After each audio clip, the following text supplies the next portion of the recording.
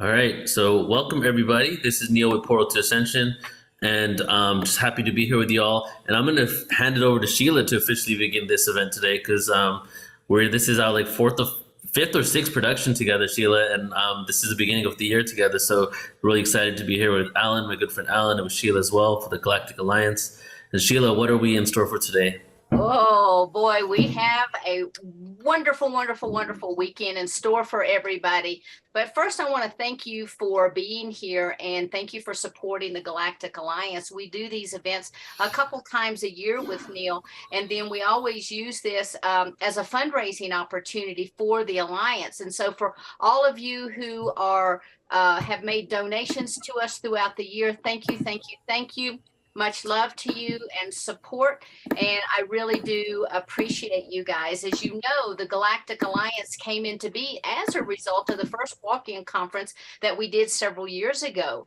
And I was just inundated with so many requests and comments about people, and it was obvious that everybody wanted to continue to stay together. So that's what we did. And we formed an organization. It started out as walk-ins, indigos, starseeds, and hybrids, which was the Wish Alliance. And then we started hearing from the angelics. Well, what about us? And then we heard from people from different dimensional realms. Well, what about us? And so last August, when we had an annual get together, then we talked about it and decided to become expansive. So now we're including absolutely everybody in the Galactic Alliance. And so if you are on our mailing list, awesome, awesome. If not, please go to thegalacticalliance.org, sign up. We have phenomenal presentations on Mondays and Thursday nights, and we would love to have you to join us. But real quickly, I want to just let you know what you're in store for specifically today. So we're going to kick off with Chris Grissom, and she's going to talk to us about star seeds. Then we're going to move into some of the galactic heritage with Debbie Solaris. And then we're moving in at 12:15 to 1 to Don Hudnall. And Don is a member of the Galactic Alliance. So thank you so much, Don. Also, we have from 1:15 to 2, Vivian Chevet, and Vivian is also part of the Alliance. And then Craig, 2:15 to 3. And I know Craig, I had his book out here a moment ago, but Craig and Vivian produced, or Greg produced a book that Vivian actually helped to contribute that talks about all the galactic heritage. So if you've not checked out his book, I'll be sure to put that in the chat so you guys can check it out. Then from 3:15 to 4, yes. I think Greg is going to reveal some new UFO hotspots that he hasn't talked about before. So that'll be Awesome. Yeah. So hang on to that, guys.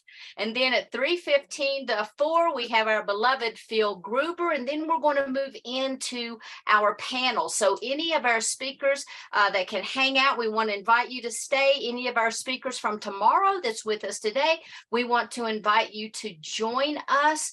And we are, again, thrilled. I do have to say a big thank you to Neil for always supporting the Galactic Alliance and helping to provide this platform that we can come out live to you guys, and also to Alan and for all the support he gives us and for all the interviews through New Realities. Much love to both of you guys. Thank you so much. And then to Jody, hi. And Jody's going to wrap us up tomorrow evening. And she does such beautiful prayer work and such amazing light language that I thought, wow, what a phenomenal way to start off. But Alan, I'm going to turn it over to you and have you to introduce Jody and share anything that you want to share.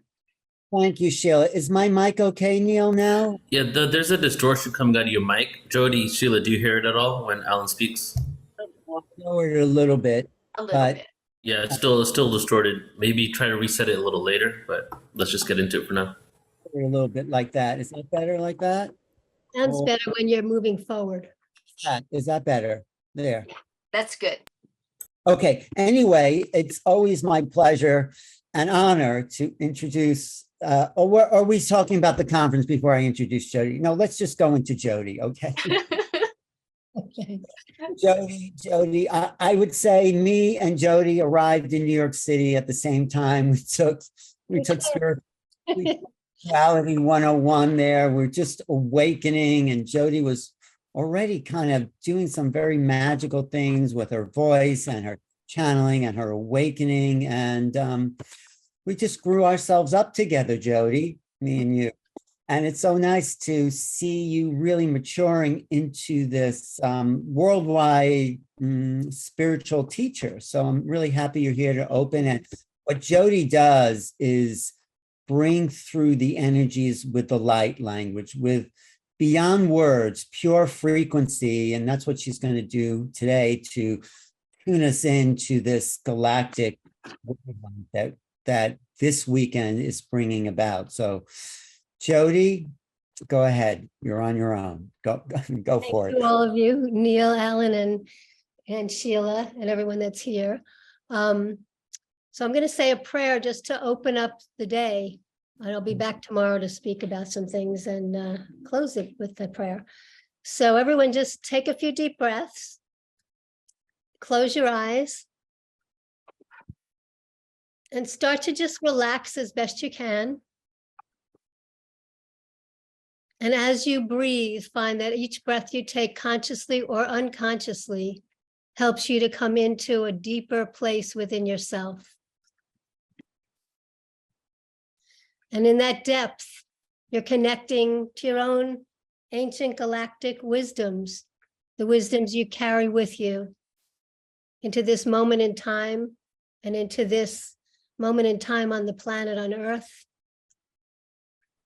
And allow yourselves to be open to these next 2 days, today and tomorrow, if you're going to be here tomorrow, to allow your hearts to open, to know that we all come from the same place, the original place of pure love, but we've all been in different areas and experiences, and some on the earth, some beyond the earth, beyond the beyond.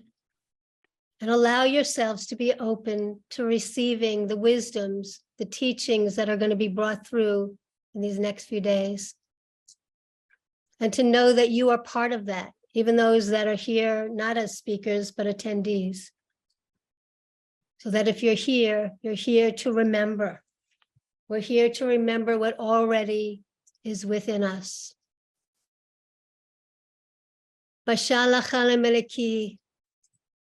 We help you to anchor and awaken and anchor your codes of your consciousness, to remember the truth of who you are and why you came here on the earth at this time. And as you breathe, feel the sacredness of your own energies, the energy of your truths, of your core connections to all different places in time and space and dimensions, but remembering the absolute core of who you are as pure love. And in love, it's a divine frequency. It's an all-inclusive frequency. So to remember that we're all here together in collaboration with all the parts of ourselves, all the time, all the multidimensional parts of ourselves and the connections to each other and all those on the earth and beyond the earth that are working toward the goodness of all, of unity consciousness, collaboration, bringing us all into a place of divine attunements and collaboration, as well as coming into a place of peace. Peace with the idea of knowing that we came here to be part of this at this time of ascension. Ashalam alaki salala barakur, to awaken your codes of your consciousness, just to be able to open to receive all these wisdom teachings and to remember your own and to be ignited by all the speakers bringing forth the wisdoms that they carry within them. Basham balaki la malachar, Oroshul la maraki ra marake, breathe. Basana maraki, Oshana maraki, we ask the earth to anchor with her gravitational pull, the energies even now to be present, to be able to be, to receive. Asama salamalaki malaki malaki za shalakar. Rom satar eleki rakoshocha namakar. We welcome you here today.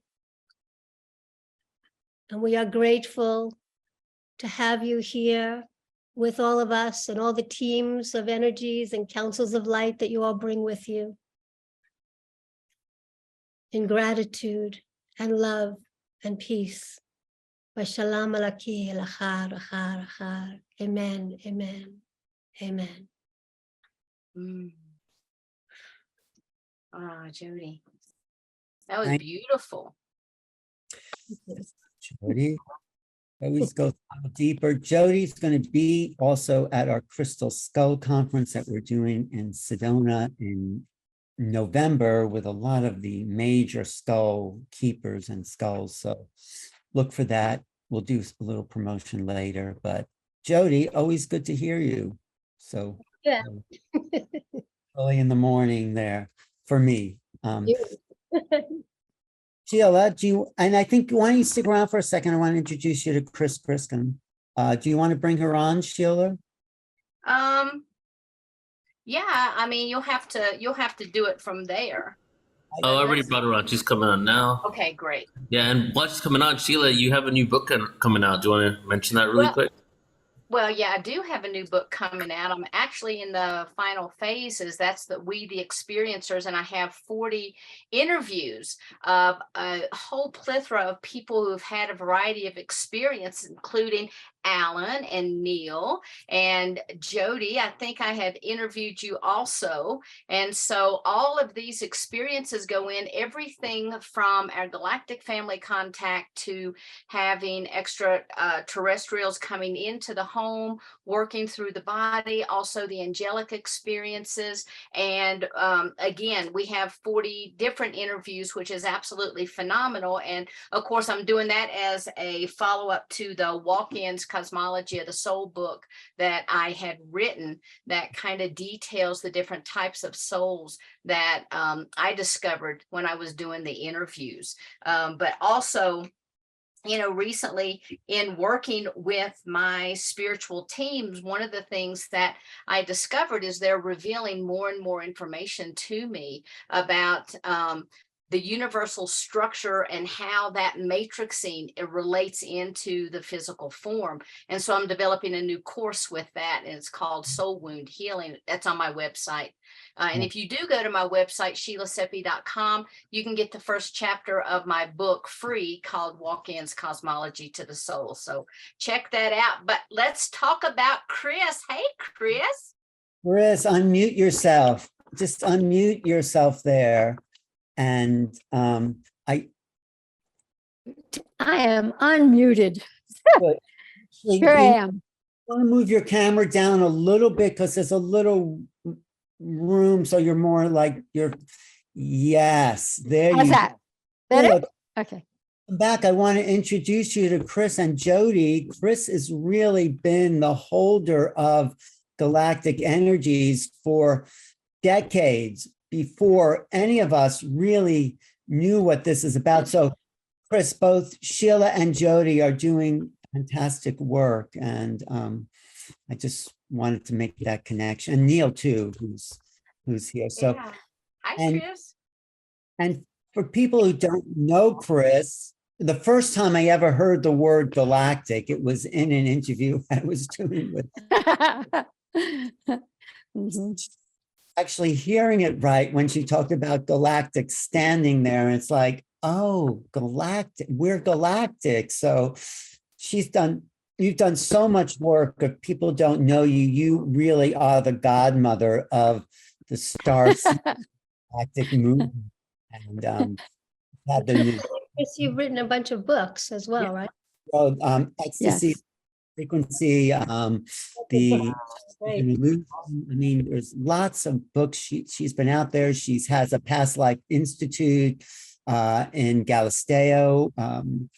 She's been on the field, paving the way for everything that's happening here this weekend. And I'm really happy, Chris, that you're the first speaker to kick it off, because the foundation for what we're now bringing through. So many people have to bring through, and thanks so much for being here. Anything you want to say before you start, whatever you're going to start? Simply how delighted I am and how grateful I and everyone else, I am sure, are to Sheila and you and Neil for putting this together, and to invite again all of people's friends and guides and galactic energies who are also very, very pleased. You know, I have ships in my arena. I have a house made of glass, and I'm looking out right now, and there are many, many ships around that are, I know, applauding you for bringing this, for having this happen, so that we can all whisper in very loud voices to everyone who we all are. As Jody said, one soul family, and we are here, and we can make this fun and illuminating. And let's do it. And you're looking so excellent, like a real star being galactic wizard.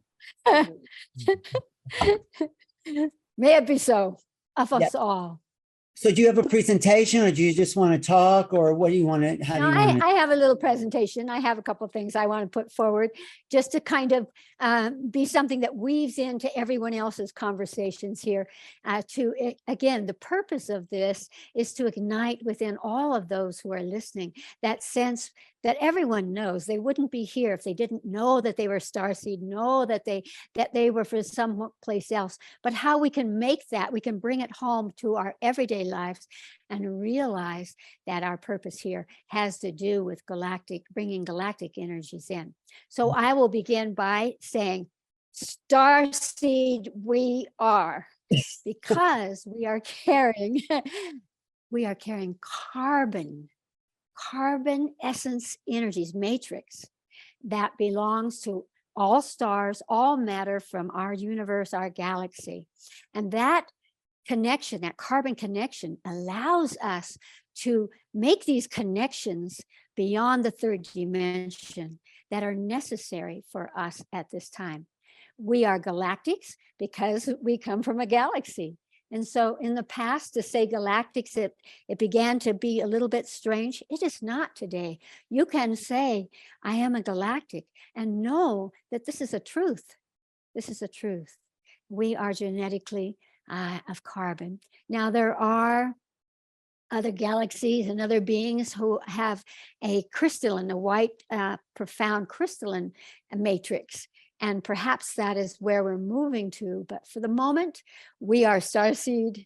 We are galactics of our galaxy and our universe and beyond.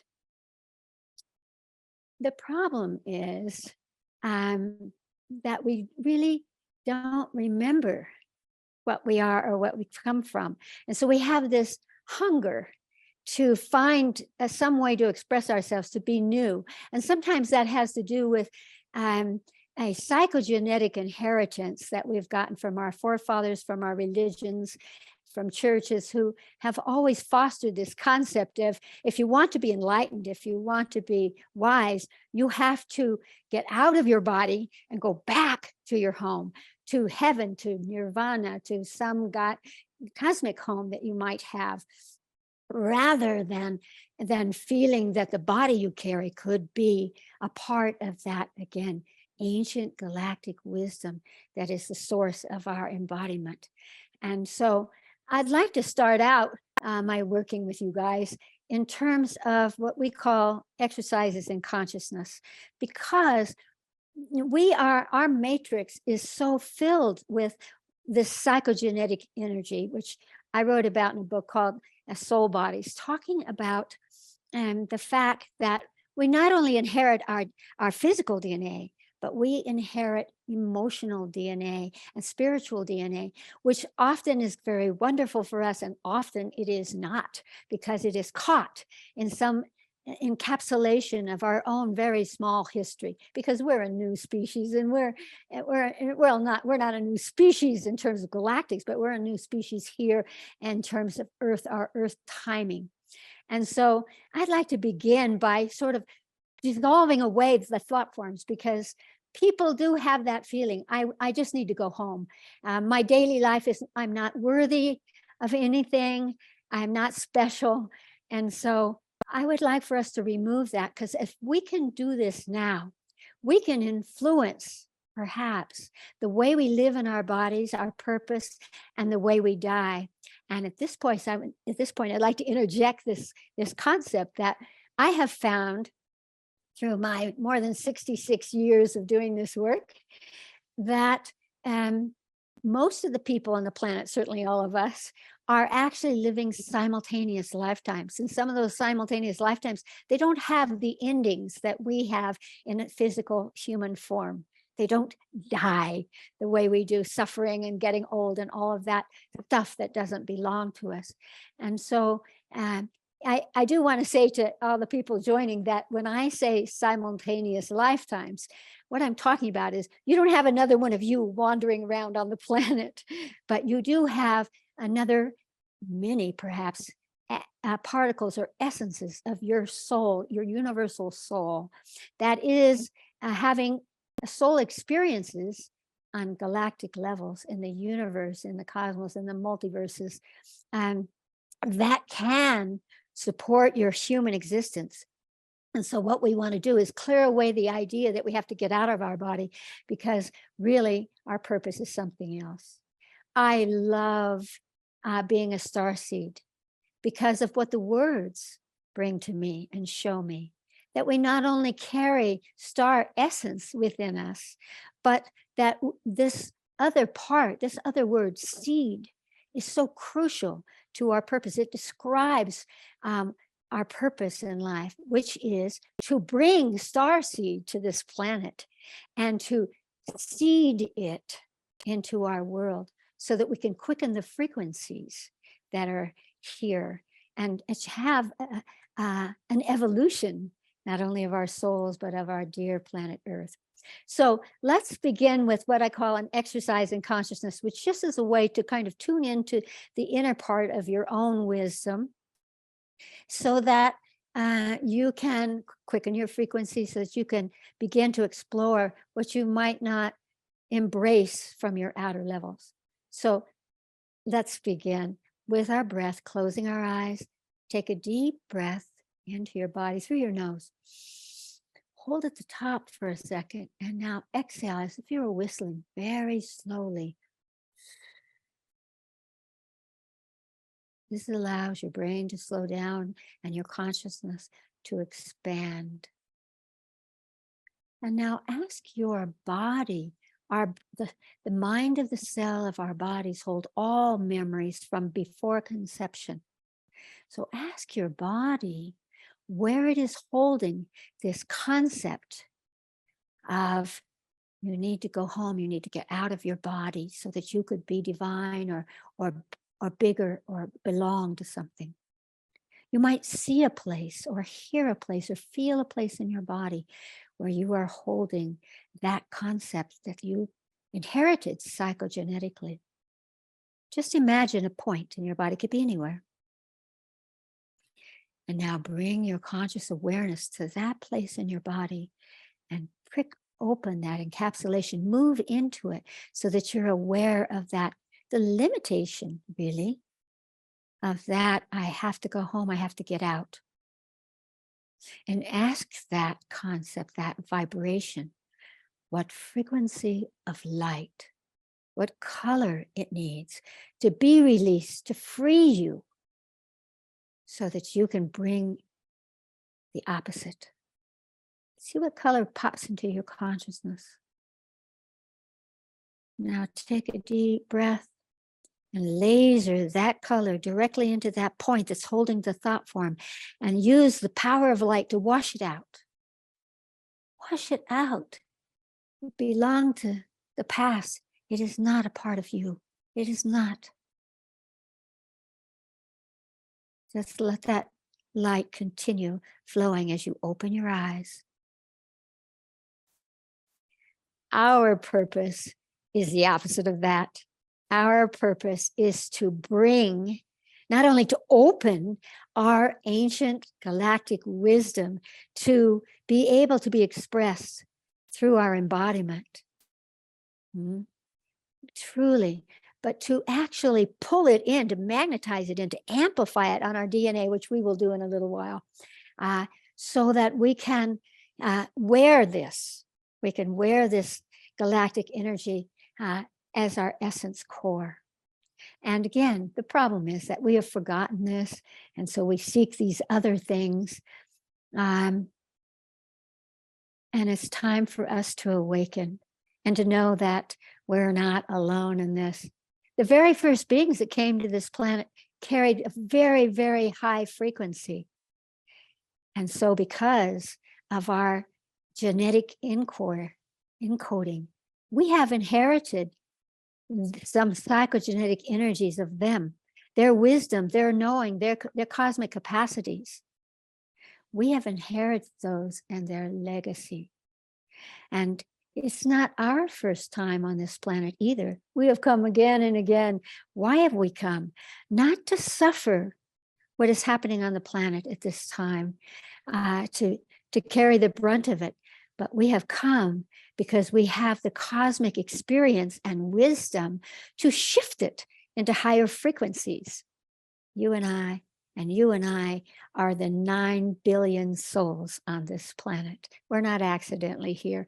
We chose it. You can't get into body unless a part of your consciousness says, yes, yes, I want to do this. I want this. And so we are part of them. And what we want to do now is to access these frequencies. I know that Neil, when he talks to you about the portals to ascension, is going to be showing you how the portals to ascension are created and pass through higher consciousness that we embody, that we hold within us as well as around. So ascension is inside us as well as around us. Absolutely. So thank you, Neil. I know that's going to be very fun for everyone. So when we want to find our starseed energetics that we carry, we also carry another psychogenetic thing, which is that many of us feel as if we didn't belong to our families, that we were different, that we didn't have a place on this planet. And yet, one of the things that we have as our genetic encoding is a group energy. And this is what most galactic groups have, that they function as groups. We haven't learned to do it because we have this illusion of separation. And so we feel that estrangement, we feel that separation. And I love the way the Native American has worked with this, has healed this. They have created the concept of clans. And so they will say, well, you might belong to the Turtle Clan or the Eagle Clan. And we, thinking of ourselves as galactics, also seek our clans. We seek to say, well, I belong to this galactic group or that galactic group. And therefore, finally, we have a connection that's always been there. We just didn't realize it, to all of these kinds of energies. And so I want to tell a quick story here, and that is that when I was very young, someone saw the starseed energy in me, and they said, you should go and talk to this very famous psychic who can tell you where you're from, what galactic group you're from, because you're a starseed. So I went to this woman. I was so excited to find out who I was, because I wasn't this somehow. She was silent for a very long period of time.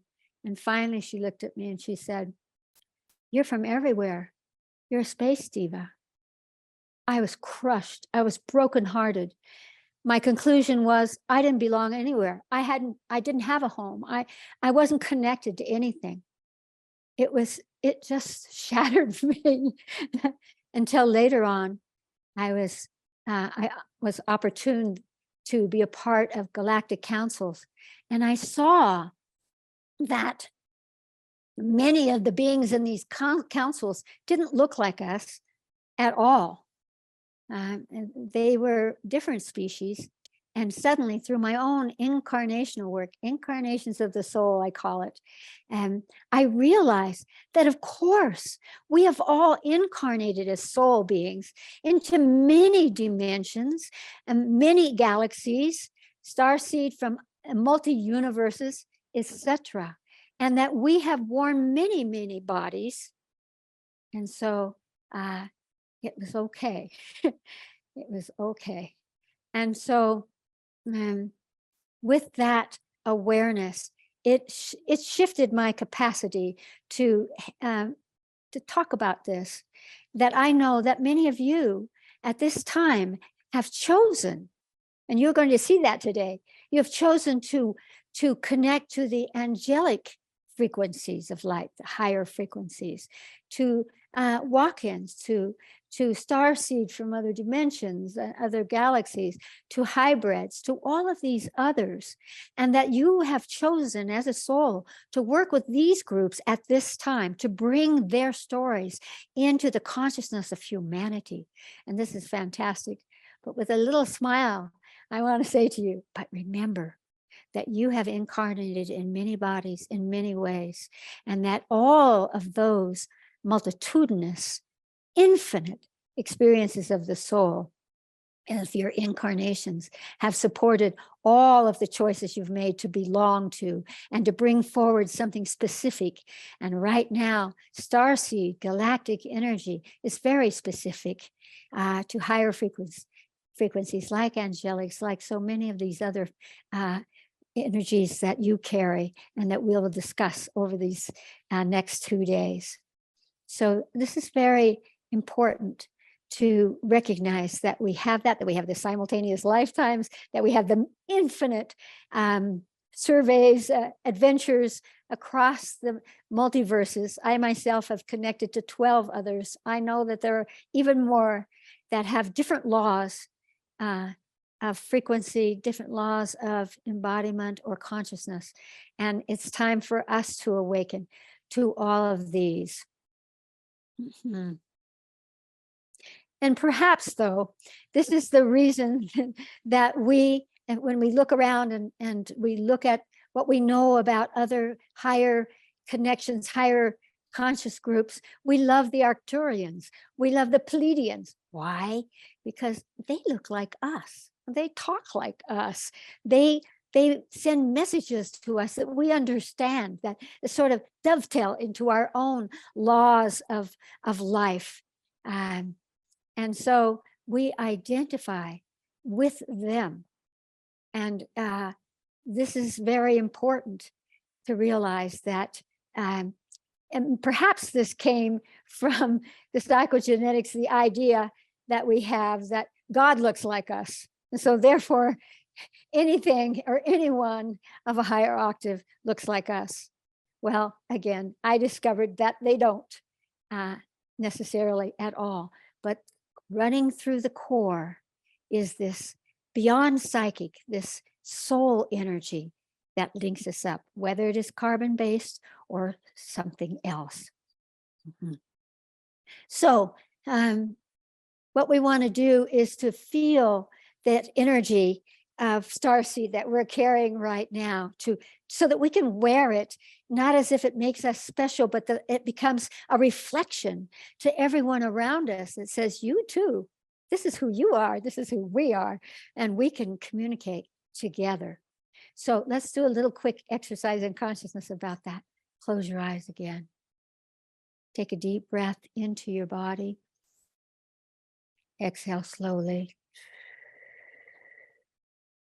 And ask your body where it holds that starseed energy at this moment, that galactic frequency.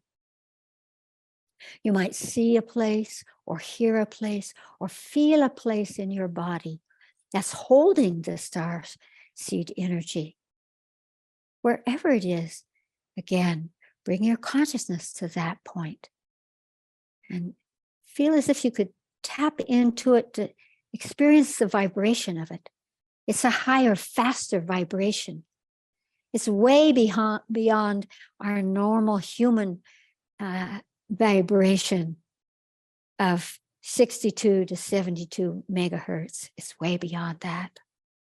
So feel that point in your body, prick it open, and command it to flow through the trillions of cells of your body so that every cell aligns to that starseed, opens to it, wears it, and above all, radiates it out to the world. And open your eyes. And as you open your eyes, feel that energy in you, that not only you have it, but if you could see it in others, as someone saw it in me, you, with your presence, not by what you do, but by your presence, can transmit to others in this world. This is who you are too. We have this, and this energy supports our life and our purpose here on this planet. So feel as if you can carry this from this moment on without losing it. Even in our daily lives, we belong to the cosmos. We can bring the cosmos in to support our lives. And the purpose of our lives is to seed that energy across our planet, to quicken its energy. That's what those first beings were doing. And that's what we're here to do. And now, to open that galactic DNA, we want to talk about that for a moment. In my vernacular, we say we have 4 prominent kinds of genetic encoding, that matrix that weaves the helix of our capacity. First, of course, we have the human double helix, which actually connects to many more strands, cosmic strands. We have the devic DNA, which is our link to nature and to the living force and power of nature, which is very important that we focus on at this time in our planet if we want to make a change.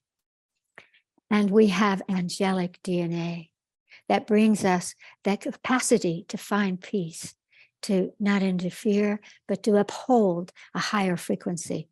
And then we have our galactic DNA. And it's that galactic DNA that weaves all of this together. And some of us have one or other, again, in this lifetime, that's more prominent for us.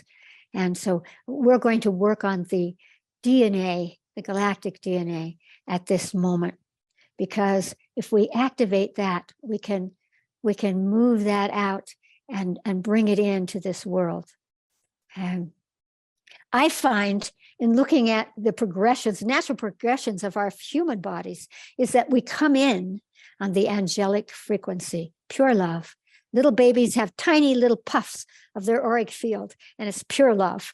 And then we move as we get older, 7 to 9, we go into that devic stage where we want to do everything. We connect to energies in flowers and beings in the devic kingdom. And then as we grow up, we come into that human side. Who are we as humans and our bodies, our sexual energy? How do we relate? And then we move into that galactic. Now, all of those things move into each other's, but there is that kind of funny connection that I've noticed, that as we grow our minds and they expand, they were very expanded when we were children, but we kind of link back into that somehow. The galactic frequencies come in, a higher energy in us. So that's what we're going to do right now, is to activate that galactic DNA to support our purpose. Now, to do that, I always say we need to call upon our higher selves. Our higher self, in fact, is the intuitive essence of our soul. It's your own inner voice. It's your own cosmic wisdom that comes through you, that gives you this intuition. Yes, now, here, this way, that way. All of that is the higher self whispering to you. I used to call it the megaphone of the soul, because it's a way that we can kind of connect to our soul beyond words. And so first, we're going to connect to our higher self. Ready? Close your eyes again. Take a deep breath into your body. Exhale slowly, slow down your brain.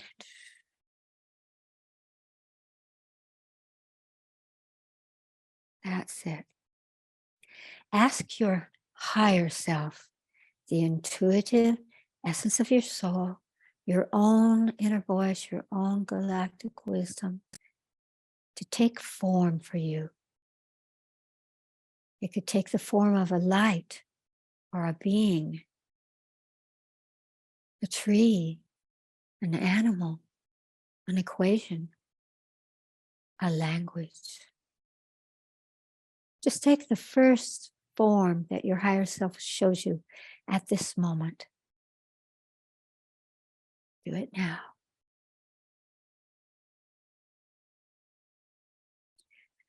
And ask your higher self to touch your body where you hold this wisdom, this intuition of your true self. Matters not where you imagine being touched. Just focus there. And then just imagine that you're bringing your higher self into your body so that as you move and activate your galactic DNA, your higher self will be your guide. And take a deep breath and open your eyes. We can move back and forth and realize that with our eyes open, we can be in a state of consciousness, in a higher state of consciousness, in an ascension, in the giggle of higher wisdom, starseed that belongs to us. And now let us ask our higher self to show us our galactic DNA. And I want to tell you that you can do this again and again yourself. And each time you ask to open this galactic DNA, you may see something different. Because remember that your soul has traveled in infinite realities. How about this for new realities, Alan? And so whatever it shows you right now, it may come in a different form, but it will always come in a form that is triggering some part of your unconscious or your higher consciousness to activate that. And what we're going to do is activate that and amplify it in our lives. Close your eyes again, taking a deep breath and feeling your higher self within you. Ask your higher self to show you your galactic DNA. It's a point on your DNA, really, to show you that point on your DNA that holds your galactic story, that holds your galactic genetic encoding. It matters not what it looks like. There's no right answer. It could look like anything to you. It could look like a starburst or a funnel into another realm, or a star or a light, or anything that it shows. It might show an opening. See what it comes as, your galactic DNA at this moment. And now ask your higher self to show you the brightest, most radiant white light and laser it right into your galactic DNA. And as you laser that white light into it, that it activates it, it amplifies it, and feel as if you perceive that it's exploding out, coming to the fore.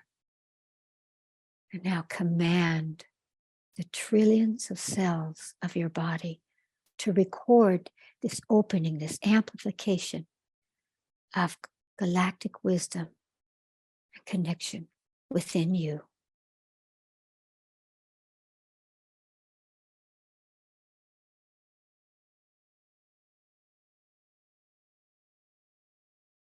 And now ask your higher self to give you a tool that will help you, again, live this, wear this galactic energy, introduce it, seed it into this world as your purpose on a galactic level, on a global level, on a human level. It could look like a symbol or an object or a color. This tool that will help you to carry and to wield your galactic DNA as part of your purpose. Just pick whatever comes to you. It might surprise you. It might even be funny. It matters not. Now, draw that tool into your body and notice where it comes in.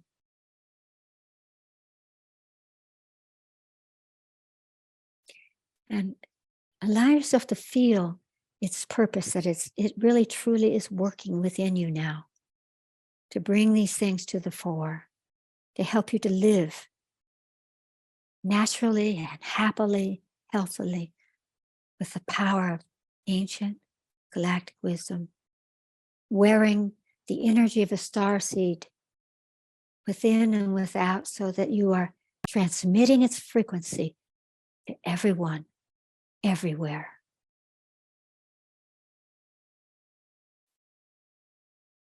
And open your eyes.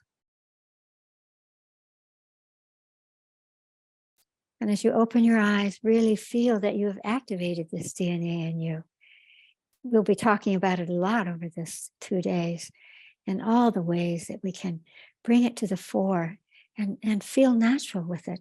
It isn't that we need to tell people. It isn't that we don't, but it's that we live it that makes the difference. And that we realize that our purpose here on this planet at this time is not just clearing our personal karma, not living our daily lives, which are filled with galactic star energy. It's all a matter of your consciousness. You can be doing the most mundane thing, but when you bring consciousness to it, it creates an opening for you that can make your life wonderful and happy.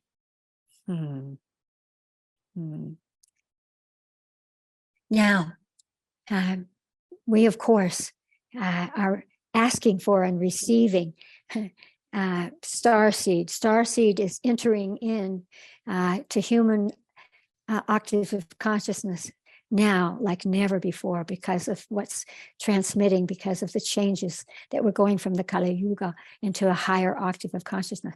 But what sometimes we don't recognize is that we actually are helping the galactics. Many of their species have weeded out this experiment of individuation, of this spontaneous frequencies within us. And so we are helping them. When people ask me, well, what's the difference between a contactee and an abductee? I would say the contactee has awareness of their mission. They have awareness of their connection. The abductee has had it erased from them. And what I've found working with hundreds and hundreds of people like this is that what those galactics are actually doing very often is that they are looking for our genetic encoding to see how that could be remixed, to possibly add that. One of the things that my higher self says to me, which I love, is that the creator is changed by its creation. What does that mean? It means that we really do have a role, like all relationships back and forth, in which we can evolve the streaming of the cosmos, the evolution of beings who are on much higher octaves than us. It's a dance between us. It's a dance that I love. And I want to tell a little story about that. One time I was sleeping in bed, and all of a sudden I felt this loving, gentle touch, as if it were inside my brain, inside my head. And I woke up and I looked out, and at the end of my bed were 3 small beings. They were whitish and they had giant eyes. But through association, which is somewhat of a downfall of our emotional bodies, association and conclusion, I concluded that they must be grays because they had those eyes. So I yelled at them, "Get out!" And they disappeared. My higher self then said to me, they had come to ask for your help, and you lost a very powerful and important opportunity. Years later, I was in a galactic council, and I saw them again and was able to correct this terrible mistake that I had made. But just to know that there's a dance between us, and what angels and galactics and all higher beings are whispering to us, you can do it. It belongs to us. so we can ask for help. But it's important for us to recognize that we have something beautiful, the beauty of the human heart, to give back to the cosmos.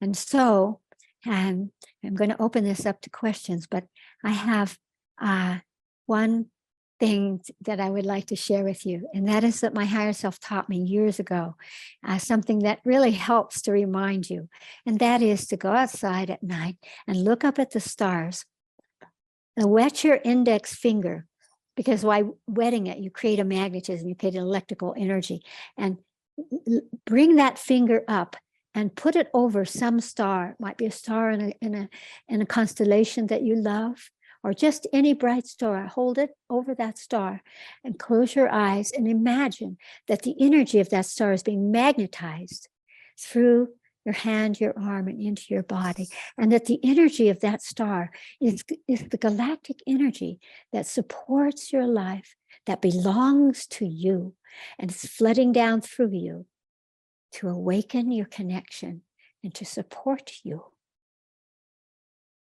And as my great-grandfather always said to me, anchor the sky, anchor the sky. And so, again, you and I are starseed of this galaxy of many galaxies, of universes and beyond. And let us wield this as our purpose and our joy to be embodiment. And now, hopefully, you have a few minutes to ask questions. Yes, Chris, thank you so much. That was, well, really activating for me. And when I did the connection to the galactic DNA, I felt a direct link to those star systems. I was from like a ladder of that DNA spiraling back. So now I'm aware of that. So thank you. Fantastic. Fantastic. I love to hear that from you, Alan. This is so important to realize that, yes, indeed, we can touch that and bring it into us and wear it. Thank you. Questions, anyone? Sheila, do you have a question? Because there's also a question here in the chat from Carrie. Do you want, or why don't you go? Yeah, I did have a question. So, hi, Chris. I really enjoyed that. Hi. That was amazing. My question is, do you have a certain affinity for a particular star system? I know that you're kind of like a chica from everywhere here, but I'm just wondering if there's one that really just speaks and anchors into you. Sheila, take a look at my face. I don't have to tell you what that is. Yeah. But yes, indeed. Yes, indeed. I do have several that I am wearing in this lifetime. Just look at me. But as my assistant, Allison, will say, watch out for that Griscom, because sometimes I do suddenly, my galactic energies pop in. And so suddenly you see a dragon or somebody else. But I do have a sense that that is wonderful that we do connect with these beings that look like us. But I won't, because it's so short my time. But there, I do have a story about that.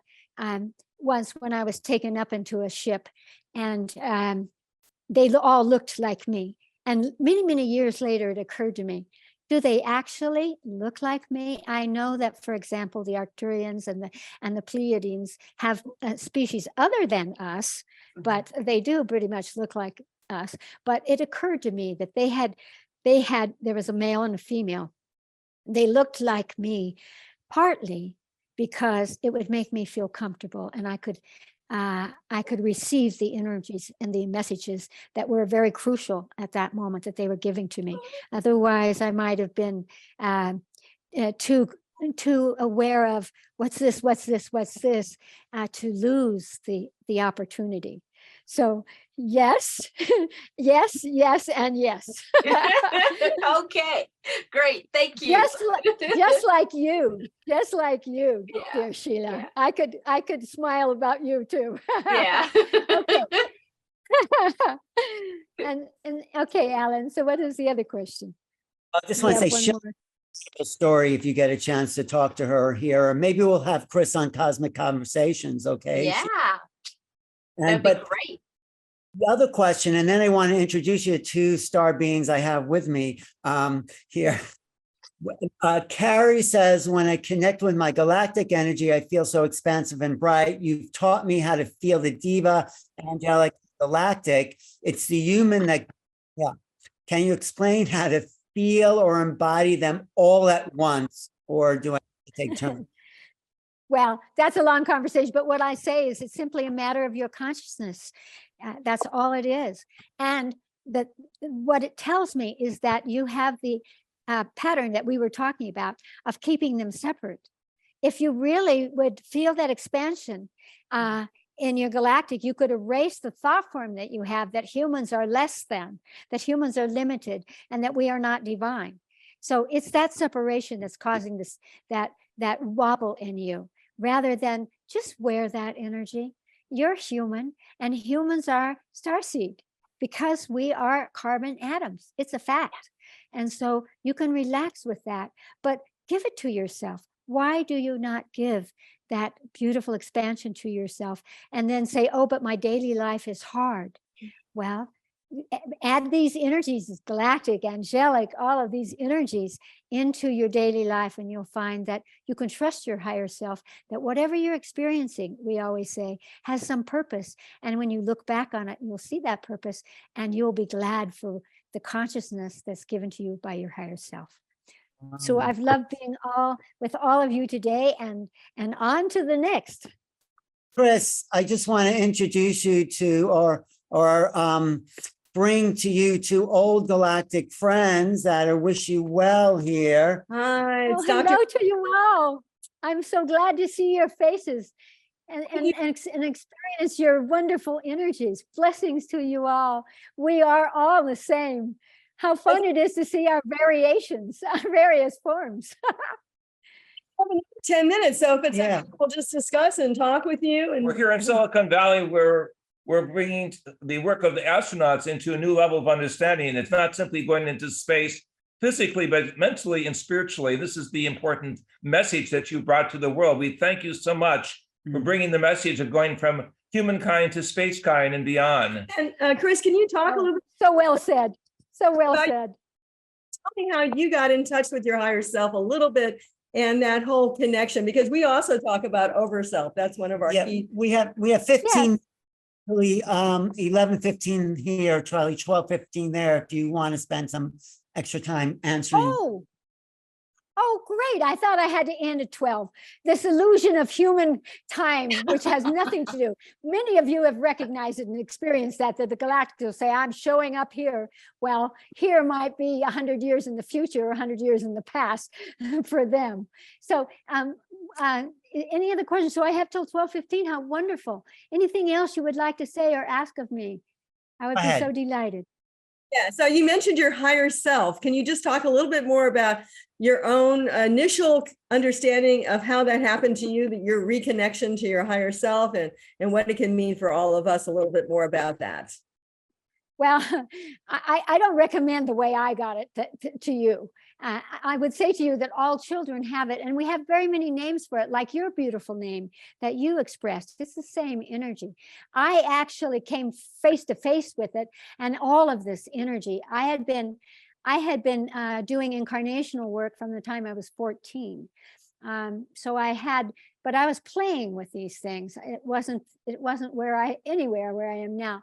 But when I was young in the Peace Corps, I was the youngest one, and I was confronted with death, and I had never experienced death. A baby died in my arms, and her spirit went through me, and she said to me, the experience of my death is mine, but the moment of my death is my gift to you. And at that moment, I originally felt like God was terrible, that life was terrible, that I was dirty, that, I was 22. And eventually I realized that what death was, this passage. And so at that moment, I began to hear these energetics, to feel this wisdom, this cosmic wisdom, galactic wisdom. And I realized that I could watch humans in a different way. And this is why I talked about simultaneous lifetimes, because I am very aware. I've had 6 near-death experiences. I'm a slow learner in this lifetime. And so I have learned much about the other sides and realized that we do have an essence core, and that's our higher self. We have guides that are such gifts to us that help us, but they will always come through their own informational systems, through their own experiences. Whereas your higher self, with the words that you gave it, is really your own soul. So it's your experiences, and that does make a difference. So we travel back and forth with all these energies. So for me, it became something, and let me say, this is very important, that the higher self doesn't have to be just, again, a separation between you and your daily life. I ask my higher self, what shall I wear today? What shall I call someone at this moment? For example, I have learned that if you ask your higher self, shall I call them? Maybe I want them to show something, or I want to connect something. If my higher self says no, and I call them anyway, they're never available, or they're not useful, or I'm not useful. And so I have really learned that the higher self it's the megaphone of the soul. It's our own soul energy. But what's really a cosmic giggle, again, is that your soul is part of your embodiment. You break off from the one soul because some essence energy, your higher self, chooses for you to have that individuation, so that you can bring with you this ancient cosmic wisdom into the world just by your face. That's why when you look at babies, if you look at a baby, and even a small child, they're out of their body, they're in their body, they're connected, they're talking to spirits, they're doing everything all at once, and we forget that. And so what you guys are doing is that you're helping people to remember that they belong, that they have all this, and that everyone else does too. This is very important for me. Everyone else does. Look into the eyes of someone else and send them an energy that says, I'll never forget the first time I saw avatars and she said, I see you. I almost fell out of my chair, because I've been saying that since I was a little girl. I see you. And I know that all of you see everyone, and everyone there sees each other. It's part of our human galactic starseed gifts. So it's every part of us always. It's not anything different, or because our spiritual energy is the essence of us. That's a great teaching. The Hertogs have written a book called Oversoul Awakening, and JJ has something that he wants to say to you. Well, Chris, what we like about you is upon the positive side of the divine family. And in the Overself Awakening, we speak about the many levels of the Overself, some call the that acquaints us with this different family levels of the universal intelligence, because we're not living in a vacuum. The cosmic family is reaching out to us, and behind Alan, where we're sitting here in California, there's a picture illustrated by Garrick Bowen, a great Canadian artist, building cities in space. This is the equivalent of what we believe John the Divine spoke of the heavenly Jerusalem. We are being prepared to visualize now going home, going into the higher frontier. And then bringing it back to the future, to all of this timeline that we are so funny about, our children's children, as the Native American says, 7 generations into the future. So that's so fantastic that we can realize that we can, through these galactic families, through these layers. Absolutely. I call it the strata. We have astral strata. The highest is the heavens. And then we have that silver white chakras that go out into the cosmos and bring that energy in. So thank you for that. That's so beautiful. And it's so true. And it's so comforting to us. But what we need to know is that we don't get to just go, oh, just give it to me. I'll be safe if you do it. No. We have to do it. And we have the wisdom and the experience to do it. And that's what you're talking about. And I love that. Thank you. I have another question, because I know you understand this from all your work on the other side, that we really do have connections with each other, a spiritual family that's on the other side, that's manifesting into this side. Can you talk a little bit about that? Like maybe, you know, twin arrays Well, and things. one of the things that I've worked with death a lot, hundreds and hundreds of people dying and so forth and so on. And I was given also the mandate to release the spirits from the earth because it's smothering the earth. And so when people die in violence, their spirit often stays. And so what I found that's very interesting, especially teenagers, they love to die in car accidents. And they'll say often, I'm more valuable here than I am in my earth body, because here I'm taking people across and bringing them into a beautiful frequency of energy, a stratification that allows them the illumination of their purpose and who they really are, which I think is so very, very beautiful. And I have personally seen people's family wait in the astral, which is just a veil. It's in simultaneous space with us, and but not in our time. And so I have seen people wait for their family members, just to take it in a very human way, and actually pull them across. I've seen animals pull people across. I've seen all kinds of magnificent recognition of the power of soul in all living forms. And so, yes, there's no, although at the other end of that, I would say to people, because I'm working right now with some people that are passing from their bodies, they're in the midst of passing. And I always say to their family, first of all, tell them they have done a good job. They're done. They can let go of this body, that they can go on first. And secondly, that parents, for example, never leave until their children are ready. Remember when I said that the creator is changed by his creation. So when the children or the others are ready, then we unshackle a form that's like a cloak that isn't working for us. Now, my hope is that we will in the future never die of disease or accidents or the violence of old age. I'm 80, so I really like this concept. But that we will simply go home, shall we say, go home to a source that nourishes us so we can return again, because my higher self says there will always be incarnation. We will always come from there to here. And the more conscious we are, the more we'll bring with us, just like little children bring so much and then they lose it. We'll bring it here. Mm-hmm. You look at about 60 years old, so you don't even have to. You're very sweet. You're very sweet. But she learned from even some of my experiences that if she told all her friends, you know, in their 40s and 50s when their parents were passing, you know, just tell your parents you're okay. Everyone's okay here. You can go when you want to go. And then she says all her friends are going, like within 48 hours, even less, they just passed over because they just felt secure, like they were okay to go on because they're always concerned about their family. But like you said, it's the other side as well. Well, yeah, I remember one time when somebody said, you know, it's terrible. My father's been lingering and it's wrecking my whole family. What can I do? And I said, well, ask your father what color he needs to be released, because light is everything. And so she did that, and she called me back in about 2 hours sobbing, saying, I killed my father, he died. And I said, no, you didn't kill your father. You freed your father. You freed him. And that's what's beautiful.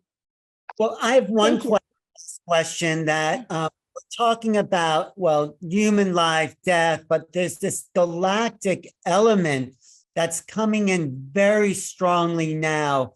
How does that change the destiny of human beings? What does the world really look like with the integration of galactic knowledge? I mean, one thing I said, that 2012 wasn't about the end of the world. It was about including our place within the galaxy. So that was an initiative, right? So where are we going? Where do you feel like the future is infusing into us in a galactic way? So talk about it. I love that. I love that. I mean, I could talk all day about that, but the first thing that comes to my mind is to come back to this idea of simultaneous lifetimes. That what's happening now with all this influx of galactic energy, it's moving us away from birth and death. because almost nobody is born or dies the way we do in other dimensions and other frequencies. And so what I see is that the more galactic energy comes in, the more there's a hologram of simultaneous vibration, so that there's not past, present, and future, but that there is this massive pulsing that radiates out and radiates out, so that instead of this thing of we only have so much time, this illusion of time, but that the galactic will bring us into a timeless frequency that we can access and then apply it. Where did we get computers, cell phones, planes, any of this technology? We got it because the ones that created it were pure galactic energies that the galactics were feeding, just the way they did, for example, in Peru, where they taught people brain surgery and corn and all of these things. It's happening to us now, and it's so much fun because all of you and all of us are getting information because we're opening our galactic DNA. And so the information is coming in and allowing us to add that to our human selves that can get away from this linear idea and move into, we can be creative. We can suddenly go, I know what to do with that, because we do. Because we are of galactic origin, and galactic origin is divine. That's why we're doing this conference, Chris. And speaking about not being in the right way, Sheila has an incredible story as this being that came into this body.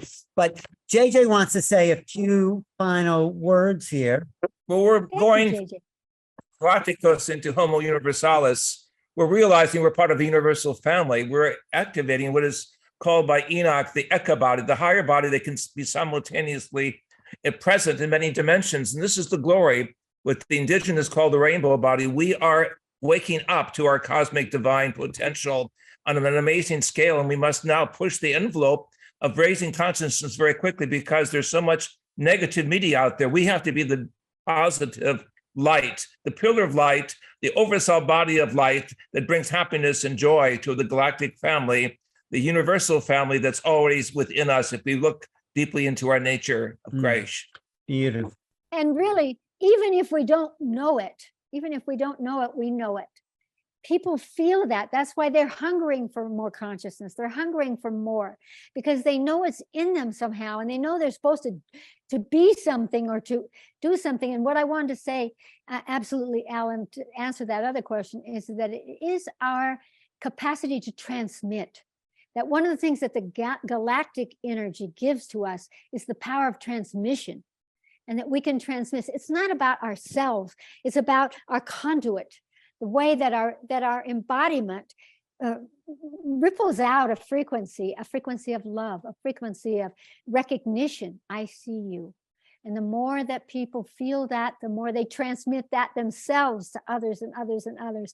So that indeed, I love what you said there, that we need to be the positive, and that people are searching for the positive. They're not searching for the negative. They're just caught in that, but they hunger for the other, and they will find it because we are here to transmit it to them.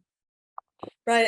All of us actually, and Alan often at Portal to Ascension does remote viewing. And of course, you can remote view the earth and know things on the earth, but I think we're all speaking about really is when we remote view the heavens, when we have the knowledge. Yes.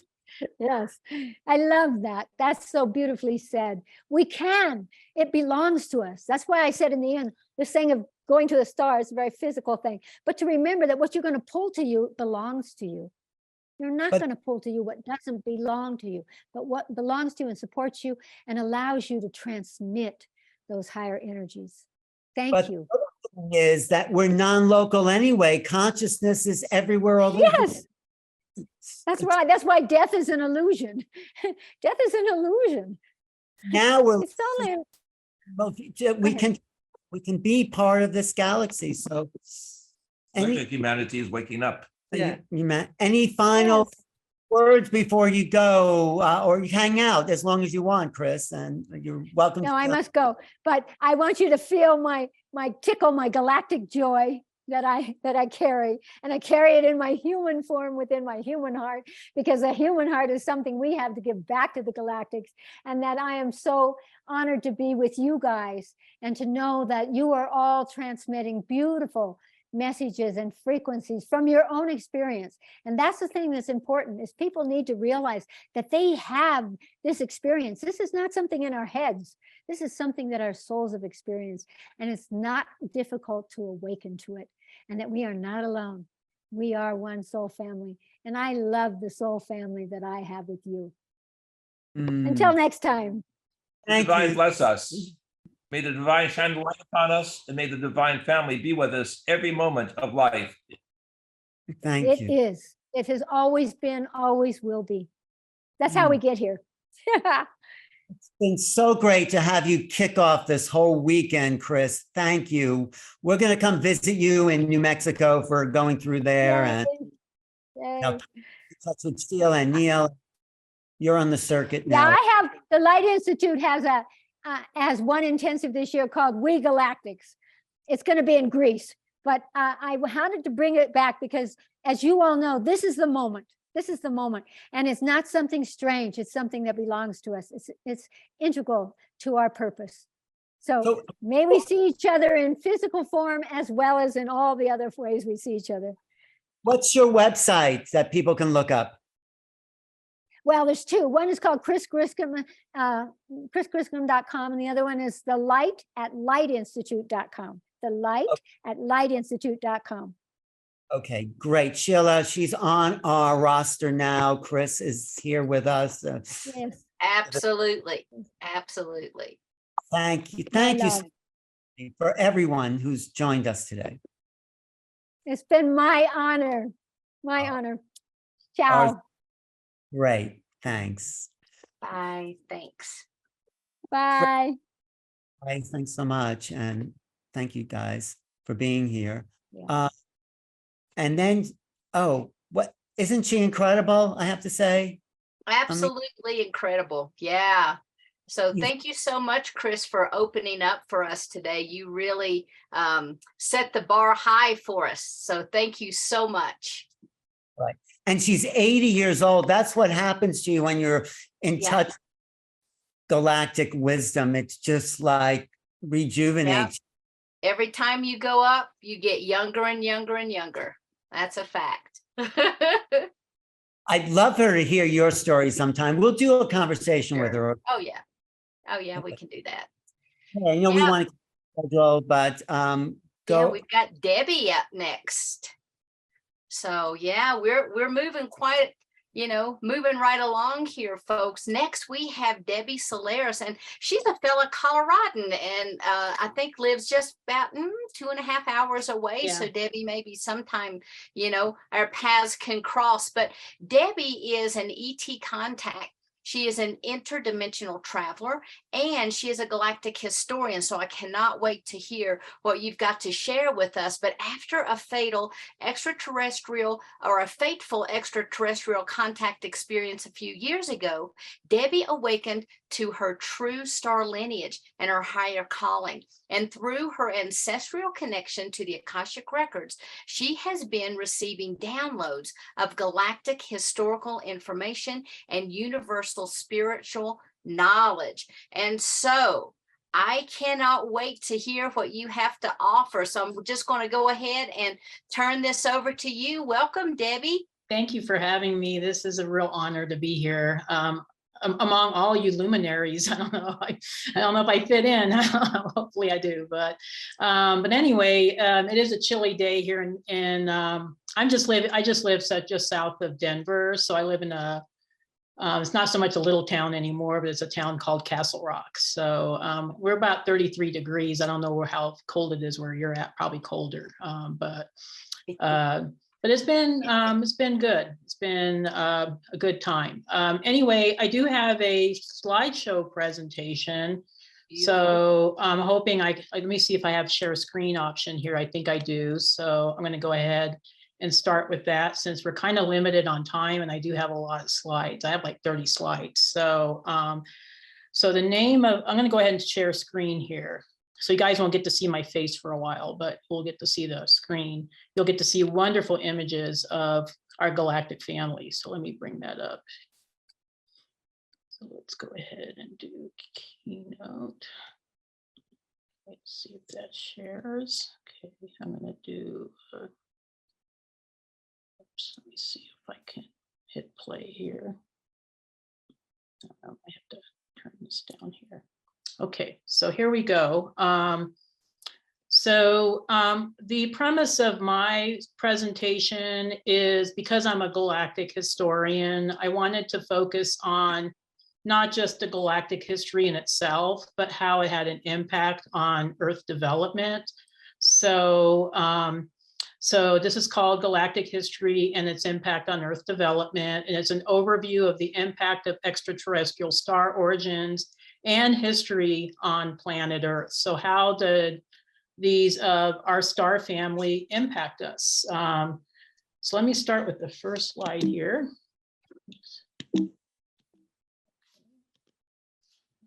Why this is not moving forward.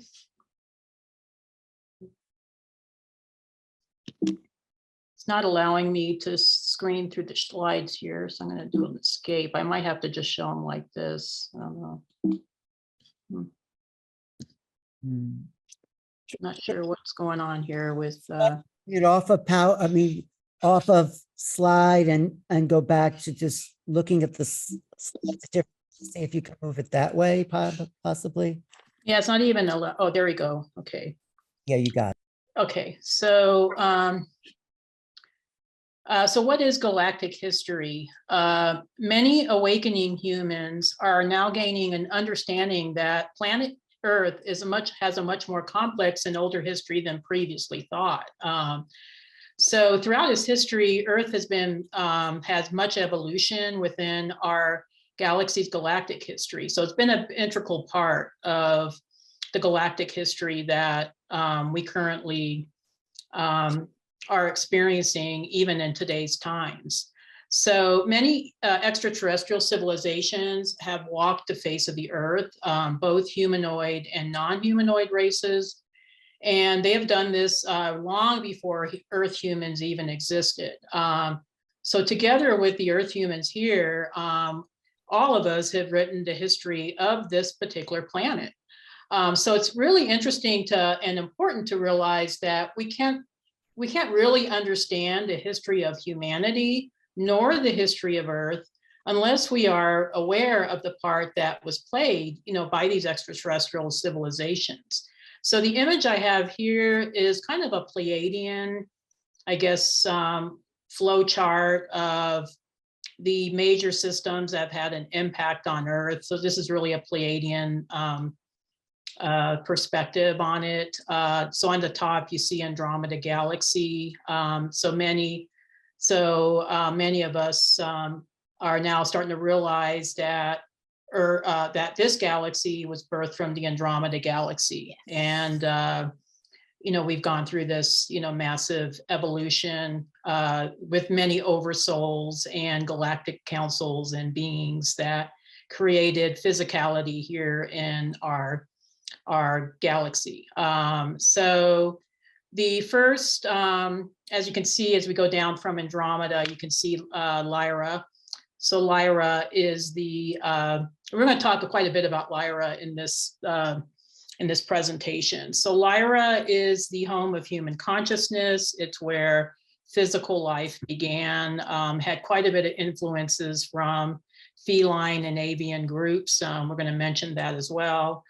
And then after the fall of Lyra, there was influences from Vega, the Pleiades, Hyades, and then also, as you can see here, influences from Mars and other systems in Lemuria, Atlantis, and other civilizations on planet Earth.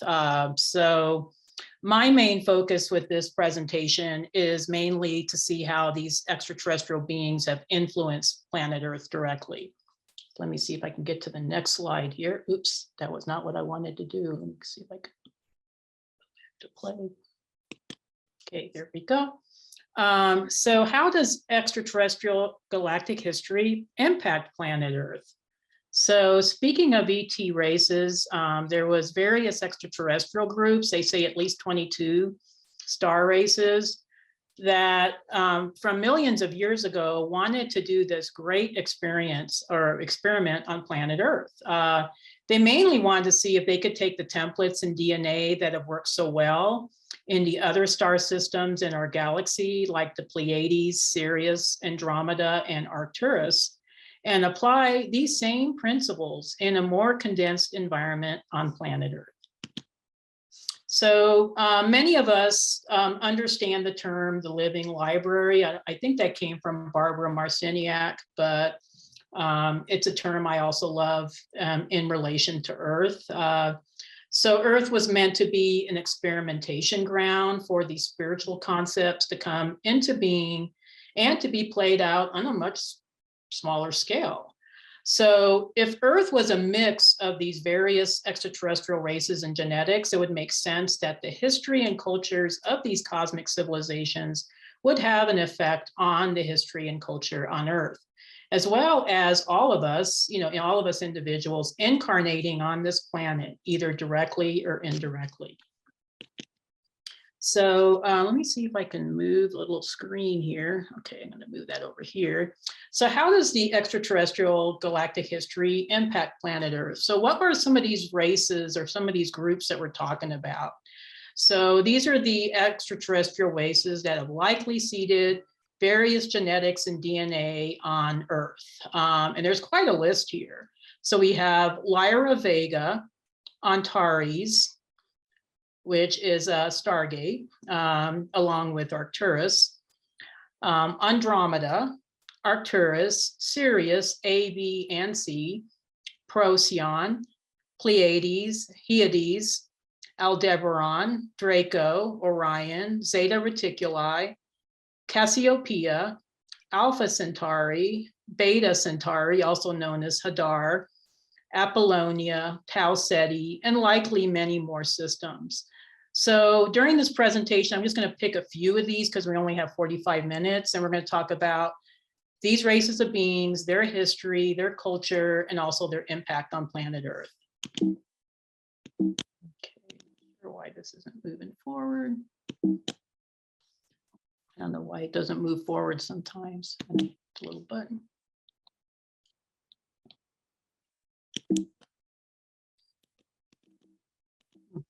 Sorry, guys, a little technical difficulty here.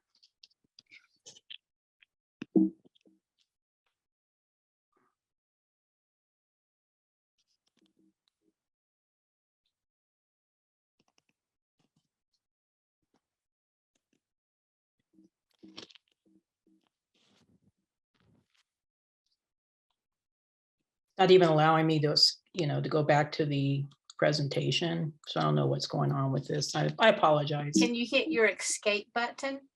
That's what I'm trying to do. Oh. Yeah, it's not allowing me to do it.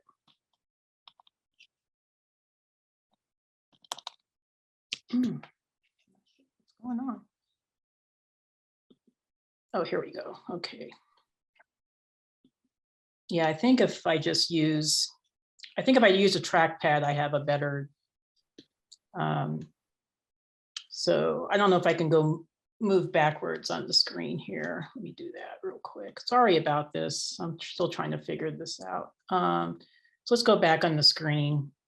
So I want to just showcase the races that we're going to be talking about. So we'll be talking about mainly Lyra and Vega, because they're the biggest one of the biggest influences on planet Earth. Sirius, another really huge influence. Pleiades, and Arcturus and Andromeda, and of course, everybody's favorite polarity consciousness star system, Orion. Okay, so let's go to move forward. I think I got the hang of this now. Sorry about the issues. Let's talk about Lyra Vega. This is one of my favorite systems. So I've actually do quite a few galactic Akashic readings for folks. And this system probably plays out, I would say 80% with 80% of the clients I work with, because a lot of us have connections to Lyra Vega. So a lot of times in the course of doing these Akashic readings, these systems come up. So why is this very small, seemingly insignificant constellation so important in the scope of galactic history. It's because Lyra, also known with this largest star Vega, which is also known as Alpha Lyrae, is known as the home of human consciousness. It's where our human story began on so many multidimensional levels. So there's only about 13 stars in the Lyra constellation, but the major star is Vega. That's the biggest star. And it's said that the first humans in this galaxy were originated from this particular constellation. And if you see the constellation, you're going to see it in the next slide. It looks like a little kite. It's not very significant looking, but it is very significant in terms of galactic history. So in addition to the humanoids that came from Lyra, there's two races of ancient beings called felines and avians that also came from the Lyra system and helped to establish a lot of the ancient world on Earth, including Atlantis and ancient Egypt. And you can see a depiction. I thought that was a really nice depiction of a humanoid type of Lyran being. So with the Lyra Vega star system, so these are just some little facts about the system itself. So you can see it's not a particularly large constellation, but you see the big star Vega there. So this is a small constellation. It's about 52nd in size. It's located in the 4th quadrant of the Northern Hemisphere. And it's located very close to Cygnus, Aquila, Hercules, and Draco. And there's some significance there with these star systems. Along with Cygnus and Aquila, this makes up the summer triangle that we see in the summer skies. And these were significant star systems as well, along with, of course, Draco. We'll talk more about Draco. So Vega, or Alpha Lyrae, is the biggest star in Lyra. It's the 5th brightest star in our night sky, and it was once Earth's North Star, if you can believe that. A lot of us know the Earth's North Star right now as being Polaris. It used to be Thuban in Draco, but originally it was Vega. And it's going to return to Vega at some point. Lyran Vegan star people, and these are two separate races here of humanoid beings, are our cosmic ancestors.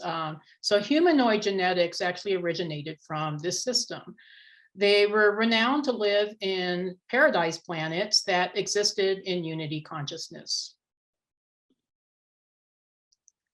Lyran civilization was destroyed during the Lyran Draconian Wars. Now, these were wars that happened millions of years ago. So we're talking about a wide expanse of time here.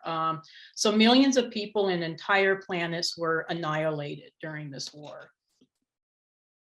Because of the wars, the few survivors that was left, I think Lyra Royale Holt mentions that there was 50 million Lyrans that lost their lives during, during this war. So it was quite, they were pretty much decimated. So, but they did have a few survivors, and because they did have technology and they had starships, they were able to escape to other parts of the galaxy, the Pleiades especially, but also to Sirius, Orion, Andromeda, and Earth.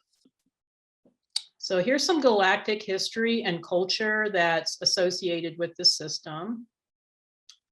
So the white Nordic Lyran race was created to be the physical representation of the Omega Father God consciousness.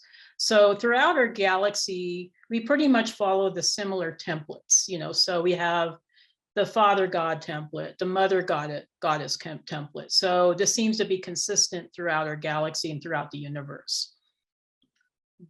And of course, Lyra followed that same template. So all Lyrans are humanoid and are said to be the root race of all human races in our galaxy. So this includes other star systems, many of them actually. So some Lyrans, because there was a mix of genetics initially, so initially when the co-creators were creating this system, they used feline and avian genetics. Some Lyran have cat-like features around the eyes and nose, and others have bird-like features, and some of them look very similar to humans. So they were very varied in their skin and hair color and eye color, depending on how the position of the planet they were in was from the star, and also the type of star that they lived in. You have to remember that this is a whole constellation, not just one star. So moving along here.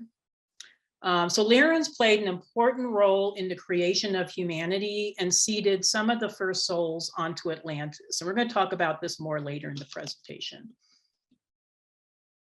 Now, the blue Vegan race, so like I said, there was 2 human races that were created in the Lyra system, was created to be the physical representation of the Alpha Mother Goddess consciousness. So these were beings that lived in the planets that revolved around the Vega star system.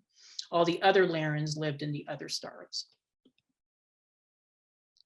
So the Vegans were a darker or blue-skinned group of humans mentioned in various Vedic texts. So you can see already they had a big influence on planet Earth. So as a divine feminine oriented race, they were more introspective than the physically oriented Lyrans, and were therefore more focused on spirituality and being of service through healing. And we're going to see this again with Sirius when we talk about Sirius. Despite the focus on spirituality, the Vegan races were quite technologically advanced, and with many of their technological advances being described in great detail in the ancient Vedic texts from India. So you hear about the Vimanas and the glorious chariots that they talk about in the sky. That was representations of Vegan beings that were visiting Earth. Like the Nordic-looking humans from Lyra, the Vegans played a very important colonization role throughout the galaxy, and especially on Earth. So what are their contributions to Earth? So I kind of included both the Lyran and the Vegans in this section, just because they come from the same constellation. So during the creation of humanity, the Lyrans contributed the element of fire to Earth and gifted humanity with the Lyran work ethic.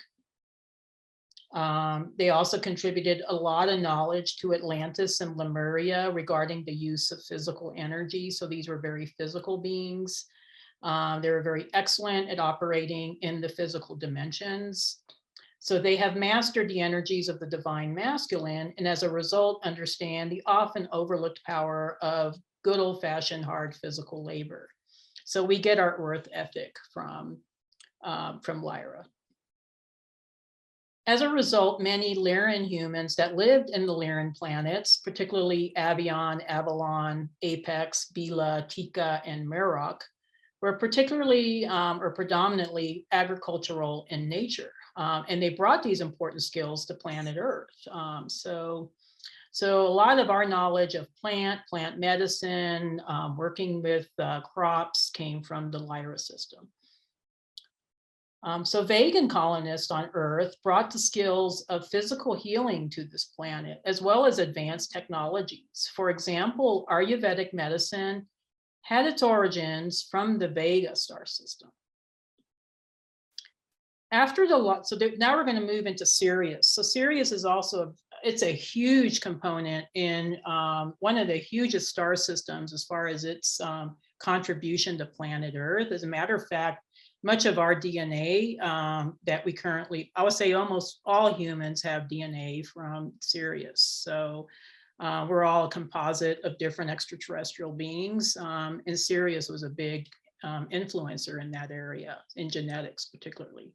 So after the Lyra Draconian Wars, many survivors from the Vega and other Lyran systems settled into the planets that revolved around the Sirius A star system. So although Sirius is a binary and in the past a trinary star system, the Vega refugees that escaped the Lyran Wars settled mostly in Sirius A, because the planets there were uninhabited and they were suitable for humanoid feline life. So the previously separated Lyran and Vegan human races decided to band together in these new planets and created a new civilization. So there's also cat beings that also escaped the wars, and many of them that came from Avion in particular made their home in Sirius A. And they coexisted peacefully with the humanoids also making their home in these new Sirian planets. So they developed together the new Sirian civilization. So Sirius had a big influence on ancient Egypt, African tribes, and many other ancient people. So you're going to see Sirius pretty much sprinkled throughout our entire human history. So little details about the star system. So that's a beautiful depiction of Sirius. It's a beautiful star system. It's what the brightest in our sky. So everybody can usually see Sirius in the night sky. So it's known as the dog star or the blue star. It's part of the Canis Major constellation. It's a binary star system that's comprised of two stars, Sirius A and Sirius B, but also possibly Sirius C. So Sirius C is thought to be the home of the Anunnaki, or where they originated from. So like I mentioned before, it's the brightest star in our night sky. It's only located about 8.7 light years from Earth, so it's one of our closest neighbors. So it makes sense that Sirian colonists were visiting Earth way back when. It's the home of many galactic species, so there's a decent amount of diversity in Sirius. They're both physical and non-physical, humanoid and non-humanoid beings. So most of them tend to be benevolent towards Earth humans, but some aren't. So it's like that with every race of beings. There's going to be some that are, of the light consciousness, and some that fall into the dark. So some are reptilians. So you do have, like I say, a great diversity of beings in the Sirius system. So you have reptilians and aquatic beings such as dolphins and whales. It's thought that dolphins and whales on Earth actually originated from the Sirius star system, as they brought the DNA here. So like I mentioned before, Sirius played a major part in Earth's history. So they were the first star people to visit Earth 4 to 5 million years ago. And they mostly have a connection with, I would say, many Earth civilizations, but particularly Atlantis, Egypt, and Samaria. So the Sirians were known as the masters of physical healing. So you're going to see this healing component really being represented by the Sirian beings. Many of our current, especially our alternative healing modalities and even modern medicine, originated from Sirius. So moving into the galactic history and culture part, it was decided early in Sirian history that the culture on Sirius would be based on the Alpha Mother Goddess consciousness and have more of an emphasis on the divine feminine. So that's a little different from the Lyra. However, despite them being leaning towards feminine principles, actually early in Sirius A history, we're focusing mostly on Sirius A because I think they had the biggest influence on Earth, but we also see influences from Sirius B and Sirius C. Was to ramp up their technology. So the reason why they wanted to ramp up their technology was for the obvious reasons, because they were trying to prevent future draconian and attacks, and also attacks from the Orion factions that because Sirius was located so close to Orion. They also wanted to upgrade their starships for star exploration purposes. So the Sirians were very much concerned about all the ancient knowledge that was lost from the Vega system. So they began a multi-generational project to travel the other star systems to retrieve this knowledge and bring it back to Sirius A for safekeeping.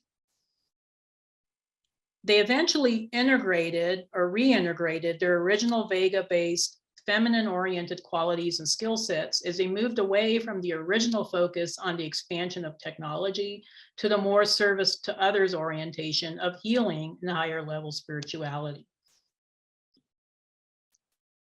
So this mass of collected knowledge was eventually storehoused in the Sirian mystery schools. The new Sirian races knew even back then that knowledge is power. Consequently, the Syrians became known as the masters of physical healing. So they took the Vega concepts of healing and just expanded upon it. And they taught a lot of these healing modalities in their mystery schools. And the little image I have here is kind of like my, I don't know if it's specifically the Syrian mystery schools, was my, I guess, a version or how I imagine it to be. So I like illustrations. So this is the Sirius contribution to Earth, of which they had many. So Sirius is one of the 4 races of beings that took a primary role in our Earth genetics. So Syrians always played a major role in Earth's galactic history, and they were probably visiting Earth probably as far back as 4 to 5 million years ago. At first, these visits were short and mainly scientific in nature. So they're just kind of exploring, checking things out. Together with other galactic beings, the Syrians created 2 successive versions of human beings when they mixed their DNA with the humanoid species already inhabiting Earth. And we're going to see this more at the end slide. So we're going to talk about this. So what did they end up creating? So Syrians, a lot of people feel a connection with Syrians because they specialize in physical aura and crystal healing. These are modalities that are still being very popular and being used on planet Earth. So many Earth alternative healers feel a special affinity for Sirius. Even Reiki, acupuncture, and massage therapy also originated from the Sirius A system. So much of the Atlantean knowledge that contains crystal healing, aura work, and light energy healing are also being used, and these also originated from Sirius. Souls from Sirius, as you see, I have a little depiction of kind of an Egyptian scene here. So they came to Egypt and they brought structure and civilization to the Earth human society. So Syrian people were very practical. Like the Lyrans, they were very, well-versed in physicality and navigating physicality. So they built pyramids and temples that had pathways and tunnel connections to the stars and inner worlds. It was their way of bringing both worlds together. So there was a reason why a lot of the temples in Egypt were aligned with Sirius or Orion. And I think we'll see a depiction of that later as well. So let's talk about the Pleiades. So I'm moving kind of fast here because we have a lot of slides. So trying to get to at least as many of them as I can. So the Pleiadian people, they were descendants of Lyran refugees from the Lyra-Draconian conflicts, come from the star system called the Pleiades. And it's actually a star cluster. So it's more than just one star system. The Pleiades consist of 7 well-known bright stars, although there are about 14 stars total in the Pleiades asterism. So since their departure from the wars in Lyra, the Pleiadians remain in the Pleiades star systems, integrating the technical and spiritual ways that were taught by their friends, the Arcturians and the Andromedans. So they had quite a bit of influence from these 2 more advanced star systems. But don't get me wrong, the Pleiades were no slouch, okay? They were pretty advanced themselves.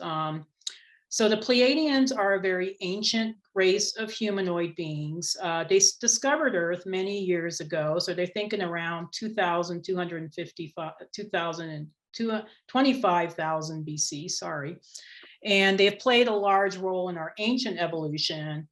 But since the time when they left Earth, so I think they decided to leave Earth around 10 AD, they've kind of watched us, kind of kept an eye on us, but didn't have as much of a direct involvement.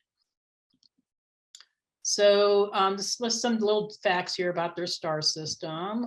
So it is an open star cluster in the Taurus constellation. And it's located about 500 light years from our planet. And as you can see, it's a big system. I mean, it's 8 light years across, so it's pretty big.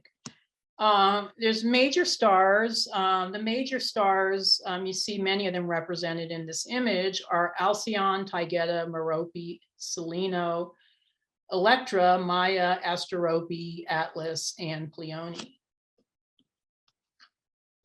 Pleiadian star people were mostly descendants of Lyran refugees who escaped the Lyran Draconian Wars, so most settled in Alcyon and Taygeta, but also colonized other Pleiadian star systems.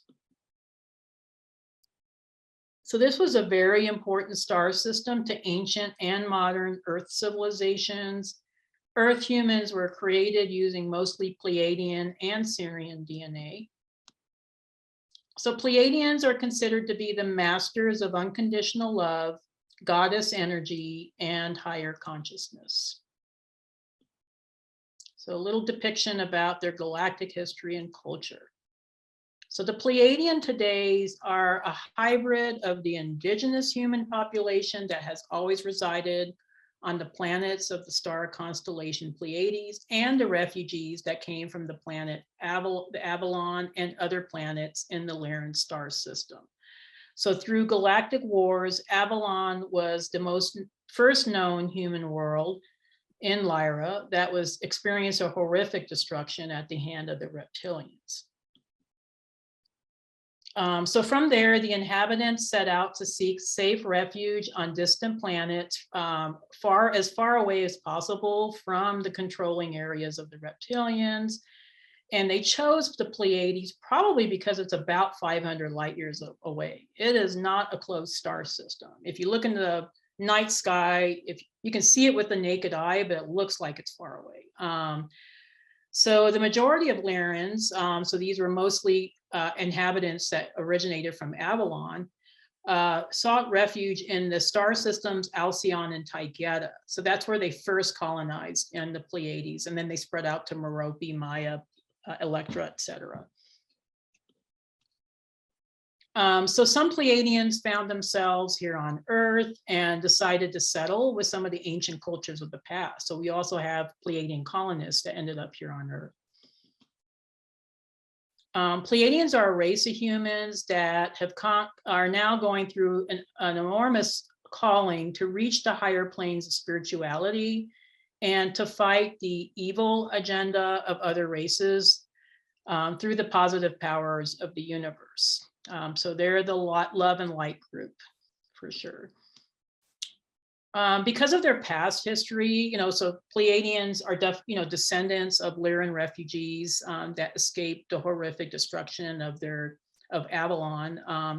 They struggle with the hardship of emotional distress and anger towards other malevolent races that seek to conquer less advanced planets. So this presents kind of a hurdle for them because they're trying to seek the way of the light worker. So they're trying to keep their vibrations high, but yet, they're also, I think, Pleiadians a lot of times try to balance out the light with the dark. That's been, I think, their ongoing lesson that a lot of them have had to learn. So Pleiadians possess advanced technology that allows them to protect their star system from the reptilians, as well as galactic peace agreements that have been arranged through the Galactic Federation. And they also often offer a protective shield of battle space cruisers for the defense of planet Earth. So even here in our solar system, we have Pleiadian starships that are keeping an eye on planet Earth, making sure that we don't get invaded. So as the contributions to Earth, the major contribution to Earth from the Pleiadians is actually our languages. So the Pleiadian language and the alphabets of Earth are both very similar. So this was noted about 11,157 years ago that the script form was developed here on Earth and actually carried back to those Pleiades. So this script form is the parent of most of our present day alphabets. So all of Earth languages are actually derived from an ancient pre-Sumerian language called Tamil, which has actually been spoken in Lyra and the Pleiades. So the Pleiadians are actually very affluent and articulate when speaking our languages or discussing our science, history, etc. So they've been here for a while. They know what we're about here on Earth. So they're some of the best guides for us during our evolution. So their lifespans exceed our own by at least 10 times what is normal here on Earth. So their technology has made it possible to travel anywhere in our universe at speeds faster than the speed of light. So you can see a depiction of one of their beam ships here. They're also capable of using the oceans for undersea operations. They're very concerned about our misuse of sciences today, and that we've completely lost our spiritual center or harmony with our sciences. They have no use for money, politics, or religions. They pretty much say that politics and religion are pretty much the same thing. And I've heard that from the Arcturians as well. So they've left descendants. So these Pleiadian beings that used to colonize Earth have left descendants on Earth in the past. So we have a lot of Pleiadian genetics on this planet. They're willing to help us, but not to the point where they interfere with our own evolution. So they're kind of acting more as guides. So we're going to switch over to Arcturus. So Arcturus is a star system near and dear to my heart. So this is a big red star. And these are Arcturian beings, come from a big red star in the Bodas constellation. And they come from a couple of the blue planets there. So Arcturus is about 36 light years from our solar system, 37, 36, somewhere around there. So according to Edgar Casey, the Arcturians are the most advanced alien civilization in the galaxy. So Arcturian extraterrestrials, they are pretty much masters at many aspects of higher dimensional gifts and realities.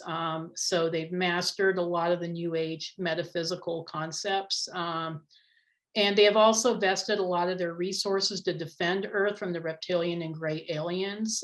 So along with the Pleiadians, they also have starships located here in our solar system. Arcturians are also well known for their power of healing, but they're more psycho-spiritual healers as opposed to the Vegans and the Syrians that were more physical healers. So this is mostly what defines them as an amazing race. But they're also able to achieve a lot through the mastery of the conscious mind. So many call the Arcturian way an art of the mind, and rightfully so. So Arcturians are often other dimensional advanced beings that incarnate on Earth frequently.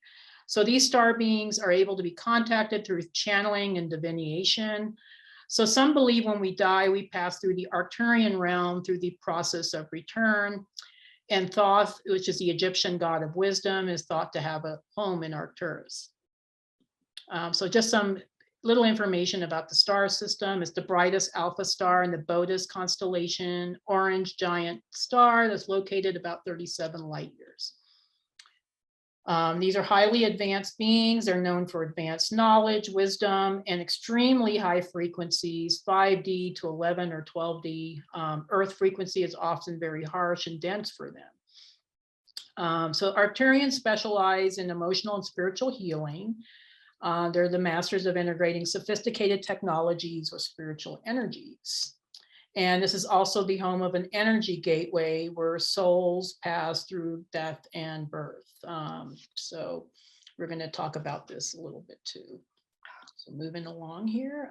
Also, they're keepers of the Akashic records, creators of complex sacred geometry. It's thought that a lot of the crop circles that we see on planet Earth were created by Arcturian beings. So a little bit of their galactic history. So contrary to popular belief, Arcturians are not descendants of Vegan refugees from the Lyran Draconian Wars. So the Arcturian race is a separate consciousness that went through a separate evolution after the separation of oversouls in this galaxy. So the Arcturian consciousness group was set aside on purpose by the high galactic councils to become the overseers or spiritual guardians of other star systems in this galaxy. Because of their separate evolution, Arcturian beings tend to be the least physical of many star races and look the least humanoid. And they also have other genetic, cultural, and personality difference from other star systems. The Arcturus star system is home to one of the most advanced alien civilizations. This is a 5D to 12D vibrational civilization, a prototype, and this is for future civilizations. The vibratory energy specific to this civilization acts as an emotional, mental, and spiritual healer for humanity on Earth. But it's also a gateway for the souls of humans at the time of death and birth. And I know the Hurtaks have spearheaded this concept. So, and it's one that I've also seen in the Akashic records. So the Arcturians work in close connection with the Ascended Masters, whom they call the Brotherhood of the All, or the Fraternity of Totality. They also work closely with which they refer to as the Galactic Command or the Galactic Federation. So the Arcturians travel the universe in their starships, which are some of the most advanced in the entire universe. So contributions to Earth. So one of the reasons why Earth has never been attacked by malevolent aliens is because their fear of the Arcturians' advanced ships. So these interstellar vessels are accumulation of perfection and cosmic technology. So one of the starships that are located here close to Earth is called Athena, which is named after the Greek goddess. Arcturians are very gifted healer, but they're very different from the doctors of Andromeda. The Arcturian race are very private. They don't normally get directly involved with Earth evolution, so they usually keep to themselves. However, they've been known to intervene in the ancient past to help resolve very serious conflicts in our area of the universe, because they're masters of mediation and masters of psychology. So these are beings that definitely know how to resolve conflict. So many souls, I think Chris was talking about this previously, or she alluded to it anyway, are brought to the Arcturian starships during the dream state, where they're worked on and helped, although the Arcturians will never invade a person's free will, unlike other extraterrestrial beings like the great aliens.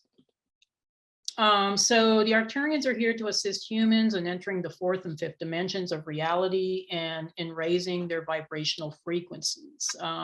So they stand as the guardians and protectors of higher consciousness in the universe. And they've done a lot to help raise the overall levels of consciousness, just not here on Earth, but in many other parts of our universe. We're going to get into Andromeda. So we got 2 star systems left, and then we're going to wrap it up. So the Andromedans are predominantly human races from the star system Zenitae. So the Andromeda constellation have about 28 different races of beings. Some are humanoid and some are not. The life forms in Andromeda include humanoids, plants, animals, insects, and also etheric and plasma light beings. There's also 7 to 9 foot tall winged humanoids existing in the higher dimensions, which may have had their origins with the avian races. So the Andromedans are thought to be about 45,000 years ahead of us technologically, and are very spiritual advanced race. So they are very advanced compared to Earth. So Andromedans are the guardians of the 7th and the 9th dimension. They're also noted in the Galactic Federation for their mastery of all forms of scientific and technological endeavors. So the frequency in Andromeda is much higher than that of our solar system. So this affects the ease of incarnation and the amount of soul energy that can be maintained in the human form when these souls incarnate in 3D. So some little specific factoids about Andromeda. So I'm focusing more on the constellation than the galaxy. We talked about the galaxy earlier, but for the purposes of Earth influence, I wanted to focus more on the constellation. So the Andromeda constellation is the 19th biggest constellation in our night sky, so it's pretty large. It's located above the constellations of Aries and Pisces, as you see in this depiction here. And it's named after the mythical princess Andromeda, who was the wife of Perseus. And you see Perseus there, that's another constellation, and also Pegasus. So Alpharaz is the biggest star, but Almach and Meroc are also important star systems in the Andromeda constellation. So there's home to 28 species of beings. Many are humanoid and descendants of Lyran refugees who fled to Andromeda during the Lyran Draconian Wars. They're considered to be the masters of technology in all form of scientific endeavors, but also masters of frequency healing. Andromedans in general, so I'm talking about Andromedan beings, are angelic in nature, telepathic, and highly regarded spiritual guides. So a little bit about the galactic history, and I found this image of these beautiful Andromedan females or women. So, so you see they're very tall and beautiful. So the Andromedan humanoids are descendants of Lyrans who fled to Andromeda from the Lyra constellation. So there was other races of beings in Andromeda that were either indigenous to that star system or even came from Andromeda galaxy originally. So after the Lyra Draconian Wars, quite a few of the Lyran humans who escaped the wars wandered in our galaxy for quite a while as they were hunted and pursued by Draconian beings. And several of these starships passed through other constellations such as Cygnus and Cassiopeia in particular, because it's close to Andromeda, that were created to be way stations for these weary Lyran refugees to rest and replenish themselves. So when these refugees were hiding out in Cassiopeia, there were etheric cat beings in the Cassiopeian system that assisted them and recommended that they make their new home and settlements in the Andromeda constellation, which this happened approximately 2.5 million years ago. So these Lyran refugees ended up settling in 2 solar systems in the Andromeda constellation, most likely Alpharaz and Meroc, but also I think Almach eventually got colonized. So these planets in the new star systems were all terraformed to accommodate the new Lyran inhabitants. So the Andromedan humanoid form evolved physically quite a bit to adapt to the environmental conditions of their new planets, which were very different than those in Lyra. So due to the lack of gravity and heavy copper content, their body types became much more elongated and their skin turned from white to blue. Due to being so remotely located, the Andromedan civilization developed very rapidly in both technological advances and spiritual evolution. They're considered to be one of the most advanced and evolved star races of our galaxy. So how did they contribute to Earth? They contribute a little differently than some of the other systems. So not so much directly, kind of like the Arcturians. So the Andromedans did have colonies on Earth. So this was around the time when the Assyrians were also establishing colonies. So the Assyrians actually welcomed the Andromedans, who requested setting up a few outposts around the globe and within the inner Earth. So these outposts were just for research purposes only. So they weren't interested in hybridizing the Earth human form at the time, but mainly in studying the flora and fauna of Earth. So some of the Andromedan genetic experiments with plants were then used to aid the Assyrians in creating a more durable Assyrian body and aid in the genetic manipulation of eventually to aid in the genetic manipulation of the Earth Human Genome Project. So they didn't have quite as direct connection as the Pleiadians and the Sirians. So the Andromedan humanoid races actually really revered the universal law of free will and freedom so much, they didn't want to interfere that much with Earth human evolution. So they had mostly a hands-off approach. From the present time human perspective, we merely sustained a small contribution from the Andromedans towards our mental abilities and not so much from our physical bodies. So like I mentioned before, their genetics are not as prevalent. So Andromedan starseeds are probably one of the more rare starseed types. The etheric wing beings from Andromeda, however, have been somewhat involved with Earth since our first life formed and with humans at various stages of our development. So it might be that the Sumerian wing beings that were depicted on their reliefs might have actually been representation of these Andromedan beings. Okay, now that we're in the last section here, so Orion. So in this section, we're discussing the star constellations known as Orion. We're going to discuss the light and dark aspects of the people of Orion. And how much time do I have left, Sheila? Let's see, what time is it? You have about 10 minutes. Okay, cool. I think I can probably knock this out Okay. around that time. So So we're going to kind of breeze through Orion here, but it is a very important system as far as the development of planet Earth. So we'll discuss the light and dark aspects of the people of Orion, as well as the galactic history. So a lot of people have heard have a kind of a negative connotation of Orion, but it was actually both a light and dark system, very much polarity consciousness. So it wasn't just a home of the Draconian Empire, but it also was the home of the Orion Nebula, which was a cosmic doorway to infinity, or the realm of the creator, which transcends the time, space, matter universe. So Orion was actually very diverse. It had, because it was such a huge constellation, they had a lot of beings from other star systems. So Orion Open Cluster is the base of a joint reptilian gray empire, as well as the human resistance groups that are fighting against the empire. So this is going to sound a lot like Star Wars, and it is a lot like Star Wars. I actually think Star Wars is actually kind of a loosely depicted story about the Orion Wars. So until the recent integration of the Orion systems to the Orion light consciousness, the inherent energy of Orion has always been associated with polarity conflict. So Earth is now presently attempting a final integration of these polarities, hence the strong feeling of connection that many Earth humans have on Earth regarding the Orion star system.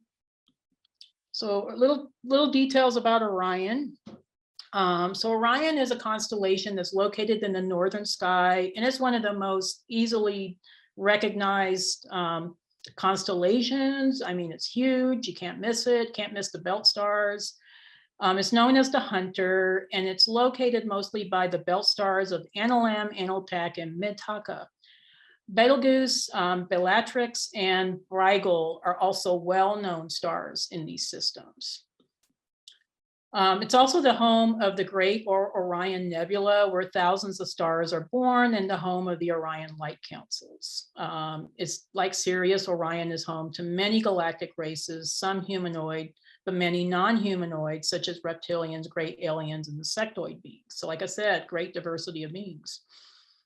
The inherent energy of Orion is associated with polarity conflict. It has a long history of wars and rebellion. So just some little bit tidbits here about galactic history. So I often refer to Orion as being like the melting pot of the galaxy, like a lot like what the United States is called here on Earth. I also like to compare Orion to the vast diversity of star beings that one sees in the famous cantina scene in the original Star Wars movie, which was Episode 4, A New Hope. Because Orion is such a big constellation, there's many different species of beings that reside there, hence the diversity that's so notorious there. So most of the beings in the Orion system are descended from blue-skinned Vega beings. I would say there's also quite a few white Lyran descendants, but vastly influenced by Vega. And these were located mostly in the Orion belt stars, whereas the Orion reptilians are apparently mostly located in the Betelgeuse and Rigel star systems, and they were descended from draconian beings from the Draco star system.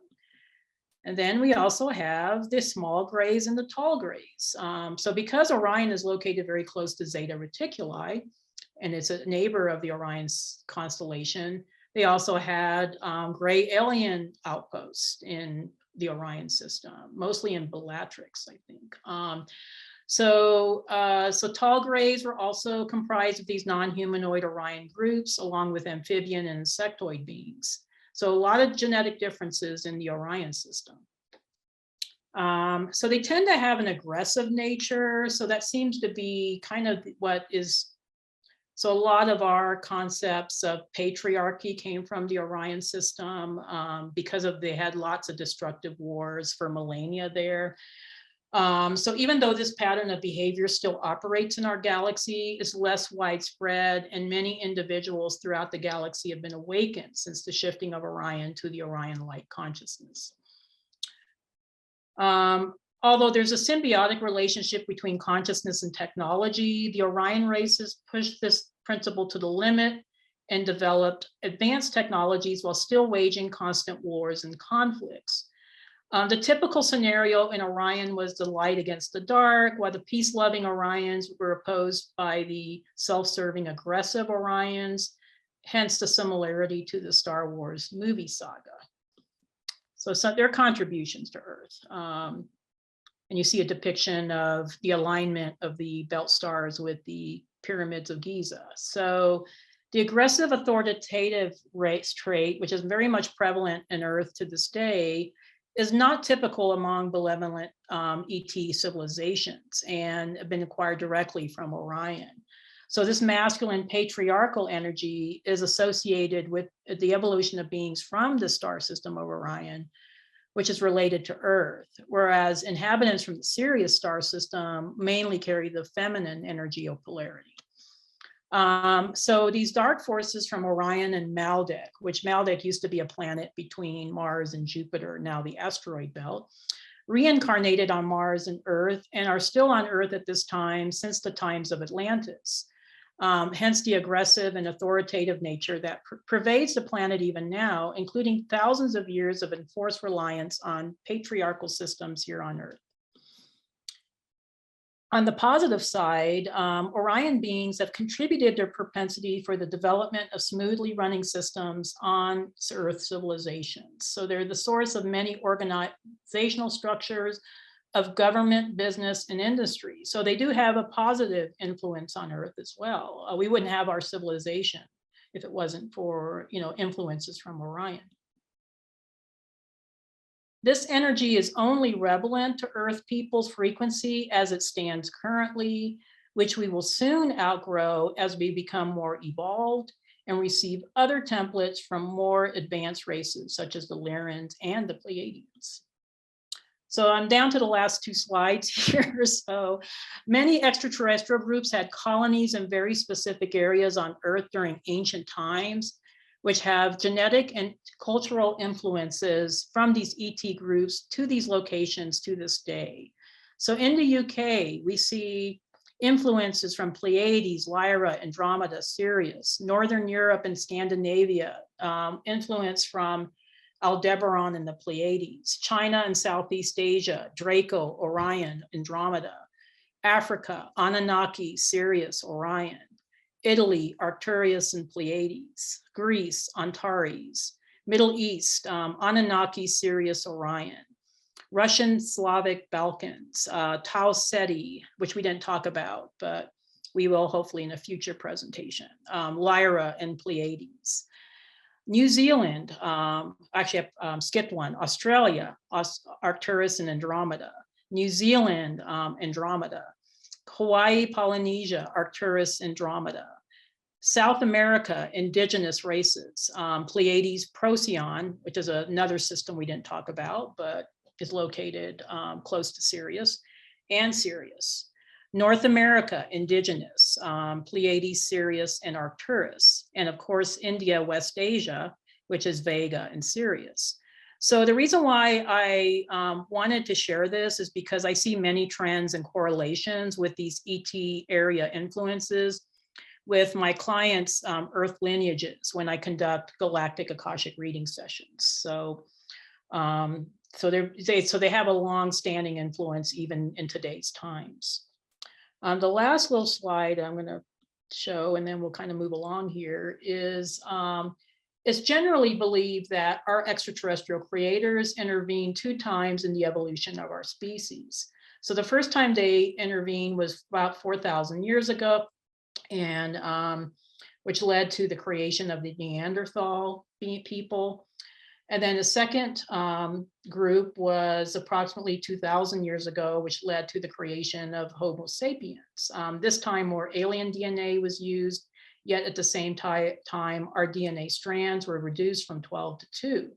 So this was to prevent us from evolving too rapidly, because evolution seems to happen faster here on Earth.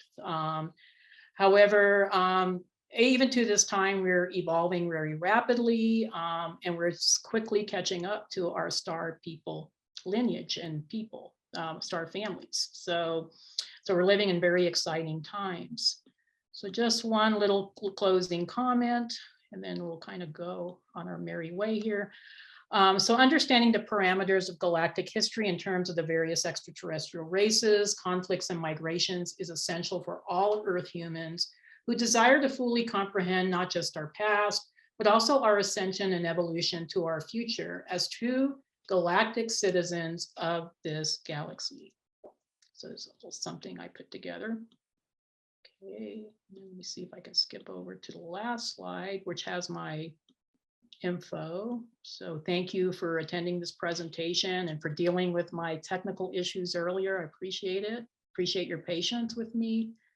And here's my website, DebbieSolaris.com. So DebbieSolaris.com. Let me see if I can get out of this, and I'm going to stop the screen share here. All right, so thank you very much. I hope you guys enjoyed that little presentation. It was put together with a lot of effort and love, trying to just at least share some information about our galactic history and how it influences us even today. Awesome. Yes, thank you so much. That was enjoyable. But because we wanted to see it all, we don't have any times for questions and answers. So if anyone does have any questions for Debbie, please get a hold of her again at her website at DebbieSolaris.com. So Debbie, thank you so much for being here. I really appreciate it. And Debbie will be with us. I believe we have you down for April, maybe, to be a speaker on the Galactic Alliance, on the Cosmic Conversation. So you can join us again there. Thank you for having me.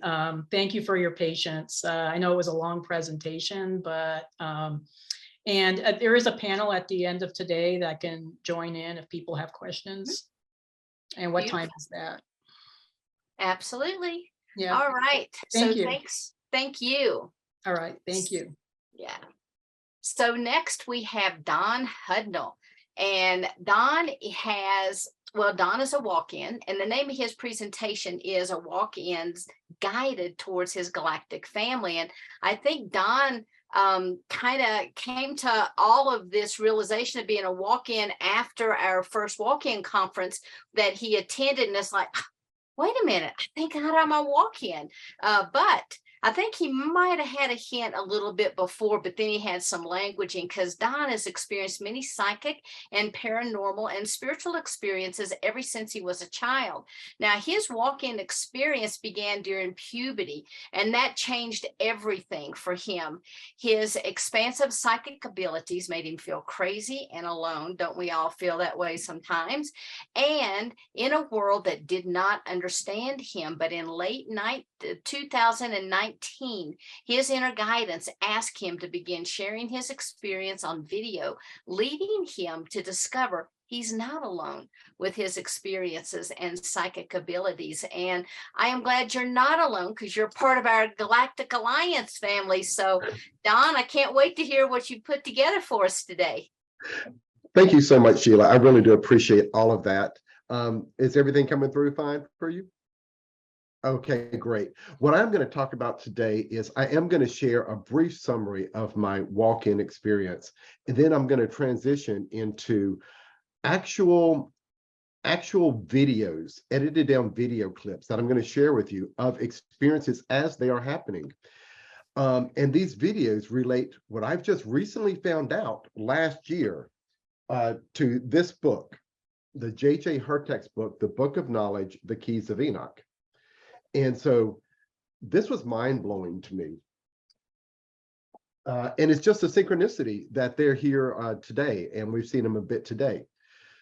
My background, just like Sheila said, in 2019, I started getting this galactic wisdom, this guidance that came in telling me, put videos out of your experiences and what it's like. So I'm coming from the standpoint of someone that's going to give you, I'm talking to the people who, when this starts to happen to you, this is what it can look like. And for me, this one was like trying to solve a hard math problem. And all of a sudden you get the answer and the world opens up. It's like, there it is. But the thing that came in was, it's time, put videos out of your experiences. I listened to this guidance and this intuition, and I started documenting it in video form. for all of you out there that are maybe new to this, that is what I recommend, is start documenting it in video form or voice recordings or print. Just document it somehow. It's important. It could be really important later, and it was for me. One of the first things I put out was of my walk-in experience. I'm not going into what led up to that too much because it's pretty dark, but I did end up in a suicidal depression. There was nowhere I could go, nowhere I could turn to. What happened is I ended up lying down in my bed, looking straight up, and I said this out loud with my voice: universe, do whatever you want. I'm done here. I won't be a mistake anymore. Take this body, do whatever you want with it. And my soul, my essence, my being left my body. And it didn't matter if I was going to be in a gray limbo for eternity. It was better than here. It was that bad. But something else happened. Something clear and clean and cool and crisp came in and pulled myself back in with it. It was now two things in this one body: my original self and what I now understand to be an overself, a higher version of my own self. I didn't have the words at the time to know what it was. When I opened my eyes, all the colors were very vibrant. It was like I'd almost never seen color before. The first breath of air I took, I had never breathed this air before. Walking was new, as I'm walking through a substance, this air. The first time I saw my mother, I knew she was part of a family unit, but I didn't know what mother meant. I had to really search my memories hard. My original memories were here, and this overself had to reach down and really search hard for memories of simple things. How to step onto a school bus. Now, this happened during puberty. This was around 1976 to 1977. We were living in a small logging community called Allah. 1,500 people, not even a traffic light. Very, very small when this happened. The first time I went to the bathroom and looked in the mirror, I physically was doing this. Like, I am in here. This is so weird. What is going on? Something else I noticed when looking in the mirror is my eyes had changed color. As far back as I could remember and looking at photos, I had brown eyes, brown hair. All my forms, brown eyes and brown hair, and they weren't brown anymore. I'm going to put my eye up to the camera so you can see a little closer, so don't freak out. But it's now brown with green and a blue ring on the outside. I know, that was pretty scary, pretty weird. But everything had changed. Now, something some people hadn't heard before about this overself was when this higher self came in, it anchored in, but it didn't fully integrate into this body. It was larger than myself. It was almost like I have my physical hands and an extra set of hands, and I'm actually going to show you a video about that later, a short edited video clip. So this overself was bigger, and it felt like I was two beings in one space. Something else I did that I couldn't understand, I started speaking a weird language when talking to mainly trees and gardening and plants. Now, I met my wife in the 7th grade, and she remembers this. She also remembers me writing a weird little language. I didn't realize this until a couple of years ago, February of 2021, I attended a presentation with Yvonne Perry on light language. Turns out I was speaking light language and didn't even know it. I only kept it up for a short period of time because it was weird. After that presentation, again, I was making videos. I recorded a video and used this as a thumbnail. I pulled out a yellow index card, wrote 2 simple lines of my light language, and showed it. And I'm going to show that to you right now, what it looks like. And this is the value of what I find to writing light language. So I'm going to share screen, pull this up for you. All right, got that right there. Going to share screen right now. Here we go. I'm hoping you're seeing this image that may be loading still. There we go. This is the 2 simple lines of light language. Only recently, I discovered this book by J.J. Hurtak. He wrote in 1973, The Book of Knowledge of the Keys of Enoch. And there in this book that I just read last year was this symbol that I put in my light language. 2 dots with 1 dot underneath in parentheses. Sometimes it's on the side for me or without the parentheses. And always when I write this in multiple lines, there's always what I call a DNA chain, and it looks similar to what I put here. Moving forward, what I'm going to show you is video forms of original wall video of my experiences. In some cases, as the experiences is happening, I'm going to show you. And then I've overwritten text just so you can see where it links in to this book. And this is leading me somewhere to this larger galactic family, this knowledge, this ancient galactic wisdom coming in, and I am having experiences before I know about starseeds, before I know any of this exists. All right. Now, I mentioned back in 2019, or Sheila did, that I started getting this guidance, make videos. So that is what I did. I started recording videos of things that were historic, things that had happened in the past. Video number 48, something else happened. Something changed. New information coming in. And this is what happened. I was mopping the floor in the living room, and I had left the TV streaming YouTube. It rotated channels from channel to channel.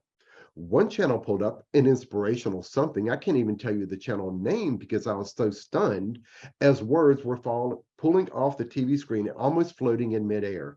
I grabbed a pencil really quick, wrote it down. Again, I was so stunned, I couldn't even get the channel name. So this is someone else's words I'm about to share with you with this actual video I recorded as fast as I could. Again, I'm documenting this for myself. Really, I'm documenting it for another family member in case they're born crazy like me, because I don't know that anyone else knows about any of this kind of stuff. I am still alone in the dark. And let me share that with you right now. This is 1 minute and 10 seconds. So it's not really too long. Hearing it up now. Let's see, here we go. I'm going to share screen, make sure that video is optimized. There we go. And this is it. It is loading, I believe, and we'll get it to go here right now. This is what was coming through, and I was able to hear it. So I actually wrote it down, and I'm going to read it out for you because it kind of blew my mind because it was right there in front of my face. It was everywhere, and it's just like, okay, well, here it is. So I wrote it down, and I'm going to put it out there. So I put out that other video on. It switched from it's time to time's up. Well, here it is. I hope I heard it right. It's always be open and kind and gentle and honest. You're going to be able to avoid slipping into that trap. You're a living expression of the universal consciousness, a living expression of universal creation here to have the experience.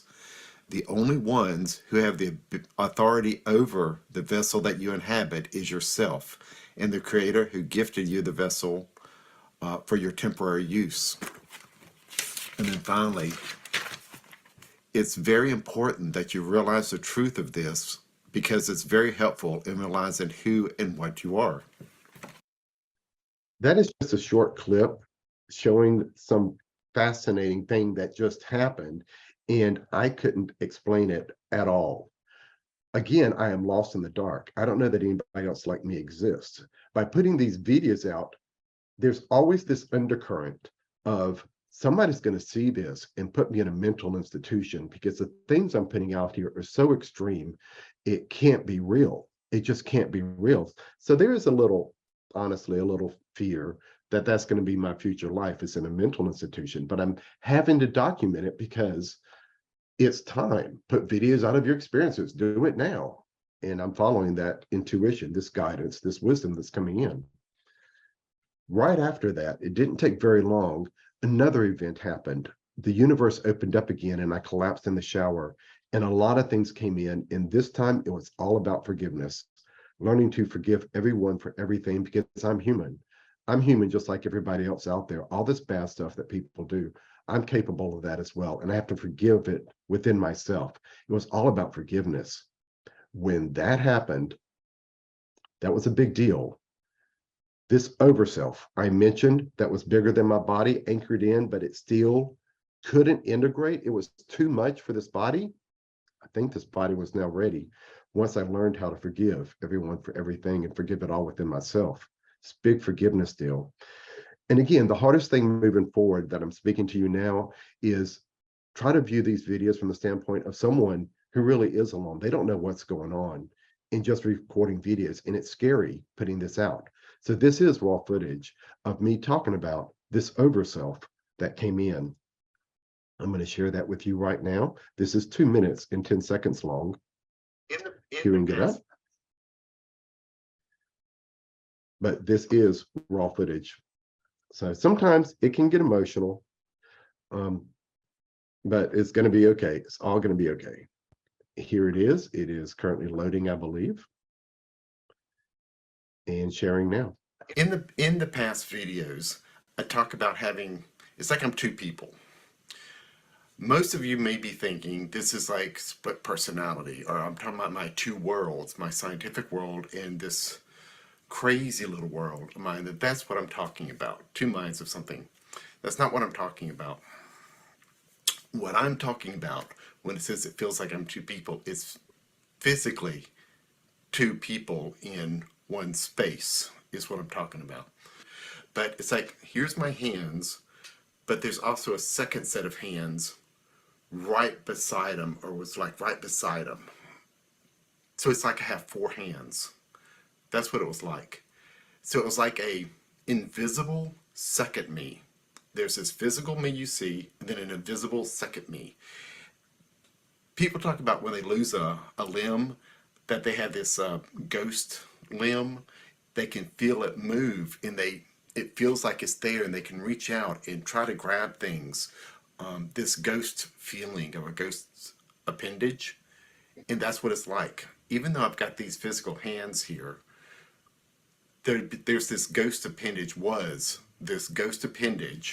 that I could operate separately and move. So it's not these physical hands that did the fighting, it's this second me with this other stuff, and I can feel it, or could feel it. I'm not saying could feel it because it's gone now. At that last video, I mentioned that I'm accepting that the dark side of me. I hadn't really fully embraced the dark part of me in that dark side. And I think when I fully embraced it, it incorporated into what it felt like was everything was out of alignment, out of phase, and it really needed to be put back together. Because after I embraced that dark part of me fully, it's all one. I know that this is common knowledge, really, for the spiritual community, that this kind of thing can happen. But for me at the time, didn't know what's going on. It can be kind of scary sometimes. And I am presenting this material here just so you know, if this kind of thing happens to you, you're not alone. It happens too. It does happen. It really happens. And I'm recording it on video. And I really just want you to know that you're not alone when these wild things can happen. Sometimes it's simple.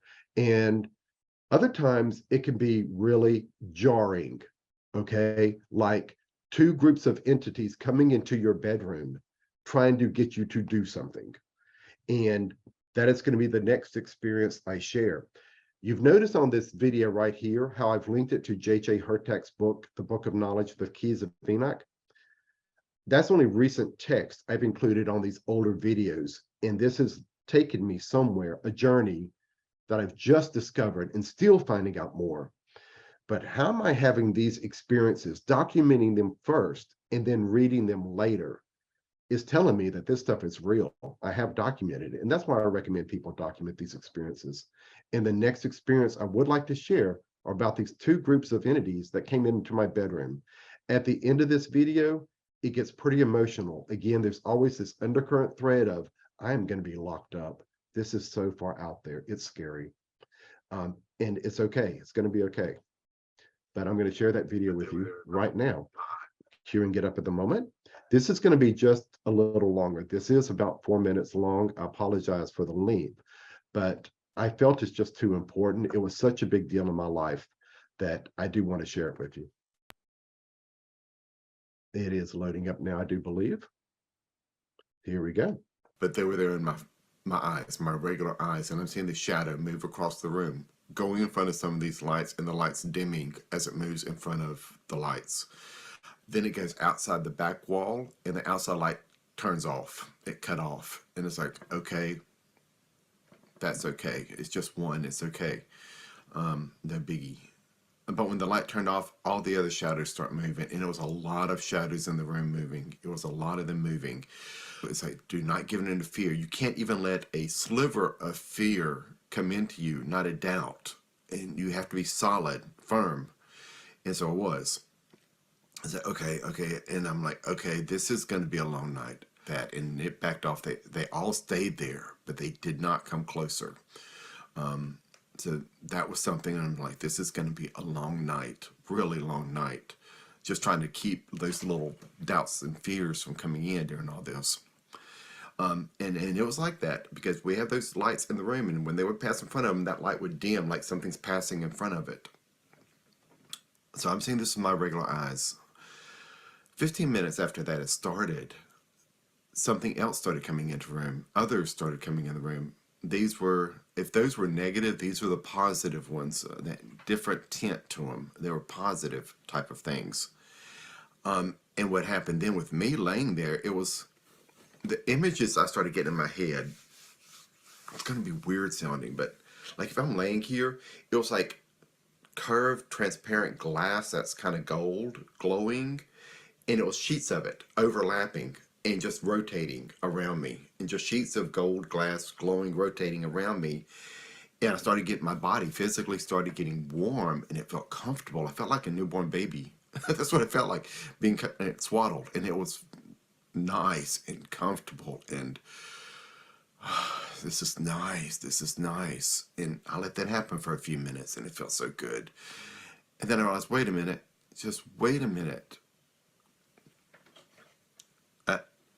I've had some experiences, and it's like, these are two different things on the same coin, two sides of the same coin. And it's like, okay, I can't give preference to one or the other. I still want to learn. So it's like, okay, stop. I'm okay. And actually, when I did that and you stop, it's okay, these two sides started fighting. They started fighting each other in my bedroom. And it's just like, and I'm seeing this with my real eyes, and it's like, this is crazy. And so I actually, with my voice, kind of under my breath, like, stop. You have to stop. I am okay. Stop. Just stop. It's like, I can't. I need time. Is what I was telling them both. And I said, I'm not going to do anything. You both are okay. Both go your own ways. Just be yourselves. And give me some time. And they did. They both stopped and left. When those entities were fighting in my room, which I did see, I know this is all sounding mad and insane, and they stopped. In one video I said, because I'm not ready, what I actually said was something along the lines of, I need more time. It's almost as if I needed to make a choice between the two. The things that are important to me is knowledge, understanding, and wisdom. That's what's important to me. That's what I've always asked for. If something wants to manifest, that's what I need. Knowledge, understanding, and wisdom. That's what I need. And the thing is, I had to make a choice. I think that's what those two sets of entities were doing, and trying to get me to make a choice between one or the other, and I wouldn't do it then. Then finally, things came to a head, and I said, I'm ready. And I made a choice. Oh, it's really the only choice I could make. I didn't choose either one. I chose that higher conscious that I've always seen, that has always been there for me. Again, this is raw video, and this is what some experiences can be like. I mean, it can be jarring and emotional. You could want to curl up in a ball and just cry. Don't worry, you're not alone. It's going to be okay. People have experienced things like this, and take another step and just keep moving forward. And then later, even document it really helps to understand. And sometimes it takes days to understand, or weeks. Like that key I just overwrote in text. I just found this out last year. I just finished reading this book 2 months ago, and it's still related to me. All these mean synchronicities, like with the Book of Knowledge, The Keys of Enoch, here with J.J. Hurtak showing up, wow, synchronicity right there, just happened. This was not pre-planned. So weird things do happen, and I'm going to, again, I am just showing you what it's like when this wisdom does happen and what it can do. Here's another instance, another video. So I'm showing a lot of video clips of actual experiences. This one, I was driving down a road on a highway, and I physically feel emerald green crystals start forming over my body like an overshell, these light shells of color. I can't explain it because I don't have the words. I don't have the knowledge yet of star seeds or walk-ins or law of one or any of this. I don't have the words, but I'm from Louisiana. I know about fish and scales, and I know about medieval armor. So that's how I tried to describe it, not knowing any better at the time. So this is why you see these weird words. I'm talking about scale armor. And one point you hear me talking about it's sparkling, and I just don't understand. So I'm going to share that experience with you. And at the same time, another synchronicity, a weird song came on the radio where the display didn't match what was on. And that night, I look it up and I'm like, is that really what was happening? And I've over that laid in text as well for this original video that I'm going to share with you right now. Queuing it up again. This one is 2 minutes and 20 seconds long. So it's not too bad, not too horrible. It's loading now. I am sitting at the old homestead farmhouse in a swamp in the middle of the nowhere on an island. I start feeling a little tingling and something moving up my fingers. And in my mind, what I'm seeing is like a scale type of armor, deep emerald green with a little silver in it. Kind of odd, but that's kind of what I'm seeing. And it's moving up my fingers, over my hands, and going up my arms. About the time it got halfway up my arms, a song comes on the radio. I talk about songs and coincidences and my crazy little world and stuff like that. I was playing Pandora through the speakers on my phone, and a song came on Pandora. And I was like, what is this song? I really like it. And it was called Chosen One by Two Steps from Hell. And I'm like, huh? That's really weird. But my crazy little world. All right. But anyway, my fantasy world, I like to think myself bigger than I probably am. Anyway, I feel this armor going on my arms, and it continued like that for 5 to 6 minutes. It took a long time, but it went up my arms. A helmet started coming down over my head. This chest armor started coming on, moving down my body. And I'm seeing this in my mind, and I'm feeling it, almost feeling it go down me. So that's what's happening. And then it goes down my waist, down my legs, into the boots over my feet. But I am feeling an overlay of this deep greenish, sparkling with silver. It's like scales, almost, armor. I know it's crazy sounding, but this armor, this emerald green armor that seems to be around me now, and I mentioned it has some silver in it. I just noticed what that silver was. It's on the inside. It's like two sides of the armor. One side, the outside is this emerald green color, emerald green, and the inside isn't just silver, it's a mirror.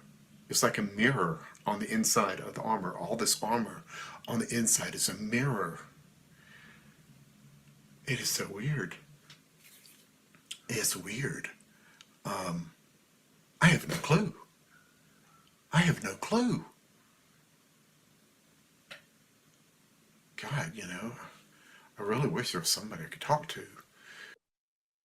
I'm really glad I asked that question. It's that I really could use somebody to talk to, because the very next day I hear the word starseed for the first time.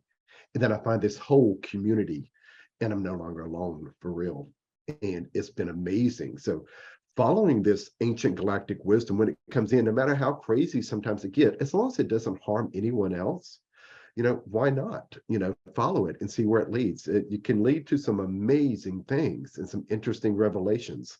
And this is just my experiences of that happening. Yeah, things continued exactly. And that led me right after this to find the first walk-in conference 2 years ago. At the end of that conference, I realized what my mission was. It wasn't to teach or to heal. My mission is more along the lines of protect. being like a guardian, protecting.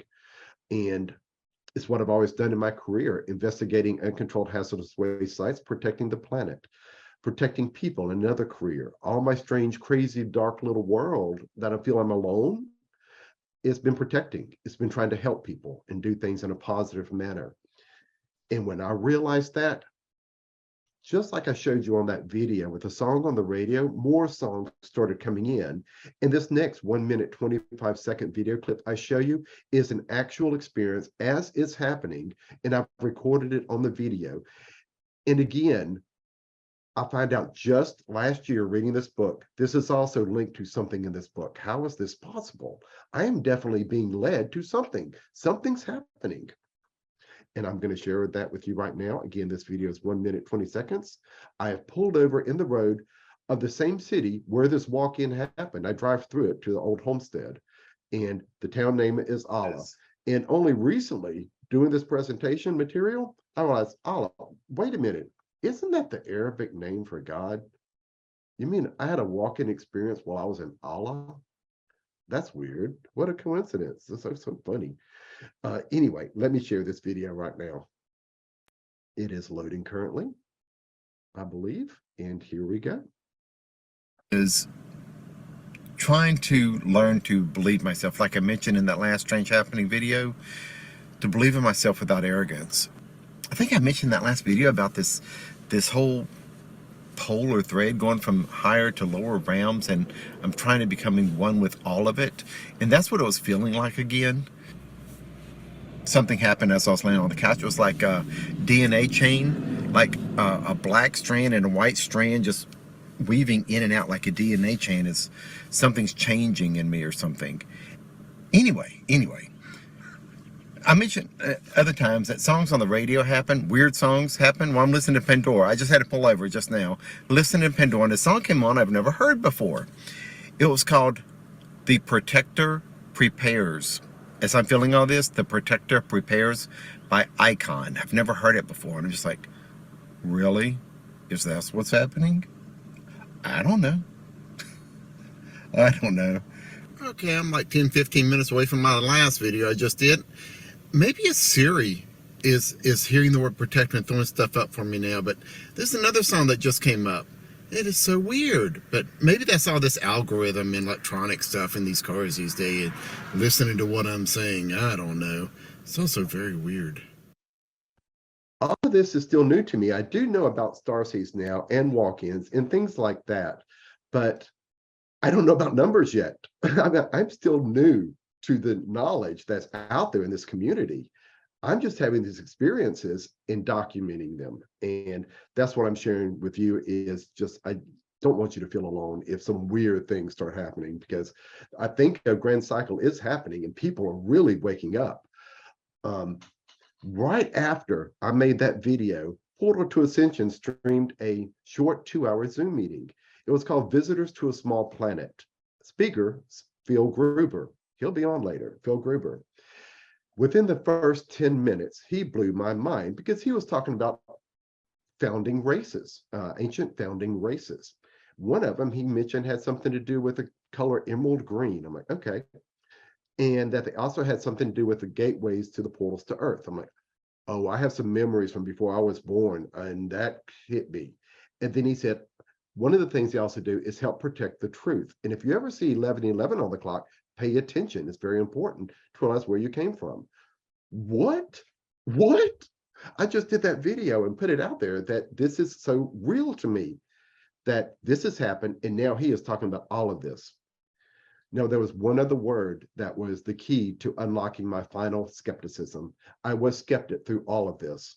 Still after all this, some kind of skepticism. Just before the walk-in, I didn't talk about it, what helped lead to that suicidal depression. But I did have a near-death experience during what happened. I got one word. The only time I've ever had a word come through was during that near-death experience. And that one word was Elohai. It was straight in my face, Elohai, and I was never to say it. It's part of the Elohim. Never to say it, ever, ever, ever to say it. Lock it deep within a personal secret. When Phil said that during the presentation, and it linked with all this other stuff, it unlocked that last piece. It was a secret that I had to keep personal just in case. And when he said that, it unlocked in boom. That was it, leading me to this galactic family, if you will, this ancient galactic wisdom. Wow, just wow. How is all this real? Now, I got lucky enough to join Phil's mentorship program. I was there about a year. It took him 3 to 4 times of him telling me, he realized what was going on, 3 to 4 times to get through my thick skull to buy this book. I finally did last year, and then started realizing it.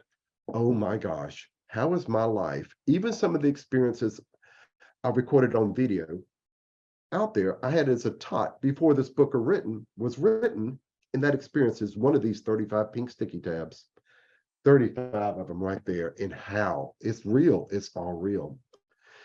So it really did blow my mind, and I really appreciate the Hertex for putting that material out there, and for Sheila's group and this community to give me the opportunity to share and just let you know that you're not alone when these weird things happen. Kind of to finalize one last video, just so you know that you're not alone, I have a 3-minute and 15-second final video to show you, and it is just of me freaking out live on camera, just because I want you to know this stuff happens and you're not alone. I'm right there with you. So let me share this with you. Pull it up. This will be the last video that I share. Here we go. Can we get it up now? Here we go. And share screen. All right, loading. And here we go. Planes of existence is odd things, really weird things, weird things. God, I'm still shaking. Oh, I don't know what's happening. Oh God, where was I? Whew. I don't know what's happening, but something much bigger than I can comprehend is happening. And when I asked them to stop, they did. What the hell is going on? I am not putting out that other video that I talked about that came in yesterday at 11 p.m. I'm not going to put out any more. I am not going to try to do anything. I have got to stop for a minute because something massive is going on, and I have no comprehension, no ability to comprehend what is happening. So, come for free time to protect and guard the interplanetary Templar gates, the portals. Okay, I'm going to continue doing what I feel in the way I visualize things and just being, what the hell is that?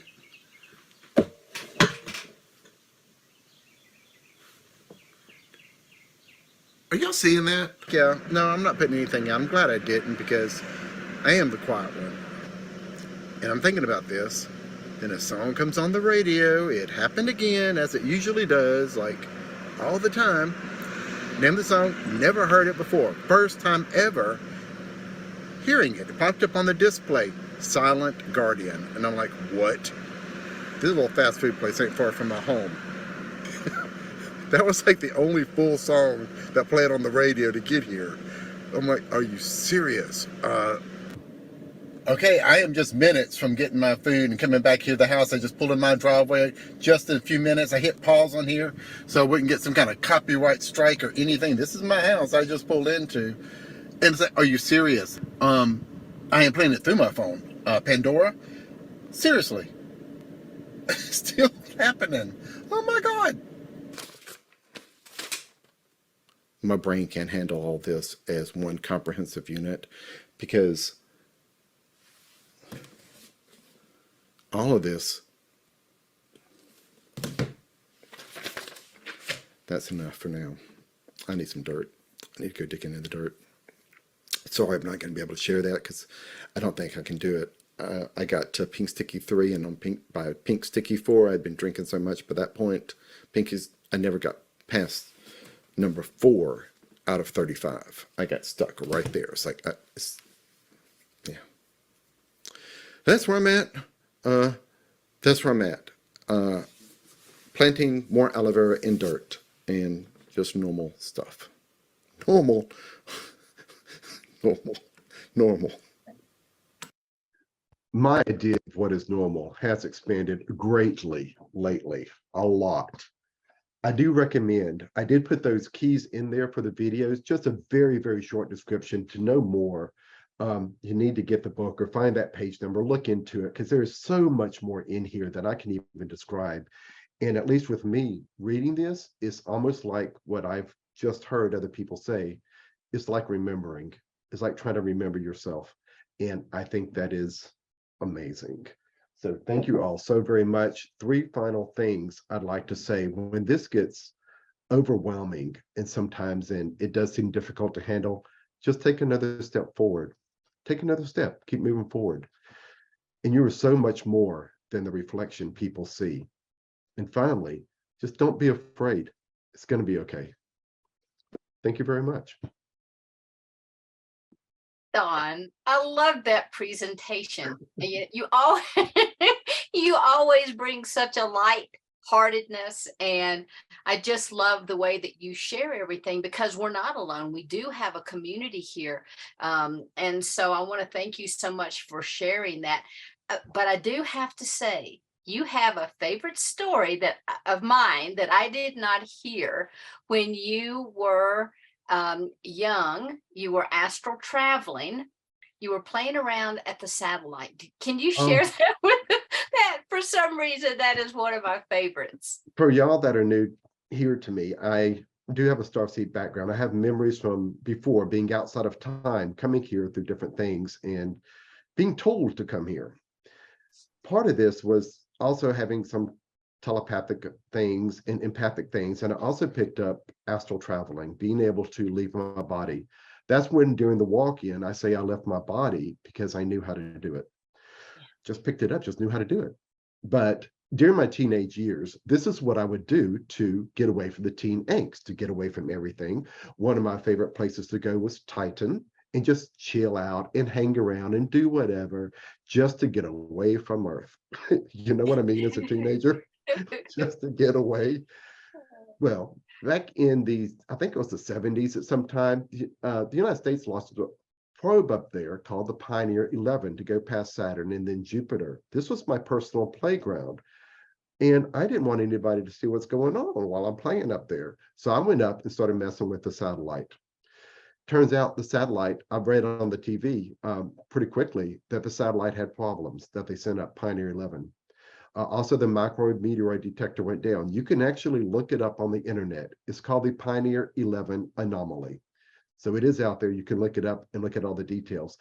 They come up with various explanations, but in the end, I don't think they can account it fully. Now, after it went past Saturn, it's like, it's gone. I'll go out of body again and go fix things back on it. So I went back up, fixed things, and then it came on the news, everything was repaired. And another coincidence? Okay, that's my crazy little world, isn't it? That was it. Couldn't get unmuted there. I just love that story because it reminds me how, when my son was young and they were always playing pranks and those kinds of things. And the first time that you told that, I just hee-hawed. It was just a big belly laugh. All my videos and everything are out on YouTube. You can just search my names and you can see from the first one, just the progression of me.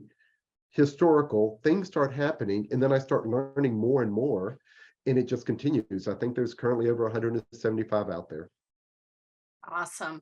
And so I know that from knowing you, you've shared that when you came in, you did bring in a lot of memories from your previous incarnation or your previous life. And as you went throughout this lifetime, a lot of these gifts are probably things that you kind of brought in. Do you have any specific memories that you would like to share real quickly? Of before, the memories from before? Before. I remember being some type of being without a self-identity. It was part of a group. And then I started becoming self-aware, like a new soul, like a brand new soul, becoming self-aware of individuality. And when that happened, I was told to get up and go past these guards to the gateway to Earth, look through a book with transparent pages with these fire letters on them, where I could see the entire history of Earth. And there were more to it with glowing light beings later. I'm told I can't go over there. I've got to come to Earth. So it's like, all right. So I picked a particular person, this one that I found. So that's a particular thing from before, but it was amazing. And that is actually, that's just a fraction of the memories that I put out there, but it helped me feel alone. You would think it would make you feel wonderful and great, but I couldn't explain it. Nobody would believe me. And it just contributed to this feeling of aloneness that I've had until just a couple of years ago, really, September 24th of 2020. Beautiful, beautiful. Well, thank you so much for sharing your story with us. I want to check the room real quick to see. I don't see any questions. Let me check the chat. And I don't think I see any questions there either. But I do want to thank you. You know, your energy is always amazing. I love how you bring the lighthearted innocence into it. I've heard a lot of your stories. They're absolutely phenomenal. So do you want to tell people about your book and where they can find it? Oh, I did write a book. It is very detailed about a lot of all my experiences. Well, not all of them, but a lot of them. And this is all true. It is on Amazon, A Starseed Lost in the Dark. I don't push it or anything because all my videos are out there for free. And watching those, you get my full reactions of what emotional or crazy or whatever, the real thing. Beautiful. Well, thank you again so much. And do you want to put in the chat your email so that everyone can find you? Sure, I will include that in chat. Thank you, Sheila. Beautiful. Thank you so much. Okay, Neil. Would you like to go ahead and bring Vivian up?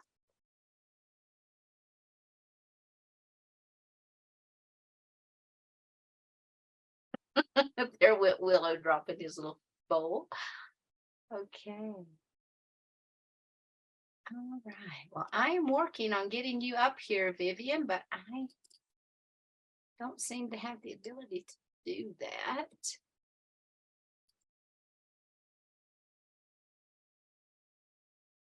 All right. I'm going to give Neil a call really quickly. So if everyone wants to just take a couple deep breaths in and out and prepare yourself for Miss Vivian Chevet. You are in for a treat. So just a moment.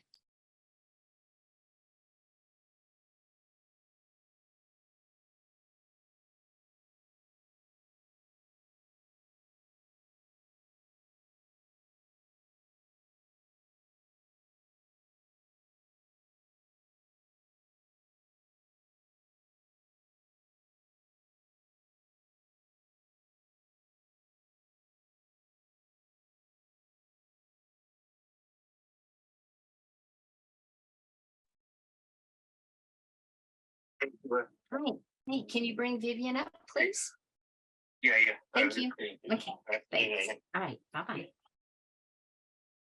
All right, everybody. So Vivian is on her way up, and while she is making her way up here, I want to go ahead and kind of share an official bio of Vivian, and then I want to talk on a personal level very quickly. But Vivian Chevet is a advanced Arcturian hybrid avatar. She's a published author, an international public speaker, creator of the Arcturian Energy Matrix Healing and an Arcturian Healing Arts program. She's an advocate for planetary ascension and the owner of Infinite Healing from the Stars, LLC. Vivian is the producer and the co-host of the popular the Infinite Star Connections podcast. She also is my co-host this month on the Monday Night Cosmic Conversations. She was the hybrid consultant on the J3 films, the documentary series, and featured in a multi-award-winning documentary extraordinaire, The Revelations. Vivian's collaborative #1 best-selling book, Wisdom of the Silver Sisters, Guiding Grace, and The Golden Wisdom of Love, Legends, and Legacies are both on Amazon. Vivian is a well-known speaker at many conferences, retreats, and other events. She offers workshops and meditation series on YouTube, and you can find her on her website at infinitehealingfromthestars.com. And so if you have not visited her website, please do so. Vivian is a dear star sister of mine. I absolutely love this lady. She has so much knowledge to bring and to share. And Vivian, I want to go ahead and to bring you up so that we can get started. Thank you so much for being here with us today. Oh, absolutely super excited to be here, Sheila. You know what you have to do with me. You call and I answer. That's all you have to do.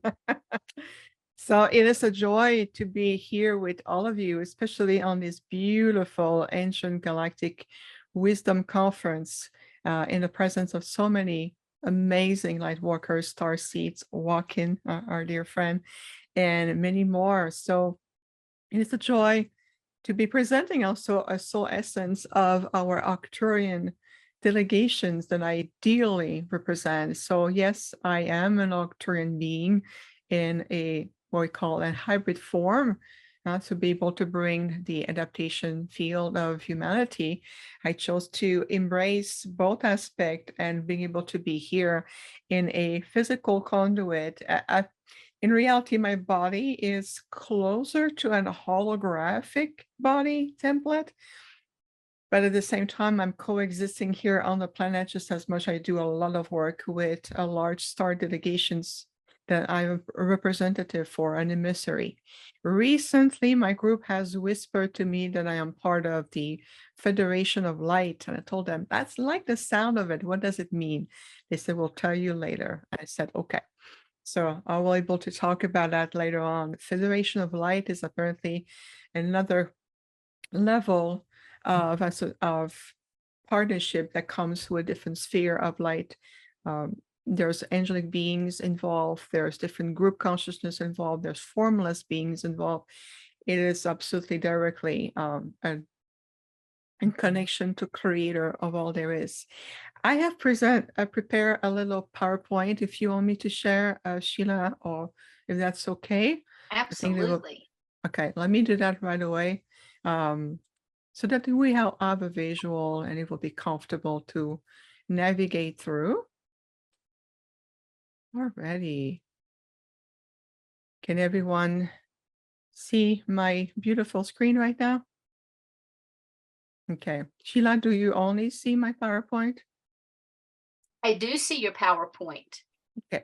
But you And see if I nothing else. see it, yes, everyone else will see it as well. Perfect. So welcome again. My name is Viviane Chauvet. I am the also owner of Infinite Healing from the Stars.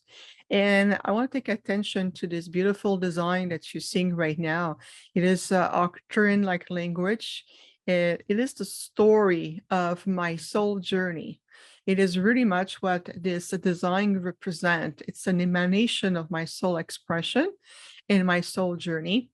And if you look at the bottom of the logo of the design, you can feel a beautiful planetary, like a crystalline blue planet underneath it. This is an aspect of one of the main planets in Arcturus. And the logo of each side of the light language, these are blueprints of some of our most advanced Arcturian ships. And this is what my group has explained to me about what the complexity, the beauty, the energy, the emanation of my logo. And I turn into my own logo, so you can see on my website as well. So these are really blueprint of our ship. And how do I know they're blueprints? One day my group came, opened a portal. They came into my room and they said, open your eyes right away. We want you to see aspect of the blueprints of the fleet. So I opened my eyes, I look at the ceiling, and I literally saw what you see right now, except it's, more defined in colors and graphics.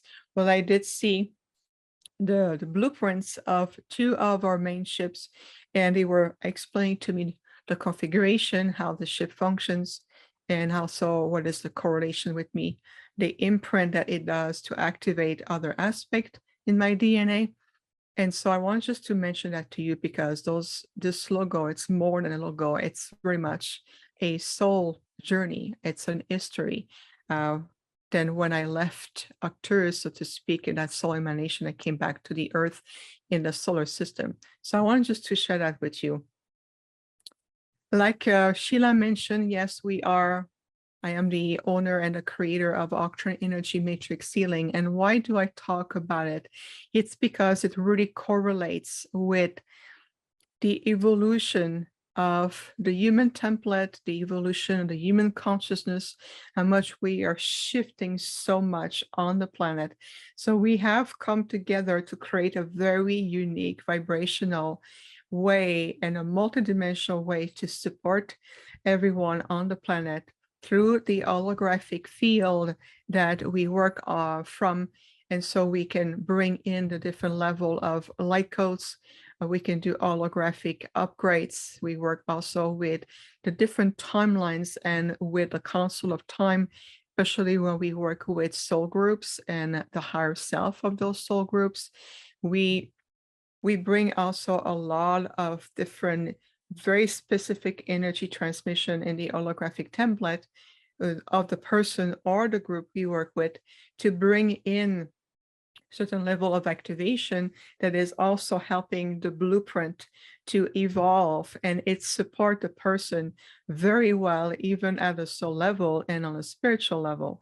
So there's a lot that energy, and I love this picture because when I go into that energy, it really brings me back into that beautiful dimensionality and that holographic field that we work from already.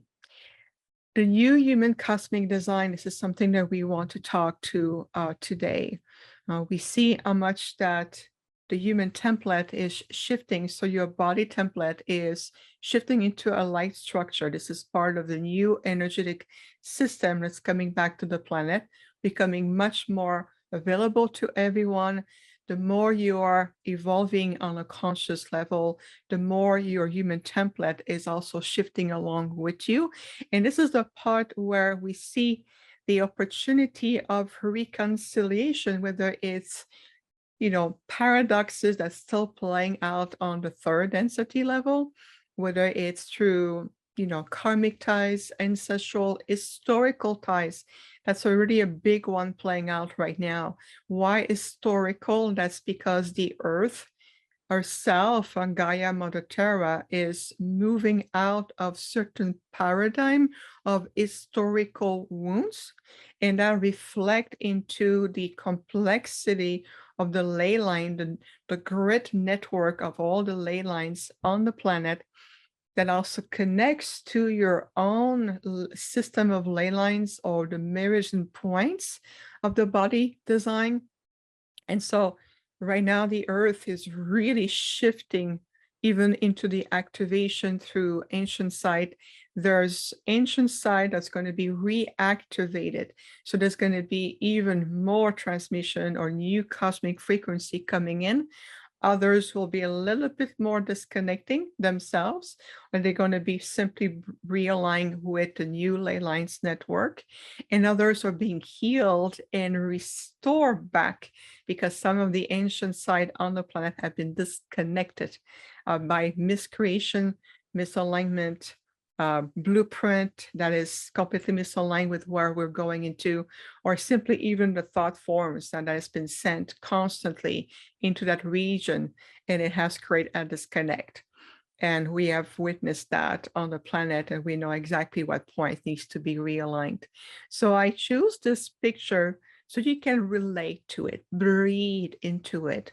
Everything that we do is highly experiential. It always invites you to be in that space with us. And so if you look at, not only we recognize the chakra system that also evolving tremendously, we know that we're going to go, we already are way well beyond 7, 12, or even 15 design of chakra system into the universal field, going into the multidimensional aspect of their point of connections, but also how all the body structure become much more a what we call a luminous matrix of light. And this is very much part of the work that we're going to be doing even more this year to support that natural evolution to take place.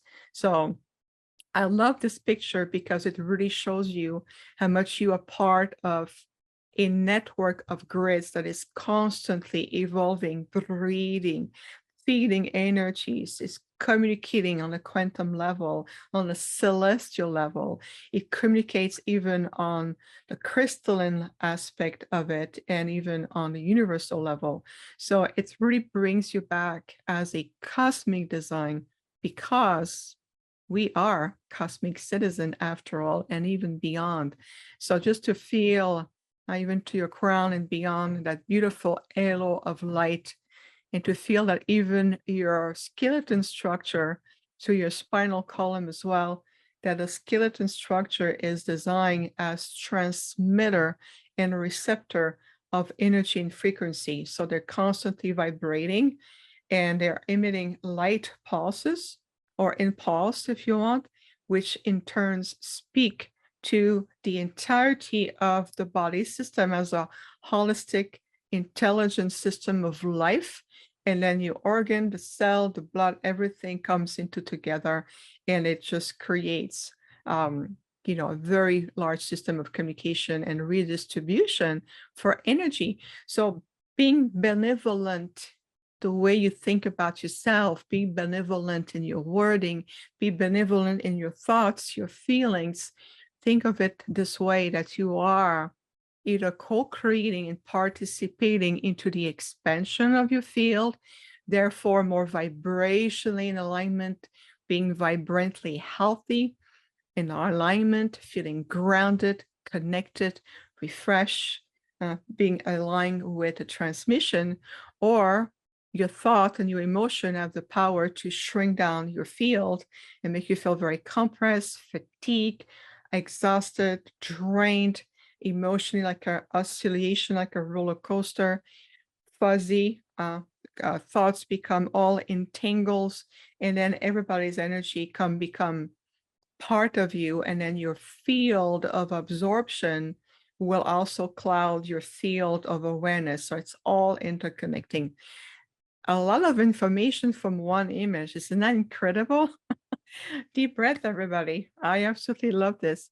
So I just want to bring that up because this is part of what we call being mindful, returning into a conscious way of living. And this is very much above and beyond, and how much one person, one light worker, we're like right in this picture. Imagine this for a moment. This is you.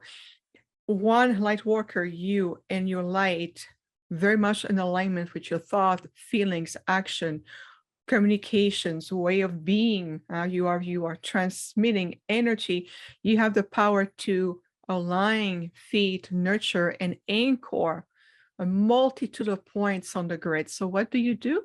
You're affecting a multitude of ecosystem of life at the same time. This is why this is so important. People want to know, how can I make a contribution? What are my gifts? What can I do? This is a huge example right now, and utilize what's already within you, which means the good news is it's free and available to you 24/7. All you have to do is just say yes, and I am present. Monitor your thoughts, just be present every day. Where am I right now? We're like right at this moment, where are you? Do you have all of your being present? Are you listening with your heart? Are you allowing the wisdom to flow? That will be another good example. All right, deep breath, everyone. And release. Beautiful. Alrighty, let's dive into my beautiful Arcturian self. I just want to also point out the picture I chose in the background of the slide is a depiction. And if you look out on each side, those a depiction of the magnificence of our Arcturian intergalactic civilizations. Yes, it is a representation. We are very tall and lanky, I can tell you that. And when you start to feel our heart and really share our soul essence, it is impossible to mistaking us for any other intergalactic groups, especially not the Greys. And I want to put it out there to release any form of confusion or infiltration or any kind of this chaotic energies. Arcturian, we are on a mission of love. We are very ancient, and we are also part of a very large network of co-partnership with so many delegations, councils, star regencies, and so forth. We are everywhere because we are great guardians of life and masters in what we do. So I am, as part of the Arcturus Council of High Priestess. And how do I know that? It's because I was taken into a conscious vision and I saw a council of 12, all Arcturian, beautiful, what you would call high priestess. And there was one empty chair, 11 of them and one empty chair. And they said, you have returned to us, you're part of the council. And when I sat on the chair, right away, I received so many transmission where ancient memories encoded in me start to resurface, and I start to really merge soul, body, and spirit, so to speak, in remembering that part of myself. So I'm very honored to be a part of the High Priestess Council of Arcturus, a member of 12. I am sent out as a messenger of knowledge, a messenger of wisdom, and I am here on the most important historical timeline that your planet has ever been on. This is why I am here.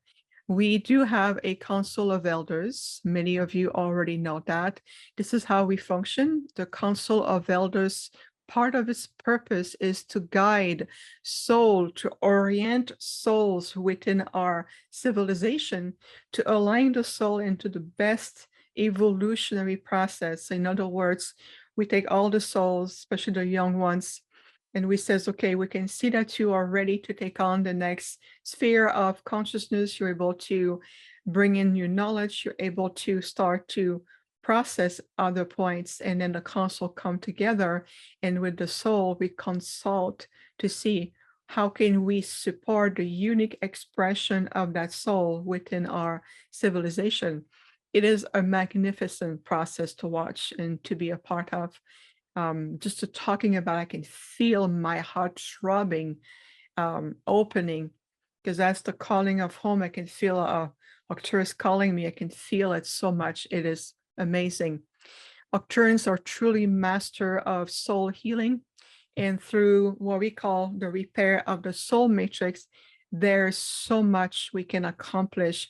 And watch, if you look at the picture at the back, watch a soul completely be rebirthed. It's a rebirth in the soul light, and the soul is healed, restored, and returned to its wholeness.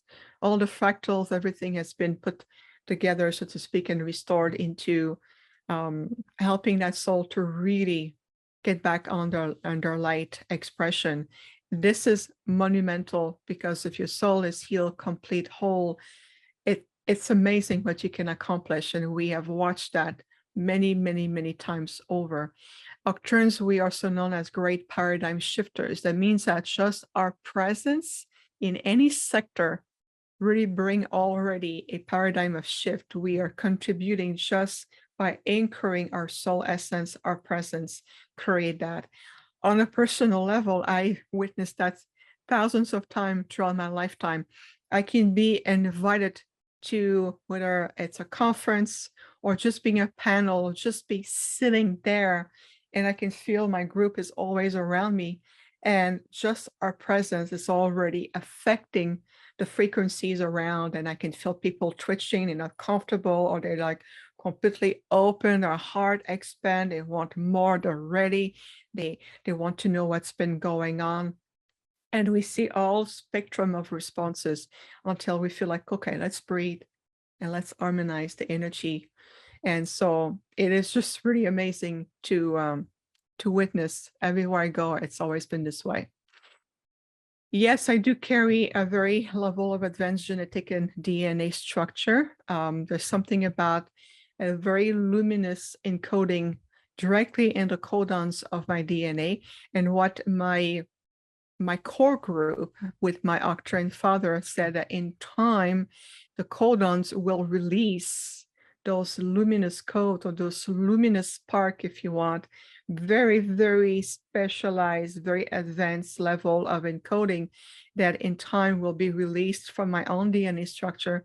And this is also another level of what I'm here to do for the ascension timeline and the future timeline coming up. And we're going to be utilizing these very highly specialized encoding right into my own DNA configuration, especially around the codons, and how I'm going to be utilizing to be of service and really support life blossoming into divine aspects. Remember to breathe, and this is important. Beautiful. So we are, in a nutshell, we are from the Bhutes constellation. We are a very, very ancient intergalactic civilizations. Most of us come from the blue planet orbiting the red giant star of Arcturus. Arcturus, the star, is known as the guardian of the bear. And if you look in the sky, the Big Dipper, the handle, the point of the Big Dipper, if you follow a straight line, you can see Arcturus as a star, because it is the third brightest star of your sky right here in the solar system. We are 36,000 light years away from your quadrant, meaning your solar system. And Arcturus to us is more than a place, a constellation, or a star. For us, it is a realm. It is known as the realm of the great unification, known as the perfect 13, and that includes the central star in 12 orbiting planets. So the great unification is part of our history. If you know that Octarians, we are millions of years old. So we understand time, we understand wisdom, we understand learning from past mistakes, we understand also what it feels like and what it is like to be truly of service to the one. So our realm have reached a great level of unification that may have not been there before. If you think about thousands and upon of thousands of years ago, we have gone through the learning of how accepting individuality within the unification of the collective, and how we have perfect of way of living. So we honor each soul as they are, but we also honor the soul within the collective. It's very difficult to explain with verbal communication because it is truly a way of living. And how does this translate in my life? Everything. I am at a soul level, my being, it's normal for me to be in a collective setting, as well as be encouraged to be the best of who I am. So my soul as an individual expression of divinity is very much encouraged to expand and reach my highest potential. I can feel the collective at the same time. So one of the challenges for me of this planet is to see separation or illusion of separation, and how much human beings seems to ignore one another. Like, for example, I was at an event 2 days ago, and there was about 200 people there. But for me, it's normal. I sit down and I look at people and I want, like, okay, I feel your energy, let's connect. But some people will feel it and they turn around and look at me. It's like, why are you looking at me? Oh, because I feel your energy. I want to connect with you. That's normal for me, being a nocturne being. But I have learned over time to understand that this is something that Earth human beings are relearning to reach out to each other, lay down their defense mechanism, fear, what do you want, what you're going to take away from me, and more in terms of let's harmonize, let's communicate. You know, I feel your energy, you felt me. Can we exchange? Can we connect with each other? So this is what I do everywhere, even though I sit down and I may not say anything verbally, I am communicating energetically with everyone all the time. So this is part of an aspect of the great unification that we have achieved. Arcturus as a realm is also where Earth souls may come to us to heal, to release third density attachments, trauma, aspect that may not be completely resolved when the soul is ready to leave the physical earth journey. And so we take them and we help them heal, rejuvenate, and we also help them redirect to see what will be the best either reincarnation, whether it's in physicality or beyond physicality, or to simply return to a higher state of perfection. And so we are really master at healing and supporting soul journey. And oftentimes, not only from the earth, but also from other places. We have a lot of traveling souls that comes to us, stay maybe a lifetime or several lifetimes with us to learn from our masters or council of elders, to incorporate themselves as a way of living as a Nocturian in our realm, and then those souls continue their journey. That means that many of you are starseed listening, you may feel, yes, I thought I was Nocturian in a past life, or I have a guide, or I talk to the Nocturians, I work with them.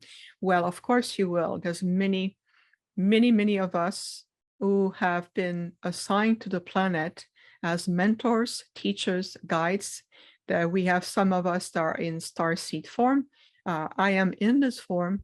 And of course, in your soul ancestry, your galactic soul ancestry, many soul on the planet remembers interacting with us or simply visiting our realm at some point on your journey. So there's a multiple way of connecting to us. The gateway from Arcturus to the earth is something that we have put in place. So we do travel to the gateway or the star gate if you want. And we travel from Arcturus back directly to the earth. And I do remember, literally remembering the time when the body came to a perfect completion. It was time for me to enter consciously the template on my body and come back into alignment to the earth. And I remember feeling what it felt like I'm traveling to the Stargate and coming back into the solar system and seeing the earth and entering the body. It is really profound. I have no words to tell you how it feels, but I do remember. So when I talk about the Stargate of Arcturus that connects to the earth plane in the solar system, it's extremely personal for me because I can feel it from personal experience at a soul level. Just to give you an idea how ancient and wise we are, is Arcturian's involvement with the solar system began well over 3 million years ago. So your solar system, the earth, the planets, everything was in a very, very different level at the time. And one of the things that I stood out the most for me is once we used to have a space colony on Mars. Mars was at the time identical to the Earth in terms of ecosystem capacity to hold complexity of life forms. And we had a space colony there at the time, Villa Tropa, and that's a long time ago. And we were sharing the planet with another groups known as the Antares. And I love working with the Antares. They are beautiful, higher dimensional being. They're rarely going to go beyond the 7th or 8th dimension. They prefer to stay in a higher vibrational state. But I do remember aspect of our space colony there. And the goal was to really study Mars in connection to the Earth was starting to evolve, the ecosystem, the early stage of life. And there was a multitude of reasons why we were there. But what was the highlight is what we have learned from this. And I can tell you one thing about the wisdom that we have learned is a planet, a celestial being known as a planet, is a jewel. It is a gift. And it's a gift to be taken care of. It's a gift to be respected. It is a gift that you have no idea how absolutely deep it is. And when we saw Mars shifting and turning into where we know Mars today over time, that left a scar, so to speak, that left a huge lessons, and we have learned a lot from this. And each planet it's a jewel, especially capacity of holding such complexity of life forms. It really is. So the Earth, it is absolutely, she is phenomenal, and we need to take care of her above and beyond. So what we done is, once we left the colony, we sent out aspect of genetic material information encoding in what we call the highly evolved life cosmic records. And those highly evolved life cosmic records was sent directly to Earth. And I have came across in over my several years of public services that it may be an aspect of the Ark of the Covenant, but I'm not sure about this. Well, I know that we did send those very precise cosmic record to the Earth as building blocks, if you want, to help the Earth to shift to where she is today. We also have partnership with the Syrians a long thousand years ago. We created what's called the ancient Syrian Octane Healing Matrix that was utilized back in Lemuria, Atlantis, ancient Egypt, and other planetary systems.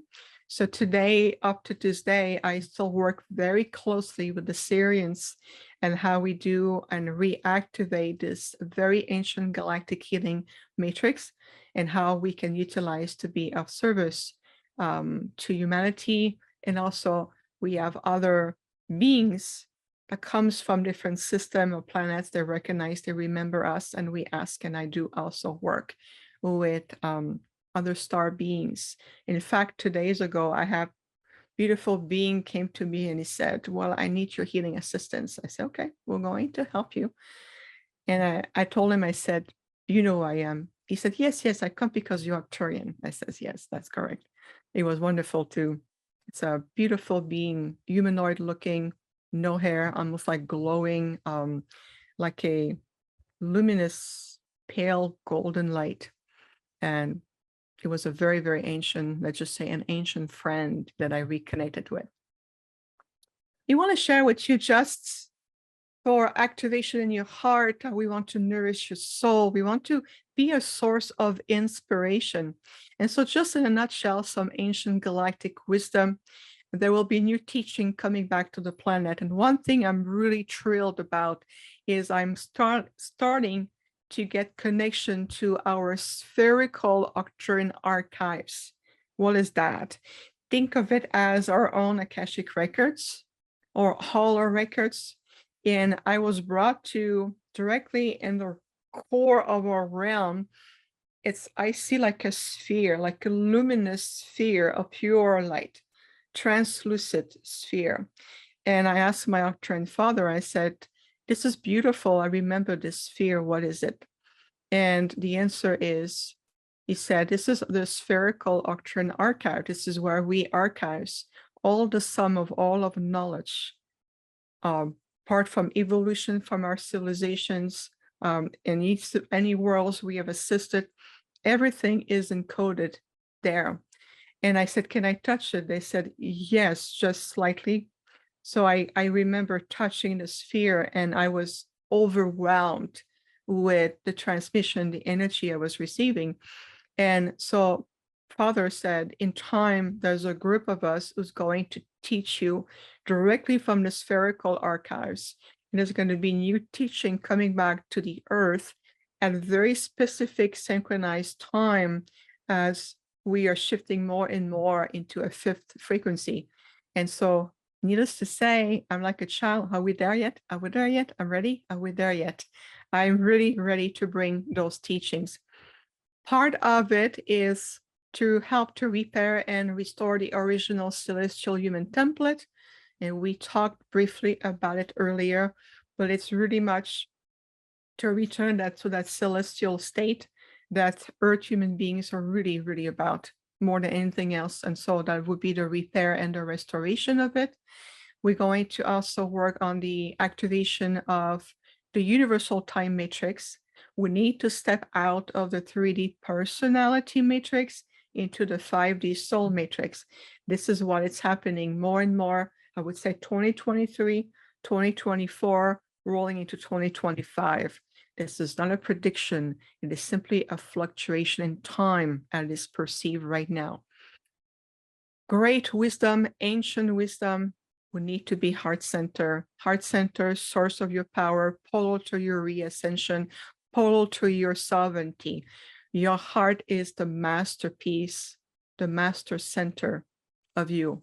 So living in the heart is more than meditating and having happy thoughts. It's very much a way of beingness. It's restoring yourself back to, I feel my power. I am a being of light. I'm a sovereign being of light. We cannot stress enough how important this is. And that's going to allow you to truly open the sacred bridge in activating the higher mental faculties. And we talk about self-healing, telepathic communications, instant co-creation, co-manifestation. I mean, you name it. This is very much where we need to come back to in order to live in symbiotic, harmonic way with each other, with our intergalactic families, the network of life that is evolving well beyond the Earth, Gaia herself, all life, like animal kingdom. We need to honor those masters coming back a form as animals, tree nations, the galactic fairies. I mean, you name it. We're coming back into that symbiotic, divine way of living. And that starts with you right here, right now. Self-love, believe in yourself explicitly.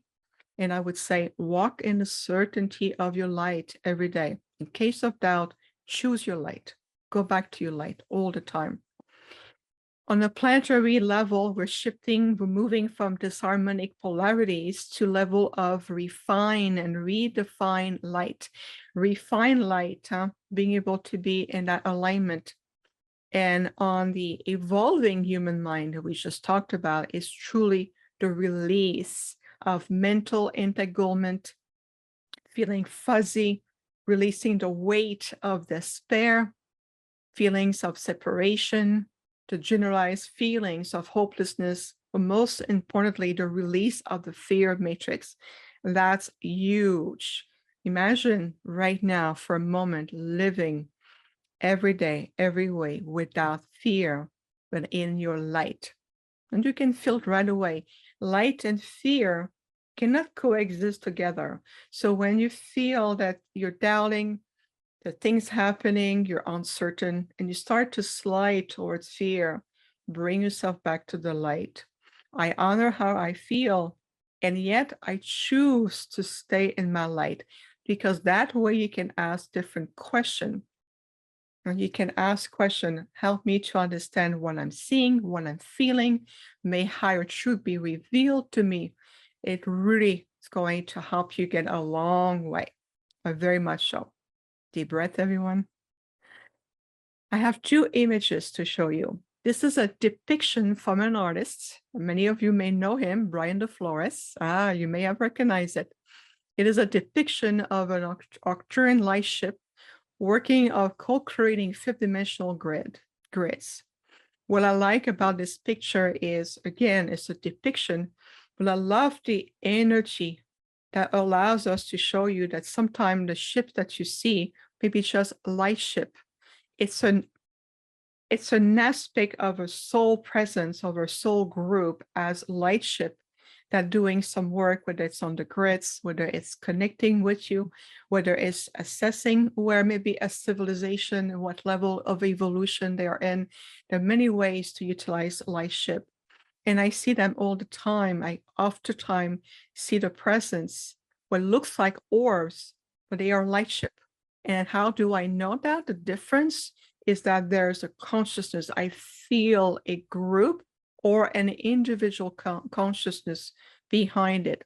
So I want to let you just connect to the image as a gift, just to feel how it speaks to you, serving as an activator, just to allow yourself to receive our frequencies. It's a heart-to-heart connection, soul to soul.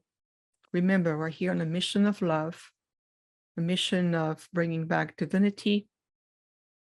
It's just to allow yourself to have a reprieve, so you have a visual to allow your own internal grids of light to receive the transmission. You may feel our presence. We are very unique. And we have been around for a long, long time. Yes, beautiful transmission of light just to the image. Perfect. And I have one more image. This one is my favorite, as you will see. This is a depiction to help you receive the essence of what we are conveying to you, or at least aspects of what we are conveying. Now, the next and the final image I'm going to show you right now, this is a real picture, one of my favorites. We're driving with my husband towards Bell Rock, Sedona, and we're in a car driving. I'm in the passenger seat. My group comes. I receive a transmission. They said, we're here. You've been asking, where are we? We're always with you. Take your camera and take pictures. I said, okay. So I took my camera and I took 3 sequential pictures. Click, click, click. On the first one, all you see is the mountain and nature. On the second one, you see only a ball. On the third one, you can clearly see the opening of a ship and its occupant. You can see faces. It's a collective, it's a group. And they said, look at us. We are here with you all the time. Always stay in that certainty that we're by your side. Look at this magnificent. This is a real picture. It's on my phone with a cell phone, not a professional camera, but a cell phone. You can feel there's many faces. And when you just zoom in to the luminosity, the presence, you can tell there's many of them. There must be at least 1, 2, 3, 4, 5, 6, 7. There are at least 8 of them, if not more. So this is one of my ultimate favorite pictures that I personally took while driving or being in a passenger seat on the way to Bell Rock, Sedona. And these are part of my people. You will say, well, they don't look like Arcturian. No, it's a soul aspect of them. So I want to share that with you because this is a real life picture taken right here, right now, in a place that is known worldwide. And this is an aspect of who we are. Yes. There you go.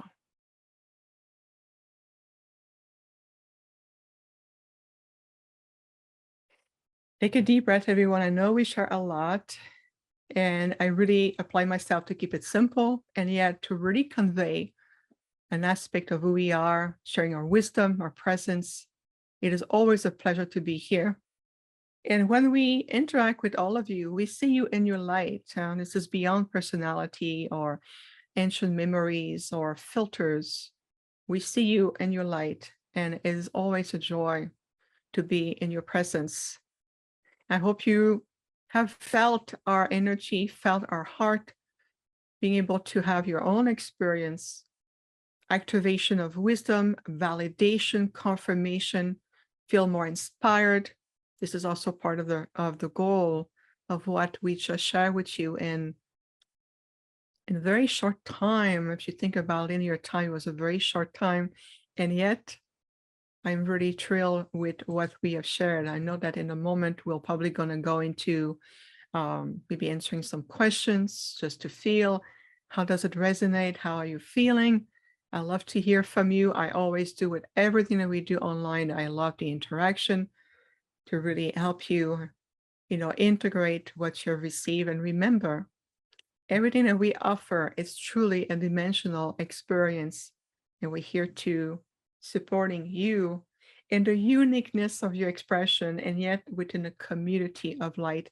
And I would say, moving into a more conscious way of living in the fifth dimensional frequency, it's about recognizing that we are truly part of a community. Even if you live by yourself, so to speak, you're always part of something greater. So thank you, Sheila. Beautiful, Vivian. Thank you so much. That was an amazing presentation. And I have a question for you real quickly. I know that everyone is talking about ascension, and everyone has, and I know you can't give timelines, but can you share with us a little bit about what your your Arcturian Council is sharing with you pertaining to, the events of this year and things leading up to the next couple of years? And we understand the essence of your questions. At the same time, my role is beyond prediction. I'm not here to make prediction, but what I can tell you is if you look at vibrationally, you attune yourself vibrationally to the essence, the energy of this year. One of the things we have start to talk about is we hear this timeline of your calendar year as you quantify it. This timeline is really about the reconciliation of paradoxes. We see like dark light energy with light, cold light, and the oscillation in between, whether it's the Schumann resonance, whether it's the earth core, whether it's the galactic alignment, there's a lot of movement. So that will allow all of us to shift from a conscious awareness from one dimensional experience to another higher dimensional experience. Remember that everything is an invitation for you to shift that way. It can be also shifting to your body. Your body is going to shift. People says my diet is shifting, relation to food is not the same. Your need of sleep will change. So just be very in sync. Listen to yourself very carefully. Be attuned to the sacred language of your body consciousness and the language of your soul, the language of your energy, as we are dimensionally experiencing those change, being more fluid with our way of adaptability. And I would say that's one of the main keys we can really talk about right now, because the next 2 years on 2023 and 2024 are truly two what we call that binary years. They're two parallel, they're affecting each other a lot. And many of the seeds that we're going to be planting this year are designed already for the other timeline or the other year, and how it's going to continue in a very beautiful sequential manner. It's a continuous form leading us through the doorway, just peeking through 2025. But there's no need to stay mentally hung on to what year, what number. Just feel the pulse. We are in that evolutionary corridor right now, more than ever. And how you choose to enter that corridor will make a huge difference on your experiences. Heart energy, the return to living by the essentials. Let's put aside the pettiness of who's bigger, who's not, who's true, who's not. And I have the ultimate true and you're not. We need to go beyond this. This is no longer relevant, if that makes sense. Beautiful. Well, Linda has a question in the Q&A for you, and she said, are orbs that people see related to the Arcturian beings? And if so, what are the purpose of these orbs? Beautiful questions. Orbs can have many shape and form. It's not just necessarily an Arcturian. It can be also the energy of a loved ones. It can be a fairy. It can be the presence of a light being that is formless and present itself as a form of orb. So what is the purpose? Did you call them? Did you wish in your heart to make connection? Did you ask questions that maybe they're coming to answer?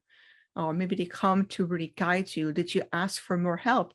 So the invitation that I have for you is, if your orb comes in your life or a group of orbs, just feel it's about higher consciousness connecting. Ask, who are they? Are you answering a call? Are you here to guide me? Are you here just to support, to feel, I feel love. I'm all right. I'm on the right path. Sometimes it's just a nudge in that direction. So there's a multitude of possibilities when it comes to orbs. Thank you, Vivian. You're going to also panel tonight, and also going to be with us on the show following the panel, which is this Ancient Galactic Wisdom Awakening World. So there's a lots more Vivian to come. Stay tuned. And we're going to talk about this next show later, but that was, Thank you.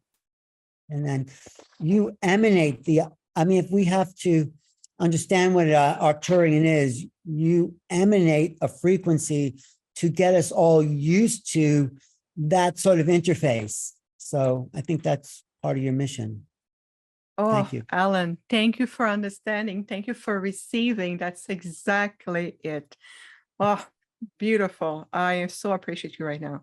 This came to me. Oh, that's what she's doing. Okay, that's okay. Thanks. All right, thank you. Thank you. Thanks. There's Neil Gar. Hey, Neil. Hey, Alan. Hey, Vivian. I wanted to ask a question too. Like, I wanted to see if, do you get any information about other civilizations or any other planetary systems and the relation to Arcturus? Oh, I love that question, Neil. Of course. And as we were presenting, my team came and they said, you know, Neil will have a question for you. And I said, I know. So I knew you were going to ask me a question. They already told me. Yes, we do. We work in great collaboration. I would say my heart and my soul is very close to the Andromedans. No wonder, Sheila.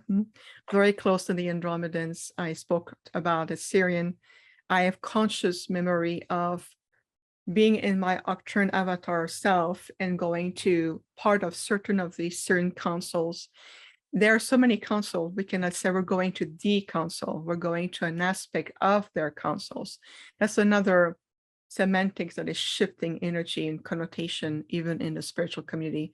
But I have conscious memory.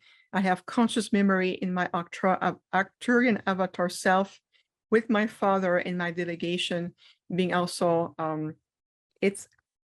I was part of the Galactic Federation of the Co-Federation, I don't know if you wanted to call it, but I can see there was a meeting and if different civilization represented, different emissary from different groups, from places, sometimes we don't even have names for them. And I remember with our delegate being escorted into the room, and when we enter, everybody looked at us and they said, oh, the Arcturians have arrived. Like we are known, they recognize us. And that was really much a beautiful honor. And I have conscious memory of this. And this is just a few, but to answer the question, yes, we do. Wow, that's beautiful. And do they have, I've heard over the years, over the last, ever since I heard the Arcturians around 15, 16 years ago, I've heard that they are really known for their technology and one of the most advanced technological species in the world. So it's a two-part question here. A lot of times when we talk about different civilizations, people generalize, right? But there's multiple stars, there's multiple species. Are we talking about a specific species? Or are we talking about a collective of the whole galaxy? And could you tie that into the technology question? Are they one of the most advanced technological species in the galaxy? It is true from a certain perspective. I'll tell you why. Like Edgar Cayce, the sleeping prophet, as mentioned in his books, his research, and his absolutely incredible experience, he himself had recognized Arcturian as one of the most enlightened and ancient civilizations interacting with the Earth known to this quadrant. There may be other civilization existing in another sphere of reality. They may be more advanced than we do. But from a technology perspective, I'll tell you from first-hand experience, they have what's called organic conscious assisted technology. And this is our deep desire to see humanity and the Earth evolving in that direction. And what does it mean is that the capacity of navigating, piloting an entire starship, a huge starship, a mothership, through the mental faculties of your thought forms with the holographic field that is put in place. And there's other form of technology, there's also crystal base, to simplify that, crystal base. And what they showed me is watching like a bay window made up of different octagons of light. And they said, project a thought, think of the earth. I said, earth, we were there. The earth appeared right on the screen. I said, is that just a projection? They said, no, we are in proximity of the earth as we speak. And I look at them, I say, how are you doing this? This is what it's called very advanced mental faculties. So when we talk about bridging the heart center, human heart, to your higher mental faculties, we mean this is an introduction of this type of technology that's much more organic and conscious assisted. And that's going to eventually go beyond AI, plugging anything to electricity in the wall, computerized, microchip, or pads, or anything like that. It is very much more, you can grasp now, Neil, why they're so advanced. I mean, I watched them firsthand. I mean, we go from the corridor of Jupiter to proximity to the Earth and a thought form. And I'm like, are we moving? And they said, we have, but you won't feel it because the ship is designed organically this way. And that's all, that's just the basic of it. If that makes sense. Yeah, it makes great sense. Thank you. Oh, you're most welcome. Explains to me, Vivian, how you see something in the sky and you're having a thought communication. They're aware of us. Like if you're on a plane, you look down, you're not aware of these people or you're not communicating, but there's some other facility of consciousness that is activated in these more evolved species, would you say? Oh, absolutely, Alan. You're making a really powerful point here. It is truly like we talk with Neil, technology, when we talk about conscious assisted technology, imagine the level of mastery. Now we talk about spiritual maturity. It is, when we talk about spiritual maturity, it is done in a very positive light. It's just to show you of your own capacity.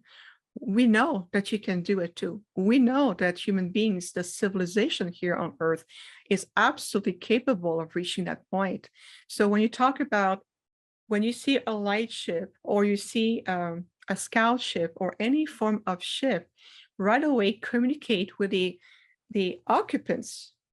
You know, what does the ship look like? Is it round? Is this a cigar? Is it a triangle? Okay, you can look at it. But if you focus only on the ship, you're going to miss out on the conscious connection to them. Let them explain to you what the ship looks like. Or you're on mute.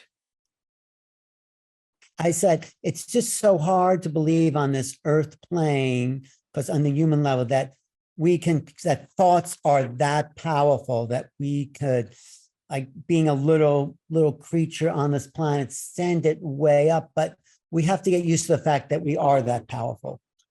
Thank you. Absolutely. And I love the fact it comes from you, because I feel like it's bridging that very well for a lot of people, Alan.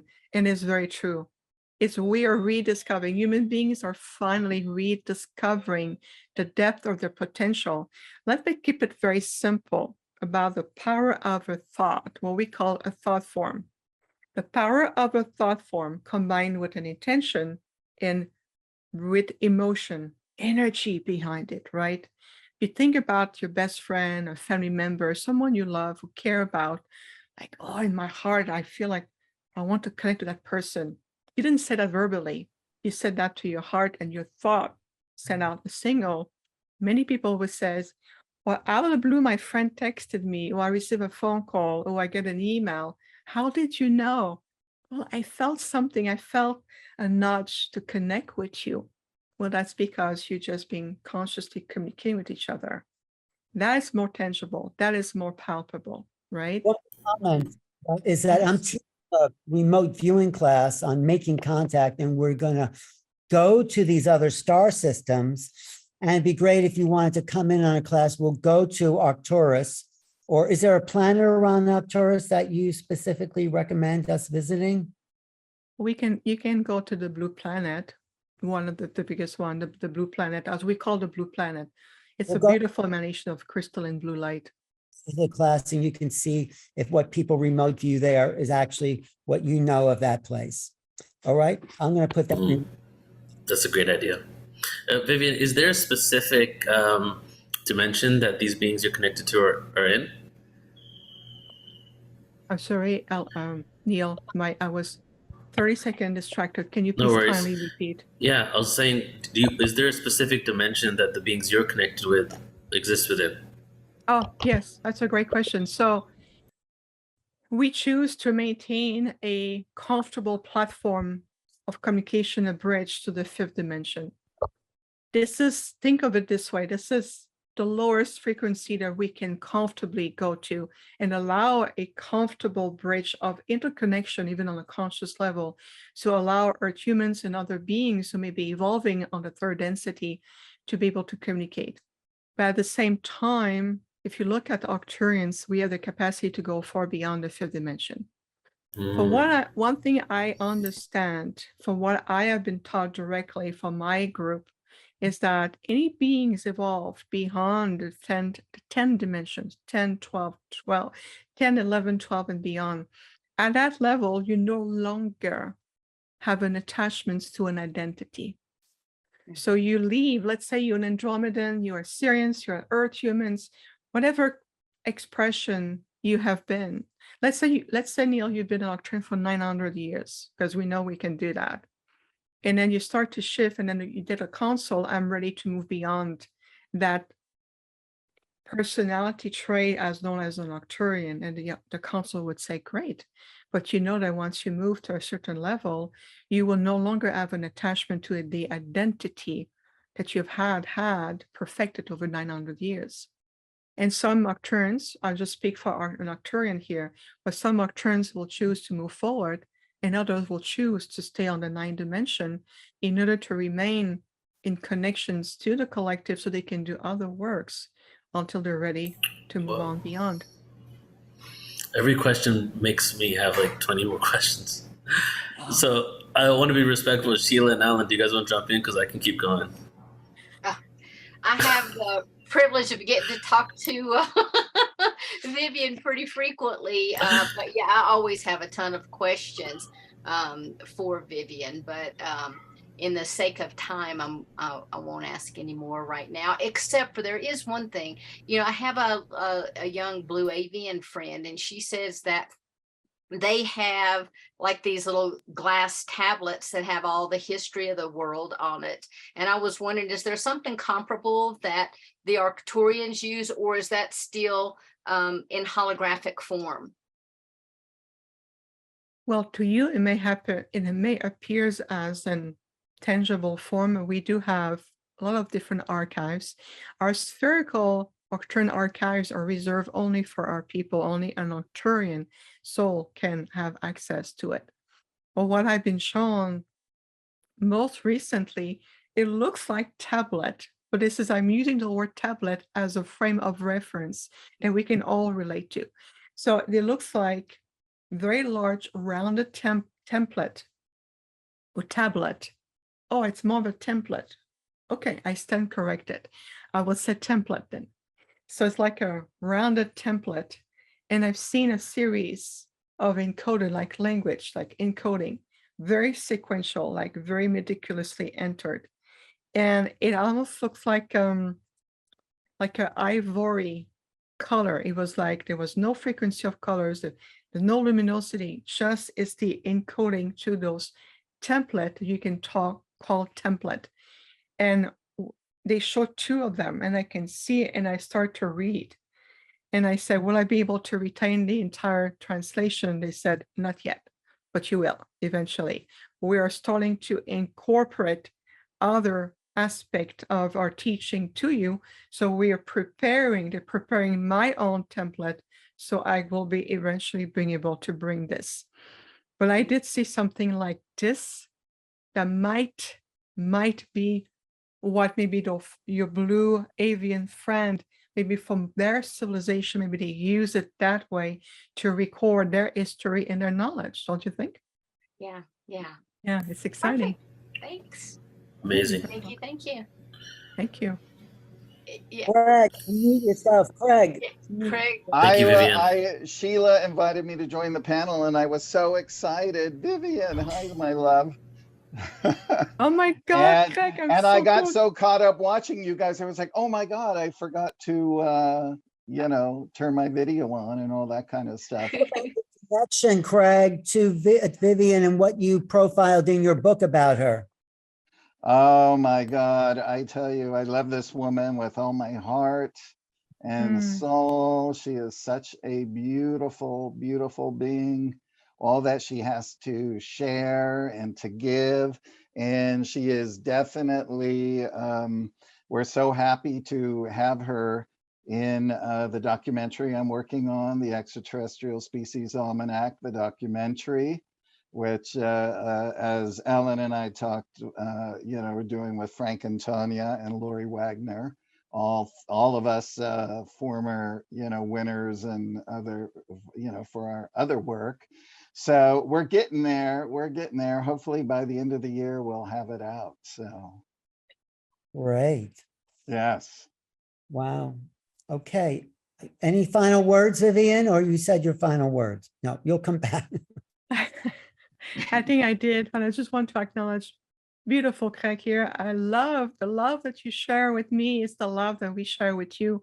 Great respect for you. I love you dearly, and I respect you, and you are a dear friend. And even to our collective, you're always welcome with us. So it's just a pleasure to see all of you. Alan, thank you. Sheila, Neil. We'll see you You guys are later. amazing. It's an Arcturian word. It's an Arcturian word for see you later. Bye. Leave that to Greg to answer that question. Yeah. Right. Thank you so much, everyone, and everyone joining us as well as my friend Arlene is watching right now. Greg, the floor is yours. I mean, you're amazing, and please share your beautiful wisdom. Thank you so much. So go ahead, Sheila. I can get going. Yeah, Craig, I Yes. just have to say, Craig is the author of or more than two, but the two I know of, the Almanac for Extraterrestrial Races, is that, and UFO Hotspots. Last book, and Sheila, today, Craig is going to reveal hotspots that he's never told anyone else about before. Of course, the people who've been to those hotspots know it's a hotspot, but he's going to reveal to our special audience these engaging hotspots. Yes. And I'm going to do it at the very end, but I'm going to just tease you guys a little bit more with, I'm going to give you a place to go where you can watch over 4,000 videos from this hotspot, and it's happening on a daily basis. So, yes. So it's so good. It's so good. You guys are going to love it. All right, well, I'm going to go ahead and get started. So we're going to talk about the UFO hotspots. This is the latest MUFON book, the UFO Hotspot Compendium. I especially love the subtitle that the publisher came up with, all the places to visit before you die or are abducted. I wish I came up with that, but they did, and I just love it. So I just want to give you guys a little idea how the book came about. After the first book, the Extraterrestrial Species Almanac, which did very well, they wanted me to do a follow-up book, and they wanted me to do UFO hotspots. They actually, we were actually calling the book the UFO Bucket List for quite some time, but none of us liked that title. So anyway, and I said, well, how are we going to come about this book? And they said, well, we're going to have the head of MUFON send out to all the state directors to nominate their favorite UFO hotspots. So I compiled all of that, got all of that together, and then compiled all the hotspots. I had a few of my own, and I'm going to share a ship that I caught on film near Bell Rock. Just like Vivienne showed you the light ship. I'm going to share that with you guys in a little bit. So I started getting everything together, and then it just started coming together in the sense of, so when you read the book, you're going to know the when, the where, right? You're going to hear what the whole story was with this UFO hotspot, or if there were extraterrestrials involved, and I'll get into a little bit more of that in a minute. And then I give you the things to do when you're at that hotspot. So let's say if you could hire a guide, a spiritual guide, of course, to take you out sky watching or going to remote places. You have everything here at your fingertips. Then I give you all the contact information and the sources in case you might like that particular case. Like for instance, Shag Harbor incident, I worked with Chris Stiles, who was a former MUFON investigator, and then he reopened the case and got all this new information. And so now I have all of the updated information in the book of everything that's gone on with that case, and I'll share that with you guys in a little bit as well. So let's sort of get into it. You know, people ask me, oh, before I do that, I just want to give you guys just this little cool thing that happened to me when I was writing the Extraterrestrial Species Almanac book, by the way. I got a phone call from a woman who told me she was a genealogist, and I asked her, I said, look, I have a biological father that I never met. Can you find him? And she said, yes, I can find anybody. And anyway, long story short, she found him, and he had passed away. I went down to the cemetery where he was buried, and I asked them if they had a name of anybody who called when they had, you know, to bring the body in, and they did. And it was a man living around the corner from me. He had a different last name than my biological father. And anyway, I contacted him. I told him the story, sent him a letter. 2 days later, I got a phone call from his son. And he said, my dad got your letter. And I said, oh, was he friends with Fred? And he said, no, he's actually his half brother. And I said, oh, so you're my cousin? And he said, yes. And he said, you know, it's a little strange. We normally wouldn't have answered something this strange, but you look just like him. And I said, well, I don't know. I've never seen a picture of him. So I met them for dinner. And an hour into the dinner, you know, my uncle is just looking at me because he's like, God, you're like the same height. You look just like him.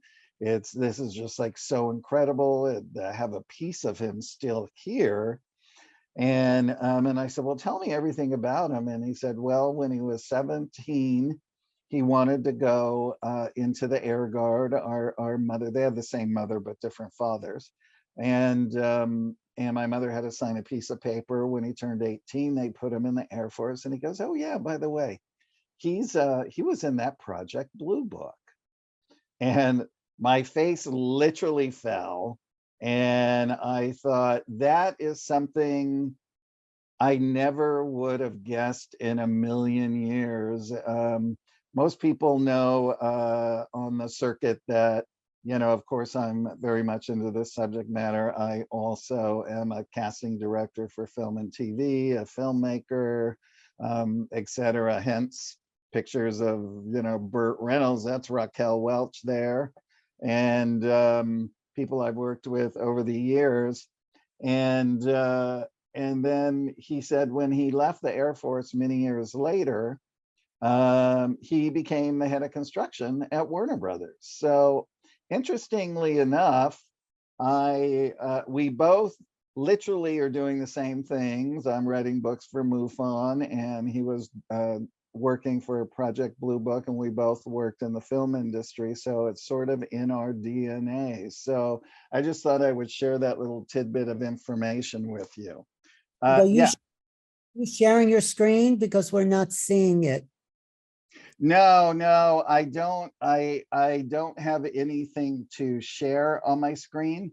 I am not that tech savvy yet, Alan, but Yeah. I'm going to learn. Okay. I'm going to hold something up on my phone now. Pictures together and Yes, I know. I wish, but I'll get there. I'll get there. So forgive me, everybody. okay. All right. So anyway, so what we have is, what would be the most visited UFO hotspot? What's my favorite UFO hotspot? What's the most frightening UFO hotspot? Have I seen any UFOs? Can an average person see UFOs? How does all of that stuff work? So I'm going to kind of get into a little bit of that now, and I'm going to sort of start off with, oh, by the way, also in the book, in things that I talk about for these hotspots where there were extraterrestrials involved, like Valiant Thor's starship from Stranger at the Pentagon, which are these posters behind me. I'm the filmmaker of the short film, where George Adamski met Orthon, where Travis Walton was abducted, where Lonnie Zamora witnessed the two little small ETs outside the ship. In the book, I actually give everybody the coordinates. So if they want to actually go to those places, they can actually get there and go. So, and then, so let's start off with what is the most visited, what is a UFO hotspot? Well, a UFO hotspot, of course, is one where you're going to constantly see a whole lot of UFOs or UAPs, right? But it can also be a hotspot that where there might be other kind of activity as well, where people might see light ships, they might see a lot of orbs. When I've been on Bell Rock, I've been photographed with giant orbs that are all milk white and have all these different things in it. And it was explained to me that these are consciousness orbs. If I can find a picture on my phone, I'll pull it up. So I would say Sedona, of course, is one of the biggest hotspots for several reasons, because it's a vortex area, but also because of a couple of joint military ET bases that a local UFO investigator named Tom Dongo has talked about a lot. I've followed him for a very, very long time. And anyway, he has shared lots and lots. I'm going to show you this picture. Let's see if I can blow it up. No, I'm going to blow it up this way. All right. So this right here, I was driving towards Bell Rock, which you can see off in the distance. And along the side of the road, this orb, which I took for a probe, was traveling towards me. And I was quick enough to grab my phone and take a couple of shots of it. And so that was one of the anomaly that I got there. And, all of these different vortexes have different kinds of energy. The Bell Rock, where there's been lots of ships that have been seen over the beacon, is a male vortex. So it's very high psychic energy. So one of the first times that I went there, I actually started seeing into the actual higher realms of consciousness. Literally, I would get a click at the back of my neck, and I would start to see these things on the inside of my inner eyelids, really as if I'm looking at a person with my eyes open. So it is a very powerful vortex. Others, there's a yin and yang vortex at Cathedral Rock. Airport Mesa also is one.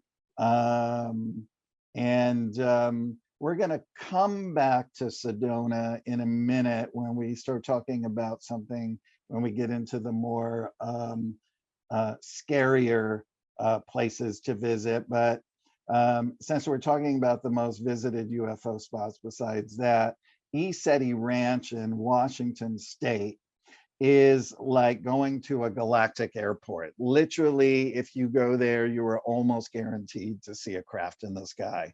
They do have one pair of night vision binoculars you can look through. They have a sky watch area. And when you are sitting in, you bring your own chairs, etc. You can go to their website, eceti.org. You have to make reservations and everything to Skywatch, or if you want to stay or camp on the property, etc. And so when you're in the Skywatch area, several miles down, you see a perfect picture of Mount Adams. And they say that there's a Pleiadian / intergalactic base below Mount Adams. They've seen ships going in and out of the mountain all the time. It also has anomalous lights on it, just like Skinwalker Ranch does up on the plateaus, just like the Marfa lights do as well. And but once they spot a UAP up in the sky, they do have a laser pointer. Somebody from the ranch will point it out. Everybody can look at it. Then you can look at it through binoculars, and then they will actually start communicating with it. They'll say, everyone, put your thoughts out into the ship for them to move to the left, move to the right. And then the very fun part is when they say power up, and the ship goes very bright and starts sparking off all of these gorgeous colors. Now, sometimes there's one or two ships in the sky. Other times there are plentiful ships in the sky, and it's really something to watch. Now, of course, I have seen lots of these up in the sky with night vision binoculars in Sedona. And in the next place that I'm going to talk about, which is one of my personal favorite hotspots, which is Giant Rock and the Integratron. Now, I had heard about this Integratron place for a very long time from all kinds of people. I wanted to go so bad. And I think it was around 2005, Dr. Frank Strange's, who wrote Stranger at the Pentagon, who, of course, I was working on the movie with. And he and I were invited to come out there by the three sisters that own it, because they were going to start a retro UFO convention, just like George Van Tassel did in the 60s, 70s. And so we went out there, and they closed the Integratron down for the day. We had a beautiful time up on the second floor where they do sound baths. And Dr. Frank started talking, and what I didn't know is that he was there actually in those days of George Van Tassel, and that he used to MC the events. So I learned a whole lot from him there. He introduced me to another guy named Bob Short, who was there in the very early days when George had first started, when he bought the airport and took it over from the guy who was there before, who had passed away. And he and his family lived underneath Giant Rock, which is the largest freestanding boulder on Earth, they say. So now it just so happens that another very close friend of mine who is still alive, she was there in those early days as well. She was known by Denise then. She's now known by Athena. And this was when George began channeling extraterrestrials, and he was connecting to different ones. I actually have all of the channelings, which are really, really cool. I put a few of them in the book as well. And because, you know, I got access to all the Integratron archives, photos and things like that to put in the book. So George is connecting in 52 to these beings, and Denise was there on the night that he first channeled Ashtar. So George was the very first person to ever channel Ashtar. I think Bob started channeling him for a while, and then he started channeling another person from the Ashtar command called Commander Corton. So long story short is then in 53, you know, it's hot out there in the desert. So George would sleep out on a cot, and his wife would too, and daughters, because it was too hot underneath the rock. So he said it wasn't unusual, this is George, it wasn't unusual to get visitors at night coming into the airport, either with a little plane or by car. And he said he suddenly stirred, I don't know if it was 2 or 3 a.m.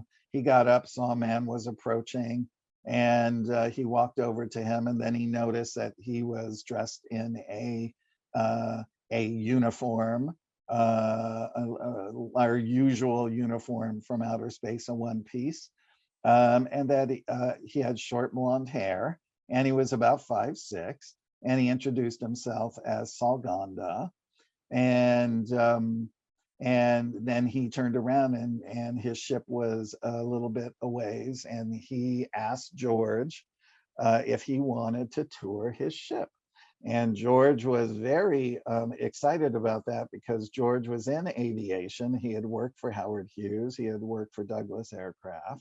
And Howard Hughes flew out to his airport all the time. And they had a little tiny restaurant that they built, and would have cheeseburgers and apple pie. So said George, that his wife would make. So Salganda actually gave him the blueprints to build a machine on how extraterrestrials stay youthful. It's a rejuvenation machine that keeps your cells in their young working order. And it was also a time machine, among other things. So he obtained these blueprints. Howard Hughes gave him, I believe, 20 grand to get started. And that's when he decided to do the conventions and have people who were having face-to-face contact with extraterrestrials come and speak. And that's how he raised money to build the Integratron. So we're going to flash forward to before George's death. It's almost complete. It's 5% away from being completed. And Denise says that she was having a conversation with him and his wife. His second wife was Doris, and that Van, as they called him, did say that he was being heavily watched after by the government, and etc. But also that Salganda told him that Earth wasn't ready, so he wasn't going to allow him to turn on the machine. That's what he told Denise. So anyway, Giant Rock, lots of people, in fact, we took Bob Short back there, oh God, maybe 10 years ago, or a little less. And we took him out to Giant Rock. We sat him in a chair and we filmed him, and he channeled for the first time in many years. And we actually caught a UAP above Giant Rock as well. You can also see craft from the Integratron. They're only about 5 minutes by car apart. So if you're planning a trip out there, of course, I worked with the historian of Giant Rock, Barbara Harris.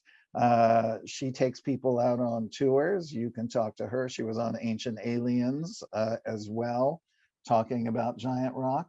And also, if you plan on going to the Integratron, you go to their website, integratron.com. You have to make a reservation to have a sound bath. Otherwise, you cannot get on the property. And when you're there, they do give you a little bit of a history. They have a beautiful gift shop. And the one thing I would really say is the sound bath up in the sound chamber, it literally makes your body feel so resonant that it feels light as a feather and you feel like you're floating.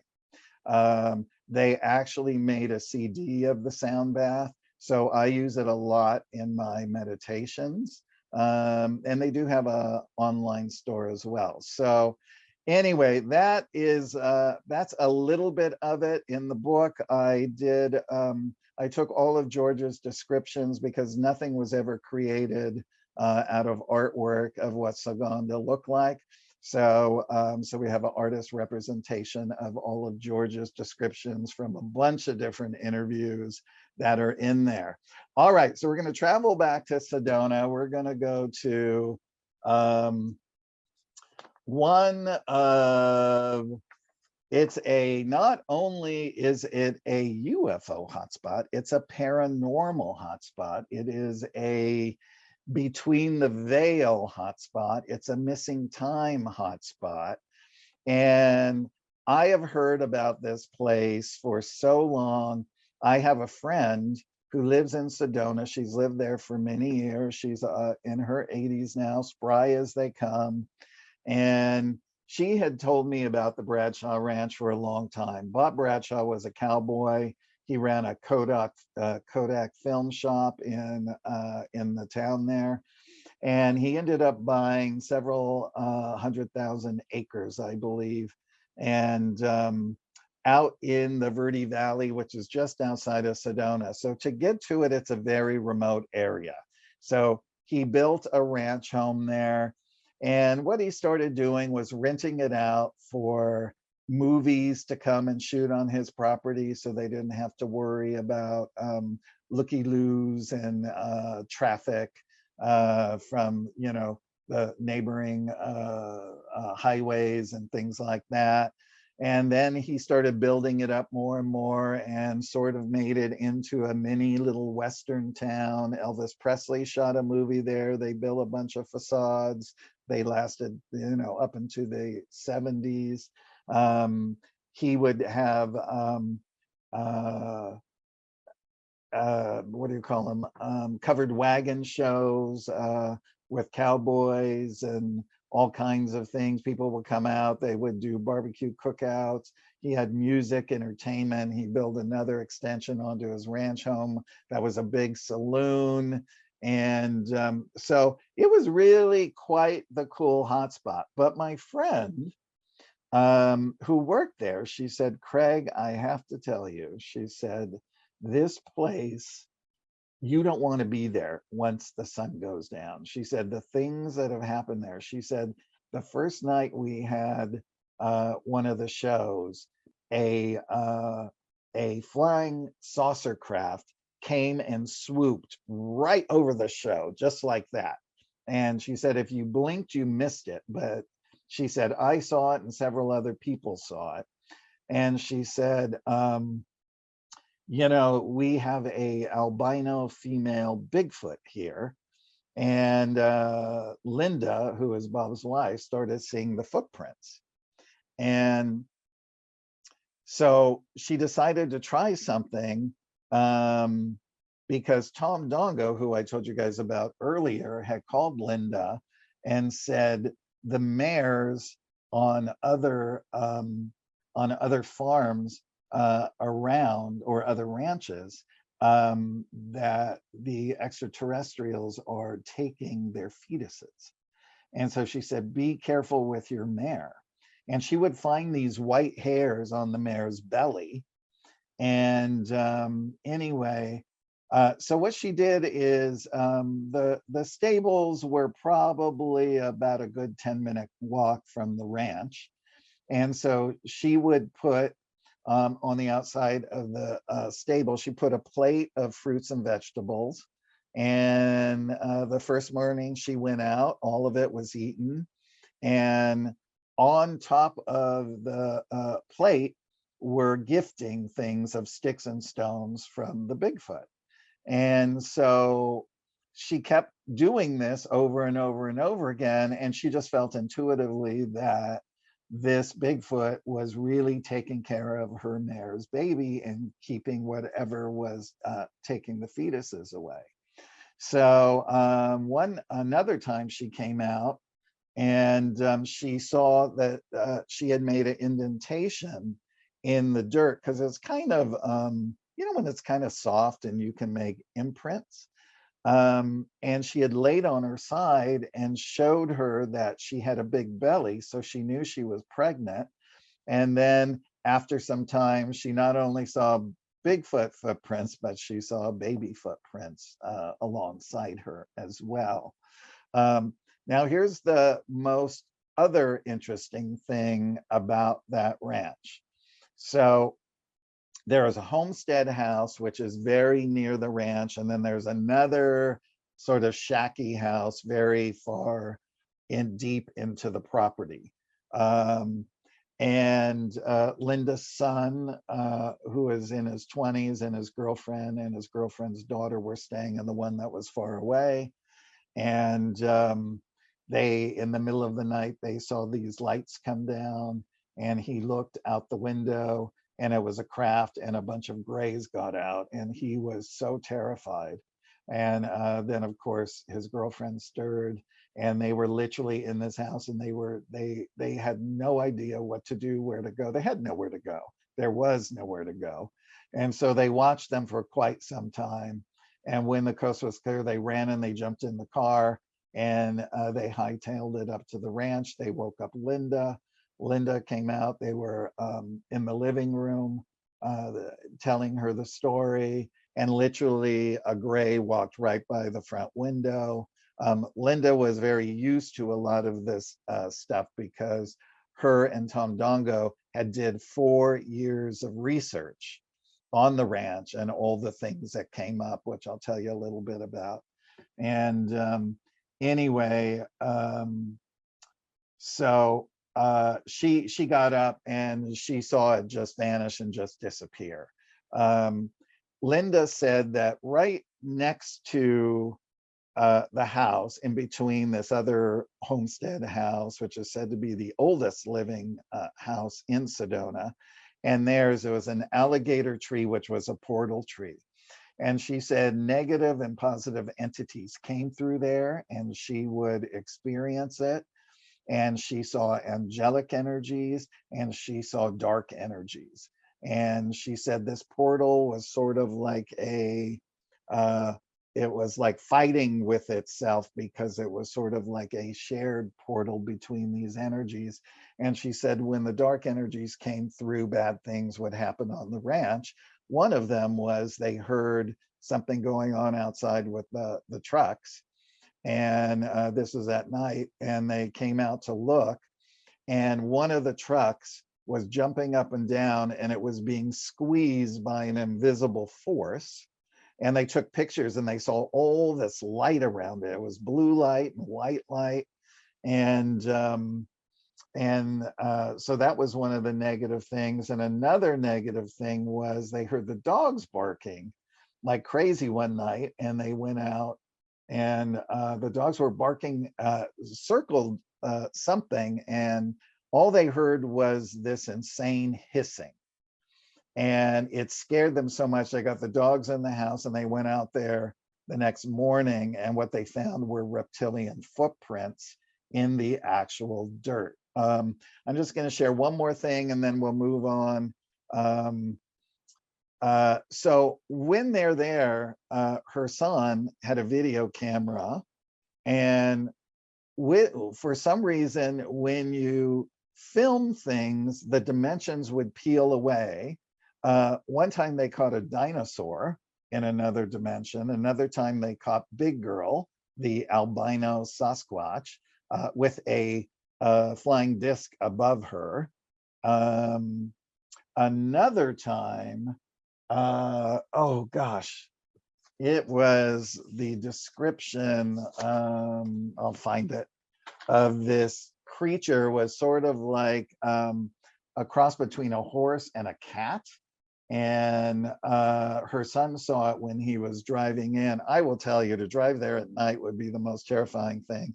And you have to have a four-wheel to get out there. So anyway, if any of you are brave enough and want to go out there, I do have somebody that will take you out to the ranch, where you can sky watch if you want, or go out in the day, which would probably be a little safer, because it is, like I said, it is in the middle of nowhere. Or she will take you out she has 6 pairs of night vision goggles, so she takes out small groups and everybody gets their own. You can sit there and she'll point them out and you get to sky watch with all that kind of cool stuff. So all right, now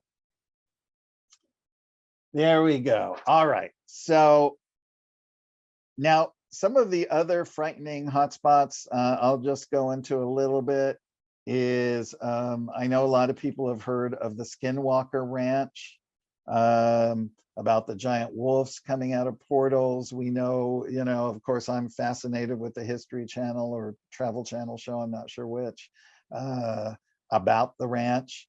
And we know that there's tons of UAPs and things there as well. There's also the Stardust Ranch. And this is where the guy that owned it, I think his name was Robert Edmonds. He passed away last year. He claimed to have killed 19 aliens since 1995. And he said that aliens appeared every 42 days as if on some portal timetable. Now, 2 friends of mine who are part of my team, they went out there and they made a nice donation to his horse ranch, because it's a rescue horse ranch. And so they were in the house, and what they described about being in that house, I mean, that thing was on the Zach Baggins show. I know Dave Schrader was out there with them.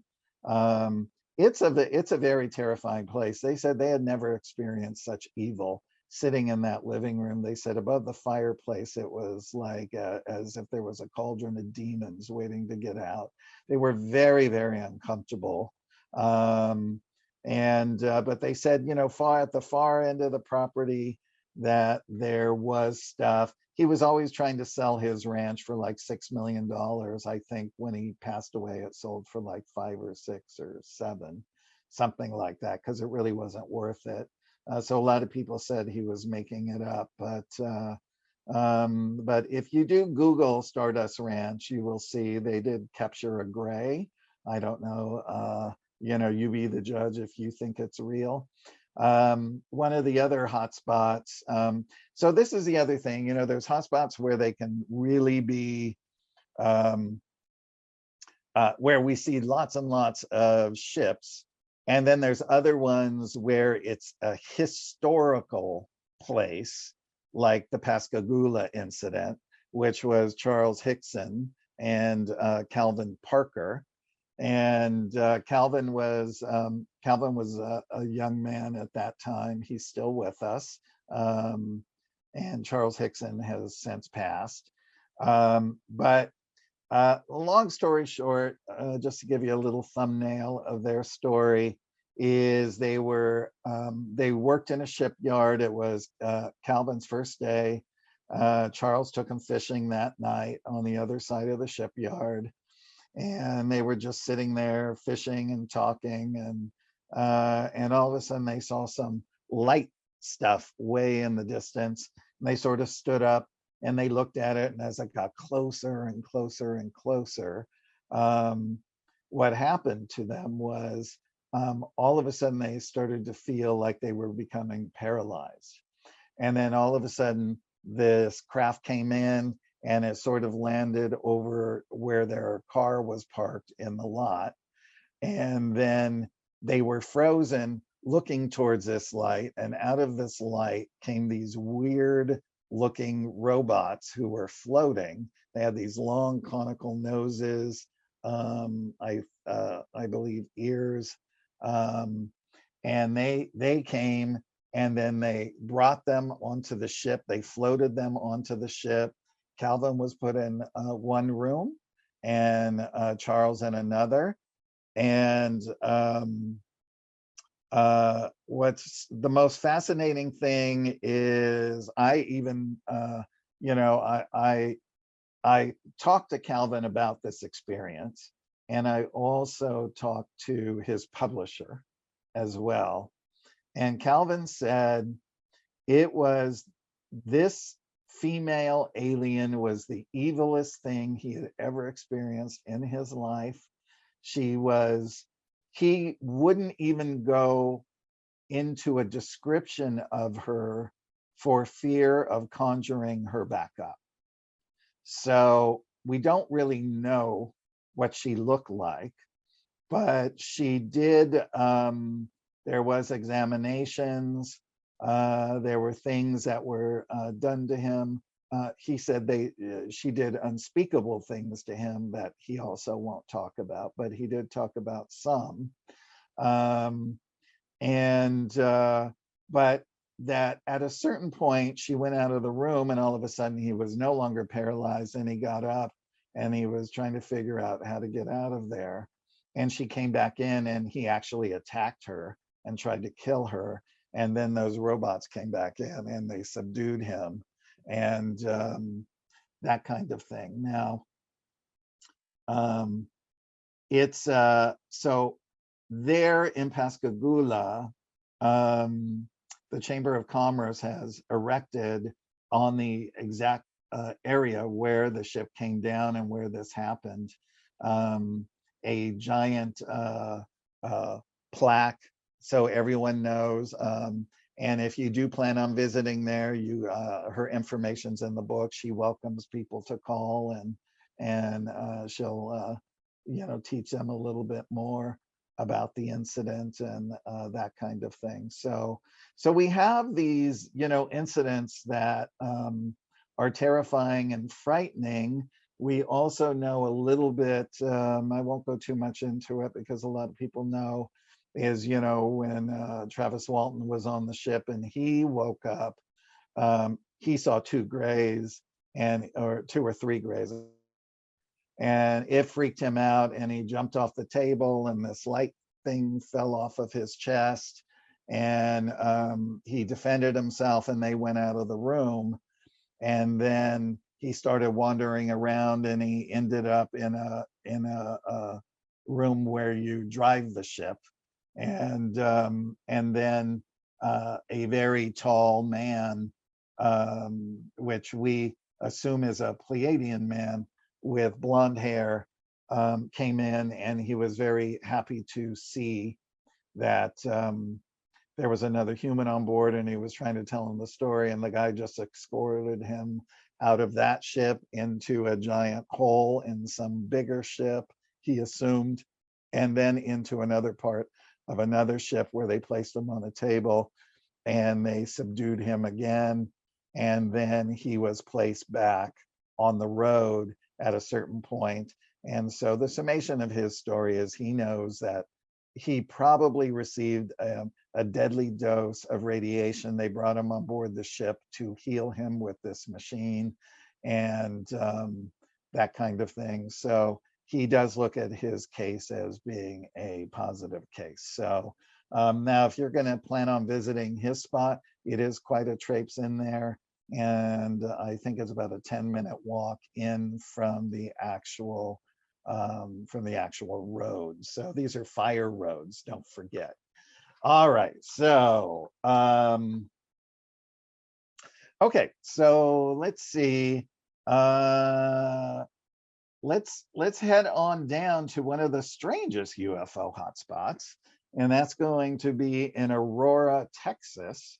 This happened on April 17, 1879. And what's so great about this story is there wasn't any military, there wasn't anything that could come in and cover up a story like this. So we actually have true facts that were reported in the newspaper at that time. And there were what they called airships being spotted all over Texas and throughout the Midwest as well. And can you imagine living in those times, not really knowing? This is before the airplane was invented, and seeing these things in the air and not knowing what they are. I would assume they would have some kind of thoughts of extraterrestrials or things like that. So it was like 6 a.m. one morning, and this blimp-shaped craft. A lot of people are out on their farms early working it, and they saw this blimp ship coming through the town, and it actually hit Judge Proctor's water tower, and it exploded, and then the ship exploded all over his property. Now, he was away for the weekend, so a lot of the locals who saw it rushed to the property. They did find an occupant. He said he had a very thin body. They thought at first he was silver because the suit was so married to his skin that he had reptilian eyes. If it was a he, well, of course we don't know, and that he was oozing black blood as well. And so there was one case that said that he was dead on arrival, and another that he was still alive, and they brought him into the barn, and he passed away later that afternoon. So anyway, it's an amazing story. He was then buried by the local Christian church. He was given a Christian burial. He was put in the Aurora Cemetery. And then many years later, it started getting a revival. Jim Mars, I'm sure a lot of you know who he is. I was so lucky to meet him. He's got a documentary out on it that you can watch for free on Amazon Prime. And it's all about interviewing all those remaining people who witnessed it or their family members, so that true historical document can remain there. They also said its skin was lizard-like and its wound oozed black blood. Its mouth was just a slit, and it had 2 holes for a nostril, no external ears, but it had ear cavities. And the eyes, nose, and mouth were grouped really close together. So anyway, what ended up happening was there was a headstone, and then people wanted to excavate the body, and the cemetery said no. And then there was talk that the cemetery had already moved the body in case people came to take it. And then shows like UFO Hunters and things with Bill Burns, they went out there with Dr. Bruce Cornett, and they sort of did the underground radar, that kind of thing. And it was said that there was something there, but it was concave, so it was insequential. So, but they did find some kind of fragments in the trees that could have been maybe from the crash, because everything was so close. So there is a person there also, if you historian who can take you around if you want to get with him. And there's some, now like Roswell, they're building up some very fun places, eateries and shops and things like that with the Aurora alien. All right, let's see. Did I start at 2:15, Sheila? Do I have more time? let's see, 2:15 is 3:15. You know, you do have a little bit of time. We usually like to leave a few minutes for questions and answers, but your Okay. info is so amazing. So if you want Yes, no, I'll tell you what, I'll keep going. to, okay, I'll go for another let's say like 8 minutes or so, and then we can have some perfect, questions. All perfect. right. Okay, good. All righty. Let's see, we did that, did that. All right. So, some of these hotspots are going to be a little more difficult to get to. Of course, we all know about Area 51, but I did just a little section on it because if people really want to go, there's a great tour company out of Las Vegas that will take you to the little alien. They'll take you to all of the down the extraterrestrial highway, to the black mailbox, to the big giant gift shop, and they will take you as far as you can go to Area 51. They feed you lunch. They do all of that kind of stuff. So all that information is in the book because, I just find, I still haven't done that and I want to do that. And I'm going to do that the next time I definitely go to Las Vegas.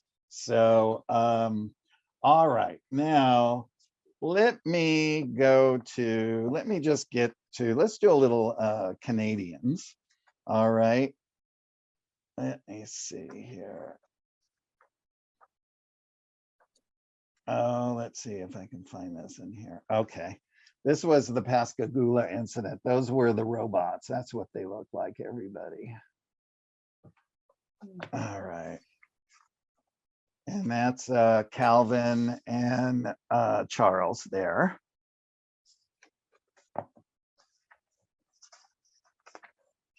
All right. Oh, so you guys want to hear the coolest thing? Yeah. The coolest thing is, so, when I have these pictures like this, I run them through programs, and the programs actually, if there is a face, it will go and attach to a face, and it will pull that face out. So in the original photographs of where it was, but on the actual shore, and then there's a lot of reeds and, sort of weeds and things like that, it actually picked a face out of there that looked like a human leprechaun. I am not kidding you. I am not kidding you. I'm going to try and find it. Oh, you know what? I better do let me do the thing where the UFOs are right now. That's what I need to do. All right. So I'm going to read this to you guys. So, all right. So this is a gentleman, a doctor, who has been documenting all of this. He said, we had a very powerful video day. This was on January 12th of this year. The government, the Department of Homeland Security, sent in a lot of helicopters. There was the Coast Guard, the police, CBS News chopper, and a Navy Seahawk. It was crazy. The Seahawk came in ready to bear. The pilot and the gunner had their doors open. The gunner did not have a machine gun, but a Gatling gun. I was lucky enough to get the video. Check it out, blah, blah, blah. So this is happening in Marina del Rey on the shore. And he has over 4,000 videos that are mind-blowing. Some of them, they're like a necklace. Some of them are like, you literally, he slows them down so you can actually, see them leaving. You see the helicopters, you see everything going on. So I'm going to give you guys the actual, so the website is custodianfile.com, and that will take you to his YouTube, where he has all of these videos of small UAPs, over 4,000 videos. That's incredible. He said this has been going on for at least the last 4 or 5 years. right? So I missed his call this morning. I'm going to be talking to him later this evening. I just want to get more, information, and if I can get down there with him and see some of this stuff. So, we've got it right here in our own backyard. We know things that have gone on down in San Diego. I've had friends who live right on the beach in Malibu and Santa Monica. And they say that in the middle of the night, they see craft going in and out of the water all the time. I have another friend in Topanga. There are tons of crafts in Topanga. Yes, it's a custodian, CUSTODIAN file, FILE.com. And so there is such a hot spot now. Even in the Valley, I work in the film business. So of course, my directors, my producers, they're so fascinated with this. I tell them, I say, look, all you got to do is look up. Just got to look up. One director caught one on film. An agent got one of the big giant donut silver craft on film, like perfect, like absolutely perfect. And for a while, when I lived in this one place, I would see them come in and power up a lot. And so I used to film them. I think they're like on old VHS tapes that I've since thrown away, but you get so used to them coming in and powering up. But just like Vivian said, you just communicate with them. They're here to help. I'm very connected, of course, to them. And they're here to help in many ways, shapes, or form. But of course, the main purpose is to impart love and spiritual, their spirituality, of course. Hey, So the secret hotspots that you were going to reveal? I just did. Oh, I'm sorry, I stepped away. They are. Oh, Alan, it's in Marina Del Rey. The website is custodianfile.com. You can go there and watch over 4,000 UAPs that have been caught on film in Marina Del Rey. Okay, thank you for that. How'd you find out? The doctor, there's a doctor there. He contacted me and started sharing all of his stuff. He's been sharing them with me for over a month. And and then I was like, oh my God, let's just go to the YouTube and see all of these things. It's amazing. I should introduce you after your talk to one of the most amazing hotspots there are. That's Phil Gruber. But hi, Phil. Hey, Craig, right, Phil? Wait, you're muted. You're on mute, Phil. You're muted. You're on mute. I hate when people tell you that. Yeah. Hey, Craig. When I'm out in LA, I stay in Marina Del Rey with friends, and I've seen some stuff that would evidently blew your mind. Yeah. I'm sure it blew everybody else's mind. Yeah. Yeah. And I'll be back out there in a couple of months. Cannot wait. Bring your camera and like heavy duty camera gear. Absolutely. Is it over the water? Looking out over it's like he's a little bit up on land from his vantage point, and you see all the boats docked and everything, and so they're trajectorying off of land out towards the sea. Right there, isn't the LA airport like not far? Not far. It's not far. Yeah. You're absolutely right. It's closer to not far as the crow flies, or certainly the UFO flies. Yeah. Right. Aren't they seeing that pilots, as they come in for landings into the airport, they must be seeing those things? Well, we don't know. I mean, these are in Marina Del Rey, and they are there. I mean, it's like right? It's that fast. He's catching them. He can see them with the naked eye, and he's just filming them. And then what he does is he slows them down into different things so everybody can see them moving and what they look like.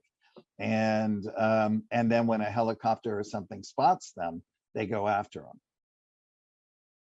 Like, who was that guy, Phil, in New Jersey, who used to get those rods up in the sky? Oh Oh, man. Jose Escamilla. Sargel got 18. This guy Yeah. named Sergeant. I thought his name was I something, can't right? remember his name now, but he went by Sargel 18, remember? 18. Yes. Yes. The rod ships over. Got a Those lot of were- cigar-shaped craft, whatnot, yeah. Yeah. Yeah. Yeah, you'd slow the film down. You'd actually see these things moving through the sky, but you wouldn't always see them with your naked eye. You'd have to Right. see them on Yes. film. Yes, but there's another thing called rods, which are an organic creature, right? really? And yeah, and there, Jose Escamilla did a documentary on them a long time ago, and those are amazing. And they catch them in certain remote areas, like in jungle and things like that. And some are small, some are large, but they can be here too. They've been caught inside people's homes. They fly. They're flying rods, right? They're flying rods and they rotate. So they have like a fin that goes all around spiraling on their body, and they propel through the air so fast that you can't see them. So they could just be more interdimensional, but if they maybe like blink in here for a second, we can see them or catch them on film. Jose Escamilla, that was one of Tanya's friends, actually. Yes, absolutely. Yeah, he passed away several years ago. He was a Mhm. great researcher, right? Yeah, he was. He was a terrific guy. Yeah. Wow. Well, that was a great reveal. I'm going to go out to Marina Del Rey. Yeah. Marina Del Rey. Things coming up for you that you're going to be appearing at, or?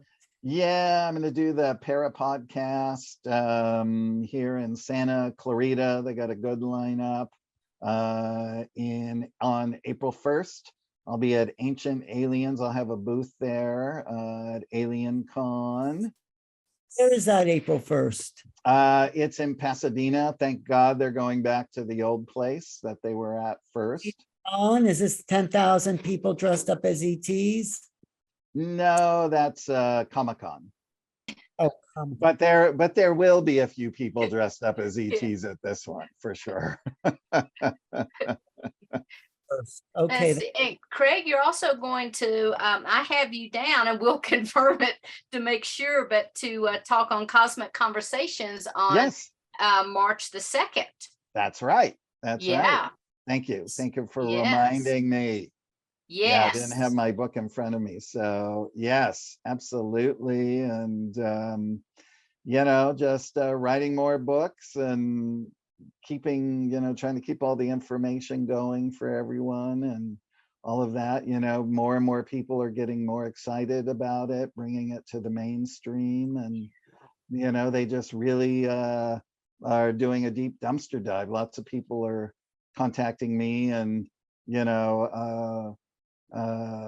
buying my books because they want to know about this subject matter, right? They just heard about it and something sparked them, or they saw me on a TV show or something. I was just on the first episode this season of Ancient Aliens, talking about UFO hotspots. Oh. And then on the second season of UFO Witness, I was on 7 of the 8 episodes talking about extraterrestrials. So Doesn't it seem like there are more sightings around the country and the world than ever? yes. Yeah, because we all got this now. Right. We can record it. We can, you can't refute it. You can't refute it when you see it. I mean, a skeptic is going to be a skeptic no matter what, right? That kind of thing, but it's fine. People, a lot of times people need their own experience to start to understand something. Well, that's why your book is so valuable, because you are giving people, pointing them to the experience. I mean, that's. Yes. Yeah. Yeah, no, it's great. I'll see you at the expo, right? You might. Yes, I'm definitely coming. I think I'm going to be there on the Saturday. I've already talked to Frank and Tanya, and and saw, of course, JJ and Desiree are going to be there as well. So it's all exciting. Right. And your website again is what for your books? My website for all the books is autobiography of unet.com, autobiography of unet.com. And let's see, the 4-part book series, here's 2 of the books, is on the front homepage. And then the ET Almanac and Hotspot, if you click on other books, you can get them there. If anybody's a Valiant Thor fan, you can go to strangeratthepentagon.com. You can watch a short film there. I have all of Dr. Frank's books that are no longer in circulation. So all of those donations go to help fund the feature film that I'm setting up now. That's Dr. Frank Jacob, or no, that's not Frank. Stranges. Yeah. Right. Yeah. And that's a whole story, The Stranger at the Pentagon. Oh, it's a huge story. Yeah. Huge story. Well, Phil Gruber is no stranger to the Pentagon, are you, Phil? No, Frank and Tanya actually are one composite being called Frank and Tanya. Frank and Tanya. Frank and Tanya. Oh my God, that is the best. That is the best. You're a tough act to follow, Craig. Oh my God. Well, Frank and Tanya, they did the short film with me. Yes. But the Stranger at the Pentagon short film, and we're doing the ET Almanac now.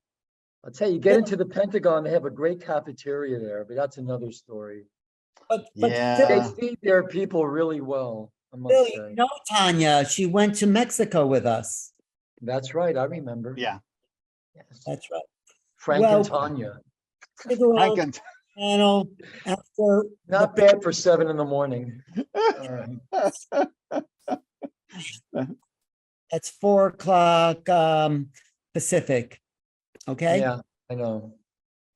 Phil. Phil does this to me on purpose. I know it. All right. Always. Phil, Okay. you're up. Okay. Thanks, Craig. All right, Thanks, you guys. Craig. Thank You you. rock, man. You too. I have to Bye. say, it's because of Phil that I met Sheila and how all this whole thing got started Oh, because here we go again. here we go. She's gone. Phil has the first copy of my book, don't you, Phil? Yes. You know, although you referred to somebody else as your best friend earlier when you first started the broadcast. You Well, I said can't- Jody Sirota was your best friend. I have more than one best friend. I know. I don't mind being co-best friends with Jody. Good for Okay. you. She's You your know? best. After right. I got done crying, bawling like a baby. Love Phil's presentation, Craig, because he's out there. He's really Yes. not I out to watched All Quiet on the Western Front earlier today. I cried bawled like a baby. It was unbelievable. Oh. That's a tough one to watch. well, it's up. It's Well, up we're to- almost ready here. Although I can't get my face out of Alan's. I got the draft, the galley proof of his latest book. I'd You like have to- to making out with ET. I still have it, Alan. I still have it. and Got this new crayon. Craig, have you seen it? It looks like a pair of lips. It does, or a little something Out else. of Rocky Horror Picture Show. It could be 2 other things. Yeah. and just leave out the making out part and just put the making. Anyway, thanks, Phil. Okay. Thanks, Craig. All right. I'm going to Thanks. stay on and listen to you. I'm just going to Right. take off my camera. Hey, Sheila, Good idea. before you go, Sheila, you have anything to say about our good friend Phil? Because I don't know if I do, but do you have any? Yeah, I know you don't know him at all, but yeah, actually, I love Phil. And when I first got started, Phil was one of the first people that had invited me to make a presentation with one of his groups, and that's where I met you. And then you introduced me to Neil, and on and on and on. But more than that, Phil is an amazing person. He's got one of the biggest hearts that I've ever seen of anybody. He is super knowledgeable, and he is so personable and willing to share all of his knowledge with everybody. And so, Phil, thanks so much for being with us. And what kind of shirt do you have? Is that one of April's? This is one of April's. This is a representation of one of the Lyran Anuhazi, one of our founders' races in this time matrix that we'll talk about shortly. Okay. Beautiful. The t-shirts. This is the true Lion King, like that. Alan, it's great to see you. I love you, man. Alan was the best man at my wedding. For my inspiration as a speaker, where started me up and said, Phil, how do you just get up there and speak? And you just do this and it just pours out, and there, boom, all these times I'm using the Phil Gruber technique for public, which is like, don't prepare anything. This is galactic knowledge. This is like essential galactic knowledge. All right, go for it, Phil. Go for it. When Irish eyes are smiling, sure 'tis like the morning spring. In the lit of Irish laughter, you can hear the angels sing. When Irish hearts are happy and the world seems bright and gay, and when Irish eyes are smiling, sure they steal your heart away. Okay, I'm ready. Here we go. Thank you. I have to do that every time you open up. Okay. Thank you. Well, throughout human evolution, even in our pre-ancient history, since we're talking about galactic knowledge, in many interdimensional races, they brought teachings to Earth in order to direct the course of human evolution. 3 of these primary interdimensional visitor races involved with pre-human culture were the Emerald Order, what we call the Elohai Emerald Order, the Amethyst Order, the Braharama, and the Seraphite Gold Order Brennau collectives. Now, when we talk about these collectives, we're talking about identities from what we call the 4th and 5th densities. 4th density being the Christos dimensions 10, 11, and 12, and the Rishi of dimension 13 and 14 and 15, what we call the Brennau or the Brennoa. We'll get into these more in just a few minutes. These 3 Brennau orders, now these collectives, they are consciousness that manifests itself as just pure radiation or waveform consciousness.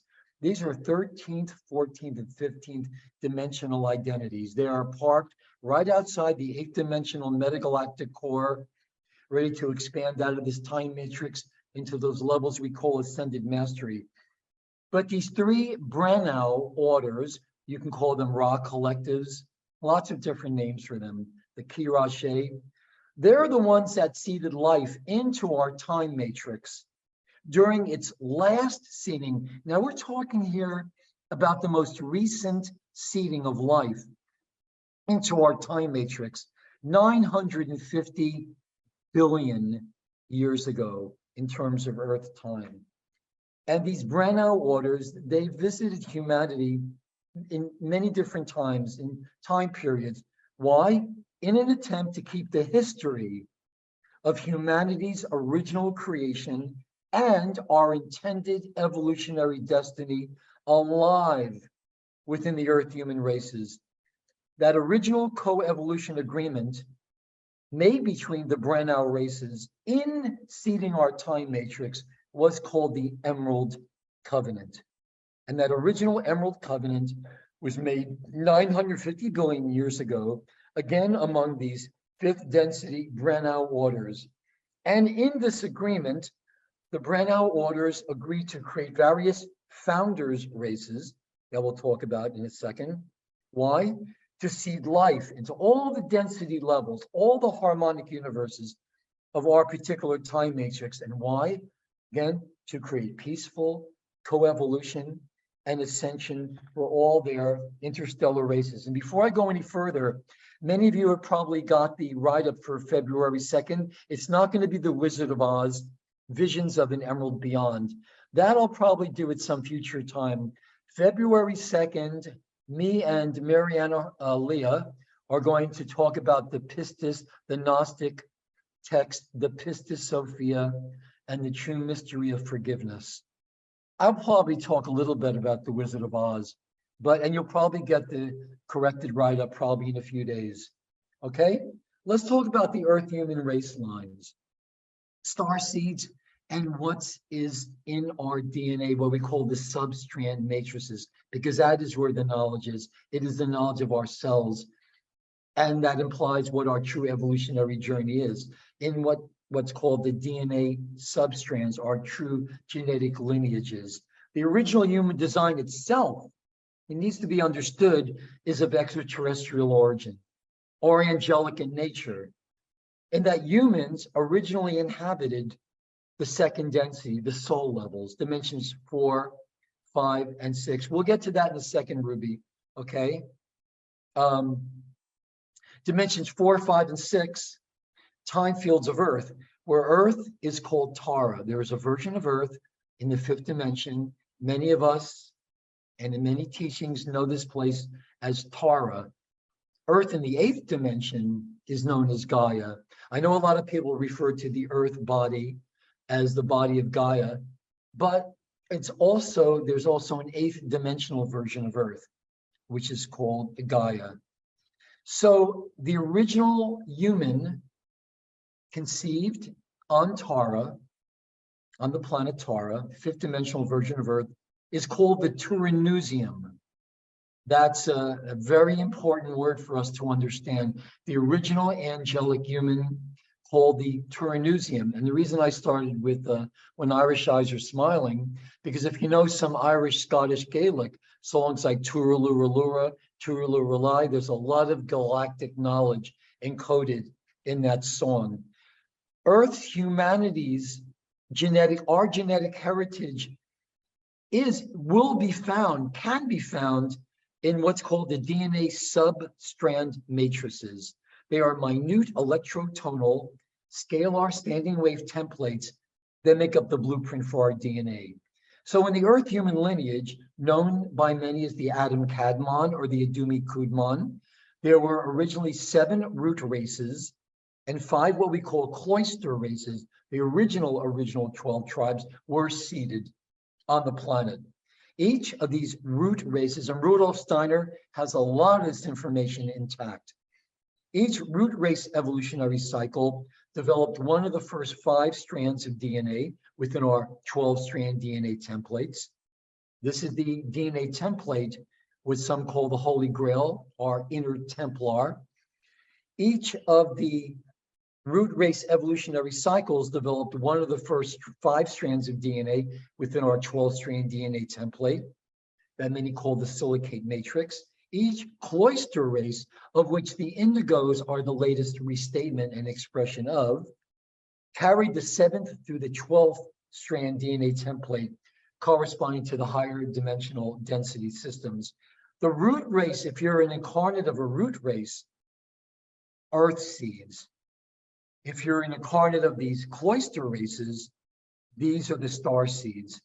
And the cloister races, and now the indigos, whatever you want to call us, indigo children, mystical children, children of the blue ray, children of the blue star Kachina, Melchizedek's, children of the paradise, sons and daughters. Still, we're talking about the same thing. The cloister race human DNA keeps the 12-strand DNA template potential alive within the Earth human gene pool. We represent the advanced stages of human evolution. We're actually future ET hybrids. The cloister race human 12-strand DNA template is known as the diamond sun DNA. And consciousness incarnating from the diamond sun cloister races from that biology usually enters from the 10th, 11th, or 12th dimensions. So we're really, my personal opinion, is that most, maybe all of us that are listening in right now, are not here because of a succession of progression of past lives. There are simultaneous expressions and simultaneous identities of ourselves that are placed in time-space coordinates that, in terms of Earth time, we would interpret as the past. They have their own lives. They're not our past lives. They are simultaneous identities evolving through time, just as we are. I believe that many of us came from the future. And I believe that many of us have come from the Lyran systems of the 11th dimension, what used to be called Avion, Aveyon, but now is called Avalon. Yes, 11th dimensional Lyra in that cosmic nursery, 11th dimensional Lyra, Avalon, the mists of Avalon, right? Seas of glass. Oops, sorry, I got a cookie that came up. On the cookie. Hold on. Okay. We'll talk about, that's the original Camelot. We'll talk a little bit about that. All root races, all humans certainly have the potential to receive genetic acceleration through certain technologies, biospiritual technologies, that will allow for the regeneration of that 12-strand DNA template. And as we know, throughout the course of human evolution history, there's been a lot of further hybridization with various interstellar races, creating lots of varieties of star seeds and earth seeds in the population. But at various times in our evolution, certain families of cloister race humans were even further genetically enhanced through hybridization with the seed race. This is galactic knowledge. This is the knowledge of ourselves. Teaches us who we are, why we're here, where we're going, what the true path of evolutionary consciousness is. Certain families of the cloister race humans were further genetically enhanced through hybridization with the seed race. The seed race out of which the original angelic human Turanusum human lineage emerged. The seed race, those that contributed their DNA to the creation of the original human race. Why? To act as guardians, to act as custodians of the planetary Templar, the series of stargates on Earth that lead to the interplanetary, the interstellar stargates, which many call the Templar, or one interpretation of the Holy Grail. The seed race of the human is called the Orifeme. Now, the Orifeme human seed race is a composite genetic code of Syrian Azurites, Syrian blues, from the second density, they're angelics, dimensions 4, 5, and 6. Lyran Syrian Anuhazi, okay, from the third density, dimensions 7, 8, and 9, what we would term oversouls or archangelics. The Elohai Emerald Order from the fourth density. These are the Christos, the Buddhaic levels, dimensions 10, 11, and 12, and the founders race, Melchizedek Cloister Brenaua from density 5. Yes, the meek shall inherit the earth. There's no direct translation of the word meek in an Old Hebrew, Aramaic, Canaanite. Meek is an acronym. Meek, Melchizedek's. Yes. The meek shall inherit the earth. The earth is the inheritance now of the Melchizedek races and the sons and daughters of paradise. So the human cloister race Orifeme hybrid is known as the Emerald Order Orifeme. Now this recent restatement of the Orifeme is known as the Indigo Children. And the DNA template of an Emerald Order Orifeme, there are those incarnates that carry much more than the 12-strand DNA template. They carry 12 to 24 or 24 to 48 strand potential, okay? The Emerald Order Orifeme 24 to 48 strand potential, which contains, of course, the original human 12-strand DNA, plus a lot of additional coding, is called the Emerald Sun DNA. And yes, I will talk a little bit about the Wizard of Oz on February 2nd. Is called the Emerald Sun DNA, and these humans are known as the primary Grail lines, those carrying the Holy Grail or the DNA template the design that can fully transmute out of matter and hold ultra-terrestrial beyond time consciousness. Because you see, this knowledge, the healing, ultimately, the healing of our galactic collective is going to come through the understanding the common core of creation, out of which all beings have emerged. And the secrets of creation exist beyond the realms of these interstellar conflicts or the conflicts that are manifesting on the planet right now. The healing of the intergalactic collective will come through understanding the common core of creation out of which all beings have emerged. And a very important process to that is, so I don't forget later on, Neil, you can back me up on this if you're around. A lot of people, we've started that 24-week Master Key program. And a lot of people, a few people have called and written and asked if they could join that 24-week Master Key program. Yes, we've only done the orientation. We've only done the first lesson of 24 lessons, 24 weeks. And when you really do the math on this, it's like $24 a lesson. The Master Key is so very important because it talks about controlling our thoughts and that there is a correct mode of thinking. Since we manifest with our thoughts, I ask you how important it is that we learn to think correctly, that there is a correct mode of thinking, that most of us fail in our contracts, in our endeavors to want to be successful in any endeavor because our thoughts are disorganized, because we cannot control our thoughts. So this is a very important program.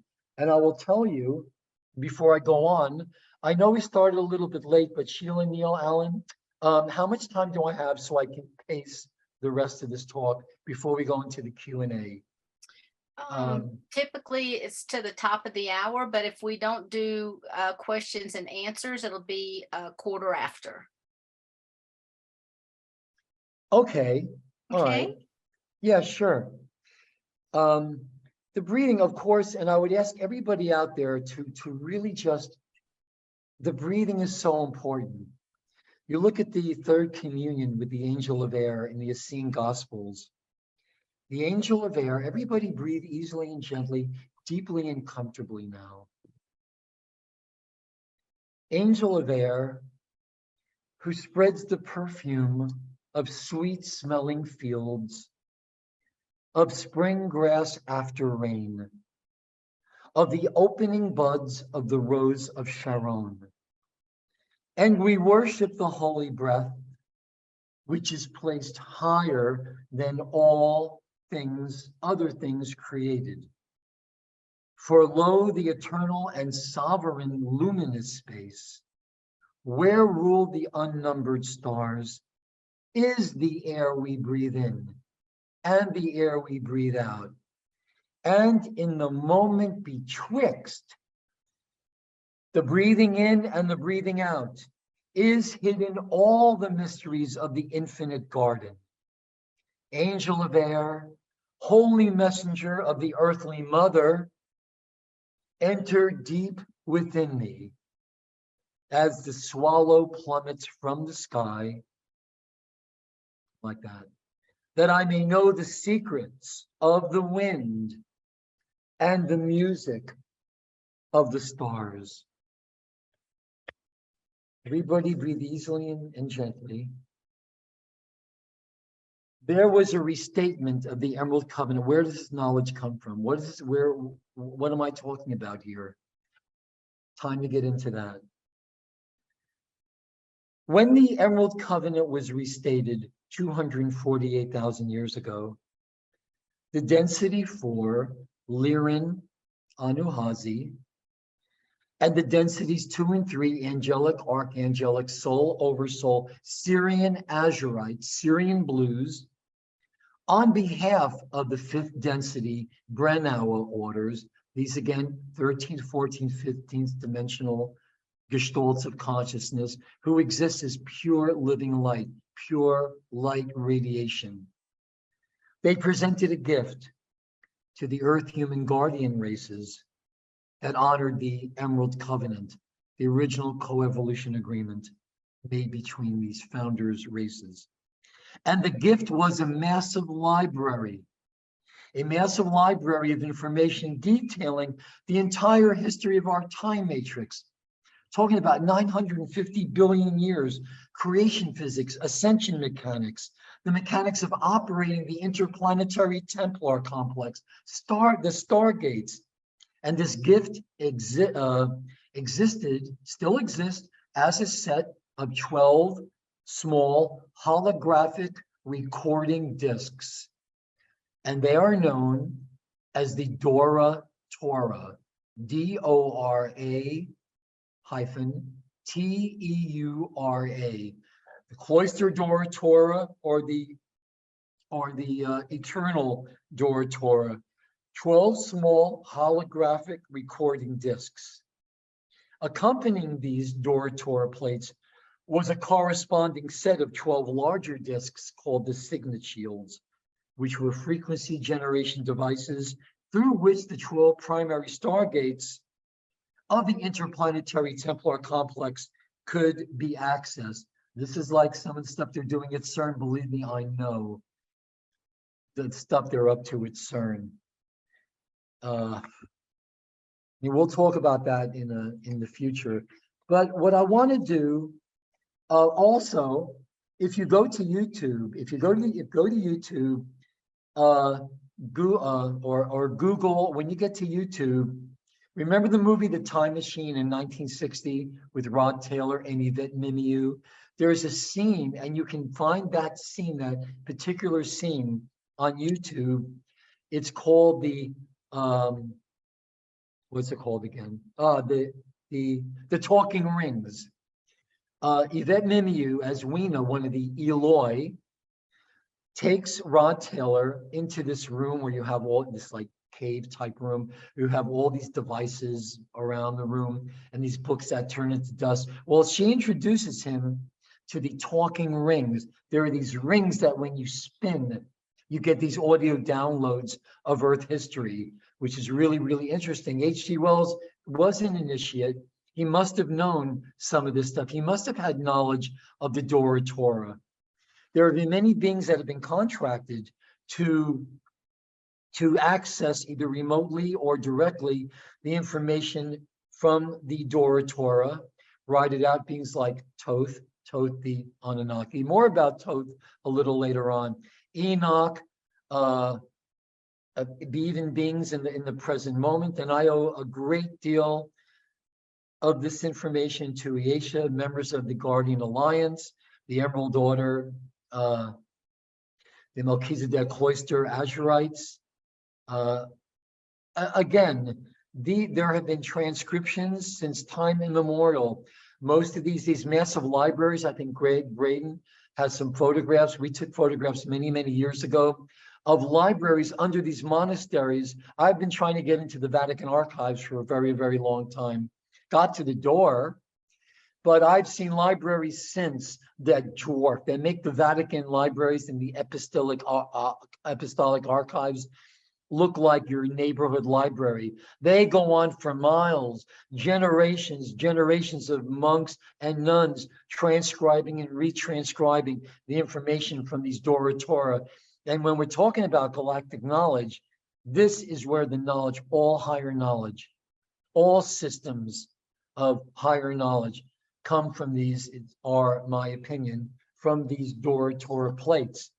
And what I'd like to do is I'd like to bring it to about 2,000 years ago, just to give you one example, that between 42 BC and 5 BC, the density 5, the Emerald Order Granawa, the Azurites, and what's called the Iani Council, these are masters, the Yanas of inner Earth, again intervened in an attempt to direct human evolution back upon its intended course of what? Of freedom. These are the freedom teachings, to know the true evolutionary path of the human consciousness, what our destinies are, what our DNA, the potentials within our DNA as individuals and as a race. They attempted to direct human evolution back, just the same as when they gave us the Dora Torah plates 2,000 years ago, to direct human evolution back upon its intended course of freedom. In 12 BC, a member of the Eoni Council, the Yanas, beyond the time matrix, incarnated on Earth as an Essene out of the House of Solomon, an avatar by the name of Sananda, known as Jeshua Sananda Melchizedek. He carried the 12-strand DNA template, what's called the silicate matrix. He carried the 12-strand DNA template of the original second density Taranusian human lineage. This Jeshua entered Earth incarnation with two other Eoni Council Yanas. His half-sister Miriam, also known as Kananda, in 5 BC, and a man in Roman Hebrew who became known as John the Baptist, he came in 42 BC, came first, whose true name is Azuriah. And together they made further translations of the Dora Torah plates. Yeshua authored the books of process, 6 huge volumes detailing the sacred science mechanics of operating the interplanetary Templar complex. That's why everybody comes to Earth at this time, because the gates were in a stellar activation cycle, the second half, where the planetary vortices, chakras have opened. Now they need to close. And the one that needs to close right now, guess where that's located? It's located in the Caucasus Mountains, but there are many access points in the Ukraine. When you realize that what's manifesting on Earth is a reflection of higher dimensional dramas, you really understand, you get a larger framework and a larger context to understand these things. But what also needs to be understood is that the healing, again, the healing of humanity is going to come through understanding the common core of creation, of all these interstellar races. Yeshua authored the books of process, 6 immense volumes detailing sacred science mechanics, ascension mechanics, the mechanics and dynamics of operating the interplanetary Templar complex, the mechanics of Stargate ascension. The Shekinah, the presence of God in this world is only going to come back from the state of exile when we rebuild the Templar, the temple within our inner Templar. Then she can come back as the liberator of matter, as the angel of liberation. Anyway, Miriam authored the 3 books of the cloisters and this detailed temple life and the sacred science practices, the light, sound, DNA activation codes of the cloister race temples. This is why on February 2nd, and I think we'll give that in the chat, the link for the talk, Mariana and I are going to talk about the Magdalens and the Marys and the reason why they were so special. Short story, because they were Benjaminites. These women, and there were clusters of them in Bethlehem and in Galilee, the reason they were chosen to be temple priestesses were because they were the Benjaminite tribe. The other tribes called them the abominations. What's special about the Benjaminites, these women were the offspring of angels and human women. Well, Nephilim, fallen angels and human women, the sons of God descended upon the daughters of men, saw that they were fair, took them as wives. The spawn, the offspring of these angels and human women had advanced genetic codes. This is why they were chosen to be temple priestesses, because within their own bodies, they could create these incredible substances, these incredible secretions, these ascension elements, blue starfire, ambrosia, whatever you want to call it. We're going to talk a lot about that on February 2nd and February 9th. February 2nd is going to be more about the Pistis Sophia and the mystery of forgiveness. February 9th, we're going to talk about the Gospel of Mary. And sure, we'll talk more about this information because we have to provide a context to understand where the Magdalens fit in, where the circle of Marys fit in, what exactly they were doing. In preparation for a trip, it's going to be blasted out probably any day now. Mariana, Leah, and I, and Finbar Ross are leading a trip to Paris in the south of France, starting in late May. It's going to be awesome. If you want information about that, go to sacredmysticaljourneys.com. Sacredmysticaljourneys.com.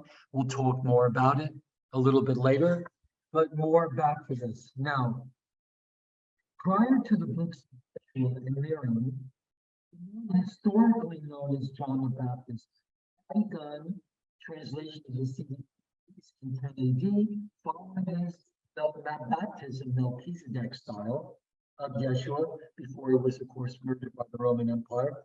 John had begun, Azuria had begun the translation of the original Emerald Covenant. The full Hey, name Phil? of this, yeah. Honey, I'm sorry. Your sound needs to be adjusted. It sounds like you went into Okay. a bucket, or just move Okay. closer to your mic. There you go. Perfect. Yeah, okay. So so prior to the books of Yeshua and Miriam, John the Baptist, the man we know as Azuria, had begun translation of the Torah plates following his baptism of Jesus before he was murdered. And John had begun translation of the original Emerald Covenant. Again, that original creation agreement made by the Branau Rishi 950 billion years ago. And please note that that's the last outbreath of the Great Mother. Who knows how many 950 billion year cycles there have been? It's a huge history. We have, our human history goes back about 560 million years, created again from these seed and these founders races expressively to be guardians and custodians of the Holy Grail, the series of stargates on the planet that lead to the interstellar, interdimensional stargates, and to be a race of healers for those races we know now, digressive races that use their free will in order to basically, what they did was they made choices in exercising their free will, whatever free will they had left, to interbreed with other races without a regard of doing this cooperatively and co-creatively. Their agendas of domination and whatnot, we're talking about the Dracos and the Dracon, reptilian races, and even higher up on the food chain, races of insect, reptilian, sometimes human hybrids. We know them as the Omicron, the Odedicron. More about that a little bit later. And we're going to need to talk about that on the 2nd and the 9th too, in order to provide that greater context to understand what's going on. Where was I? Okay, talk about that. Okay, and we will talk about this because if I can go just for a couple of more minutes, what's really important is that the original Emerald Covenant of Aramatana, again, 950 billion years ago, this was the creation contract in which the Branau founders races, the rock collectives, had seeded life into our time matrix 950 billion years ago. Now, in a cooperative attempt to reinstate the Emerald Covenant, co-evolution agreement on Earth, in 7 BC, an Emerald Covenant Anunnaki, a Nibiruian Anunnaki, entered a density 3 avatar into the Essene family lines. And he carried the 9-strand DNA template through which the Anu human races could evolve out of density 1, our 3-dimensional universe. This was Yeshua. I don't even know the proper pronunciation. This was the one born to Mary and Joseph of the house of David. And these two concurrent Essene Christ, they left a lot of teachings. The first Yeshua left translations of the Emerald Covenant, Torah plates for the Earth human lineage. The second Christ left behind teachings of the Nibiruian Council intended to assist the Anu human races in their evolution into the Emerald Covenant co-evolution agreement. Yeshua, the first Yeshua, left behind the primary Christic Holy Grail genetic lines and ascended to density 2 Tara in 27 AD. In 25 AD, the second Yeshua, Yeshua Jehovani, Alhambra, I think was his name, was exiled to France with his family. He was on that boat too, by the way. Later ascended in 47 AD to Tara. And then to Nibiru, his true home, with help of the Niburian Council.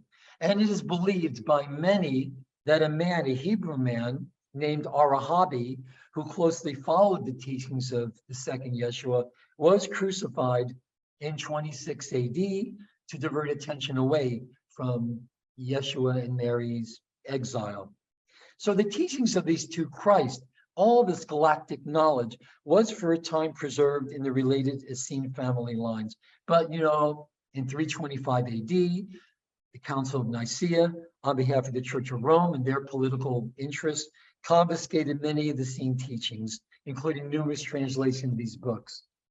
So in these last couple of minutes, I want to talk about the revelation, it is a revolution, of the truth of our interstellar heritage, because if we understand this galactic knowledge, this chunk, this context, this larger framework, it's going to help us to understand the true hidden forces that have worked behind the scenes all along to keep our civilizations warring, divided, hate-filled, and frightened. Humans of all the DNA substrand matrices, there's been an enforced and a conscious blindness to their true nature and origin. And through this blindness, the gifts of the original Adam Kadmon, the Adumi Kudman, the Turanusium race, the gene codes have been given. The original human form with its 12-strand DNA silicate matrix, that holds the potentials of consciousness returning to its original form through transmutation into the pre-matter crystalline liquid light form of the higher dimensional fields, these mists of Avalon. Because in order to take on form manifestation, matter, races of beings in time, all interstellar races have had to pass through the pre-matter liquid light substance of dimensions 10, 11, and 12. The Christos, or the collective field of consciousness, the liquid light free matter identities, gestalts, of dimension 10, 11, and 12, through which all beings manifest into the world, the lower worlds of time. The Christos represents that point of unity between all interstellar races. It's the common pre-matter identity shared by all manifest beings. And though there are many diverse races of biology, as we know, and form manifestation and consciousness within these dimensionalized systems of time, each of these races emerge through a common seed and a gestalt, the Christos. So again, it's out of these pre-matter energetic codes of the Lyran founders races came the biological imprints for all the interstellar founding races.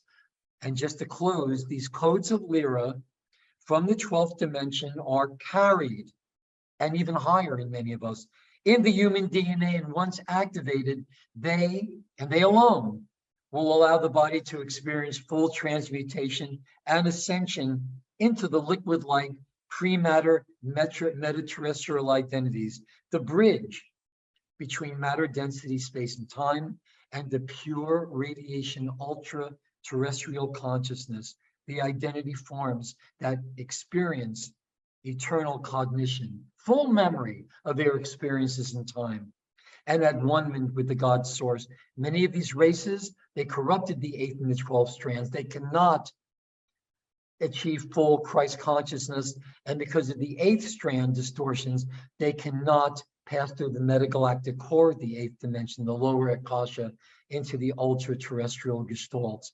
But this is our promise, the promise of our creation as individuals and as a race, full transmutational dimensional ascension Okay, that's it.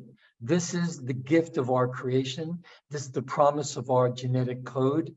This is the true evolutionary path of human consciousness. All right. At one-ment, eternal, a state of eternal cognition, and at one-ment with the God source.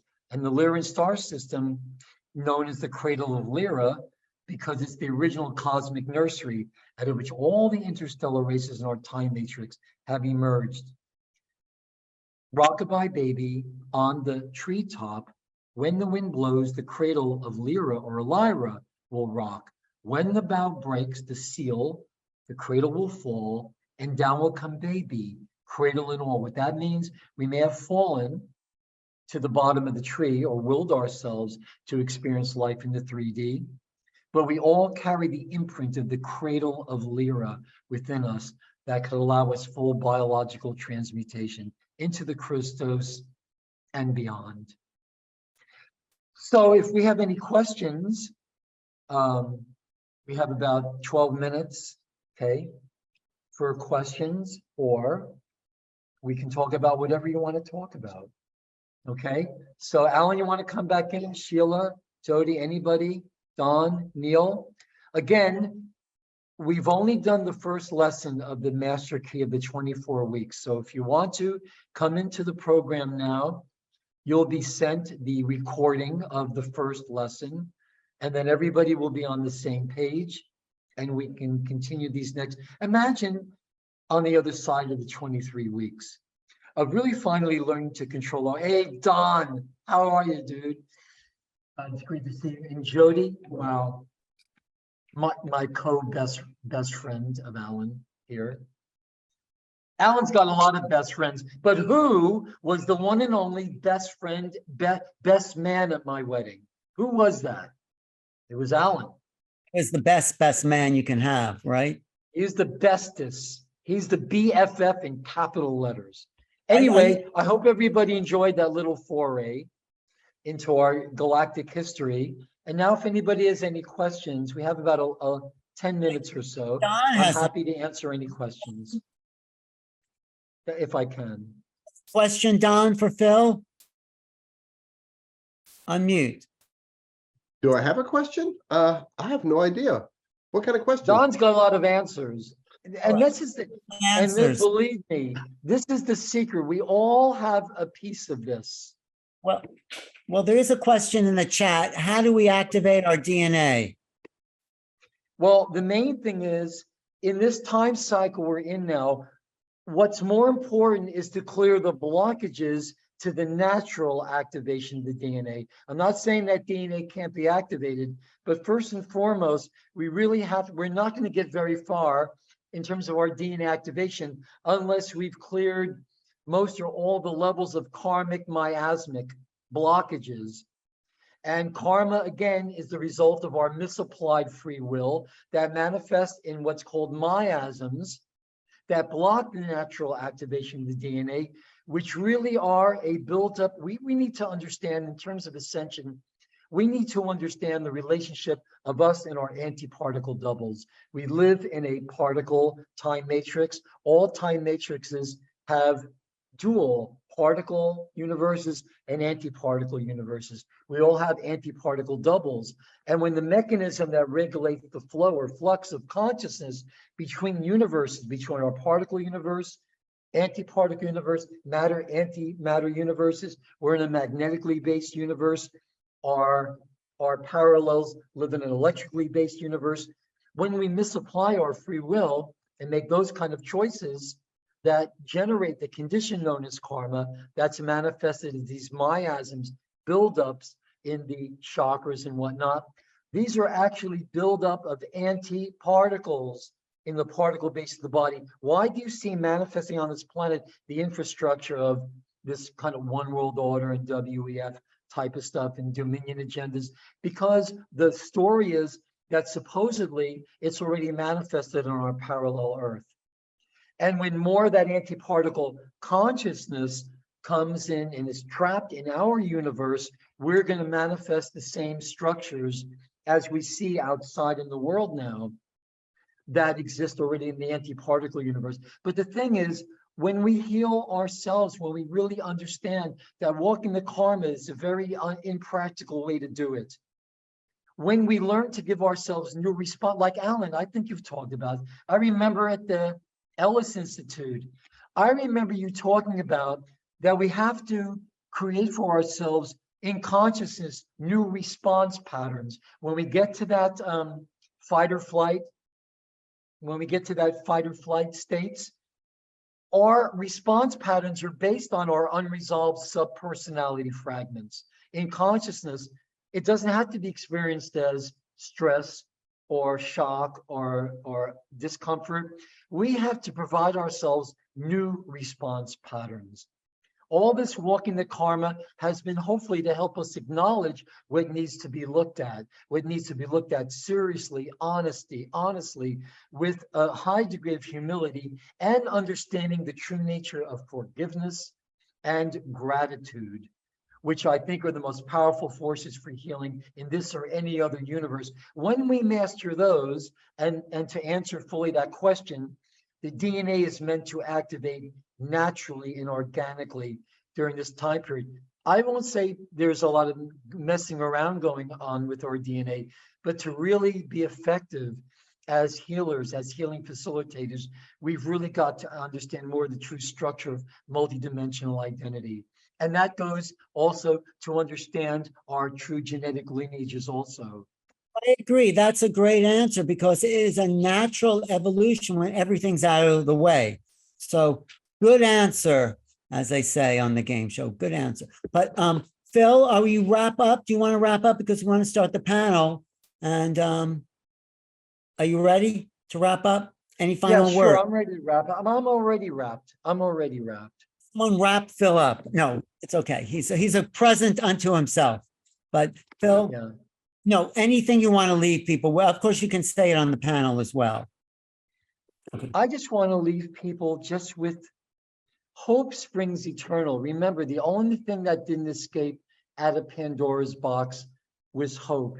As long as we're here and present, there is hope. There is the possibility, and now the probability, because the more educated we get into our true lineages, the power. Look what happens when they split one atom and we have 450 trillion cells in our body. We are so, what it was a Mandela or said that it's really our light that we fear. We're like deers caught in the collective glow of all of our headlights, you know?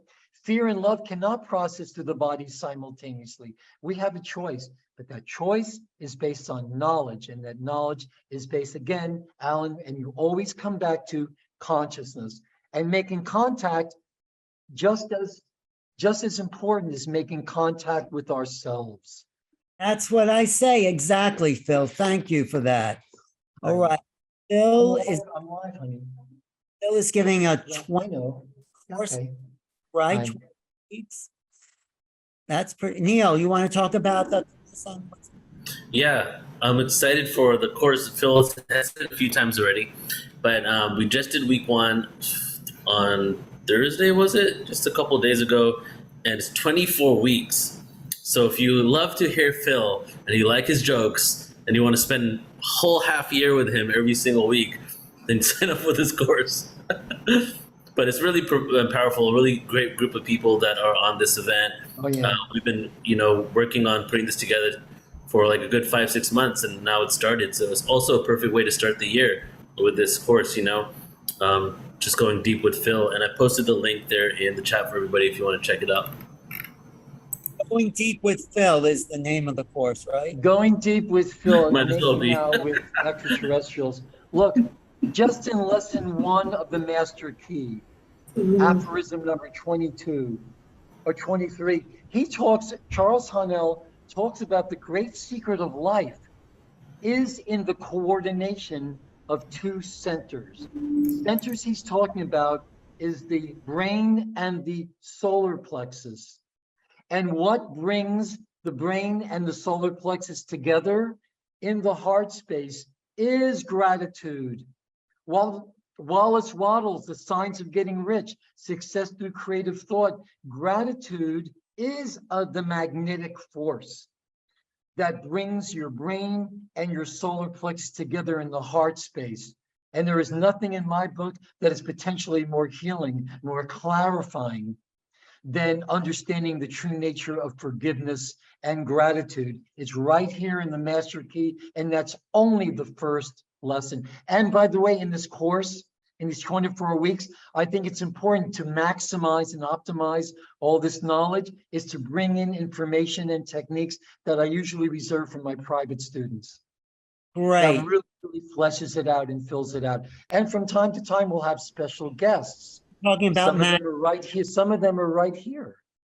You're going to be talking You know about who you are, Jody, Don, Sheila, Neil, and No, Ellen, no. and others. Are you Yes. going to be talking about Magdalene in that course? Yes, yes, absolutely. And we do take requests. Okay, Yeah. great. Okay, how about around the clock? No, okay, so I think it's time that we shift gears. And Okay. Yeah, ready to start the panel, Ellen? Should we go for it? we're going live on YouTube, so just, I'm going to phase in and out, just so you know, in and out of the panel, but I'm here. I am always with you. Phil, you're also going to be on the Awaken World tonight with Scott, right? Scott Thomas, you know that. Oh yeah, what time is that, by the way? Sound check is at, let's see, about An hour and 15 sound check. Pacific. 8. I Do don't I know have what. the link? Do I have the link for that? Send you the link for it if you don't have it. Yes. That's in about an hour from now. Hour and a half, about. an hour. Jeez. You know how we say Jesus, like, oh, Jesus Christ nowadays, when something just really blows us away? What did they say 2,000 years ago? I think they said, oh my God. Same thing Holy sometimes. Moses? I don't know. Anyway, thank you again. Thank you, everybody. Neil, Jody, Traveler Sheila, Don, everybody Phil, out there Steve, listening. And Thank you. Phil, God Phil, bless I'm you. going to be in France at the same time you're doing that tour. Don't I know that? Oh, you knew that already? Absolutely. All right, yeah, let's connect about it. A I'd little love to. birdie told me. That's Yes. fun. Okay, cool. All right, love you, thank bro. See you soon. There, your happy noodle. Okay. Okay, thank you, everybody. God bless you all. Thank you. We want your input. All right, let's start. Okay. Let the begin. Send me How do that link, Alan, because I totally forgot about it. Okay. we I'll should be ready. star tonight. All right, I'll send you where I'll send it on Facebook. Okay. Okay. Okay. Bye. All right. See you Great. soon, Phil. All right, Ellen, we're live. Take it away. We're live here as a kind of final wrap up for day one of the Galactic Wisdom Conference, created by Sheila Seppi, the genius of Sheila Seppi. Sheila, you want to just tell people who are watching now what today was all about, and tomorrow as well? You're muted. I hate that. So I know it's terrible, but yeah, I want to thank everybody for watching and everybody that was here today.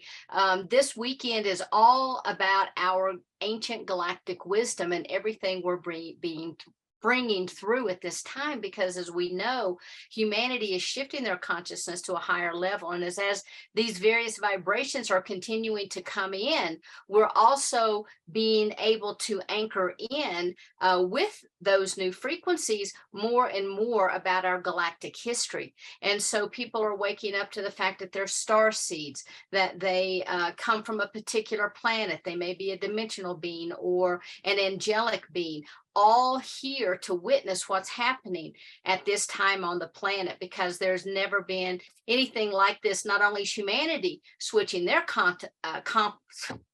consciousness, can't talk here this evening, not only is humanity switching their consciousness, we're doing that in tandem with Gaia as she herself is moving into a higher vibrational state. So we've had some phenomenal speakers today. We'll have some phenomenal speakers tomorrow, such as Nicholas David Newen, Vendeler's Celestial Owl, Maya Cristobal, Rochelle Stevenson, Hope Fitzgerald, Victoria Reynolds, and Jody Sirota will be back with us again. And then, of course, we'll have another panel at the end of the day. So I want to thank everybody for tuning in. And if you haven't already signed up, go to portal2ascension.org, go to the online conference, scroll down, you'll see the Ancient Galactic Wisdom, and you can register there for tomorrow. I also want to say if Hope wants to come on the panel tonight, since she's a speaker tomorrow, you could bring her up as well. And if there are any other speakers who are on this weekend, they can also join us tonight. And then we have a special gift tonight after the panel that I'll tell you about coming up. There's Hope. And so let me just throw out a question to you. Hey, Hope, thanks for joining us. Hope's speaker tomorrow. Neil, since you've kind of been observing this whole day, what thing really stood out for you? If you can just kind of fill that into the audience that really changed the perception of galactic wisdom.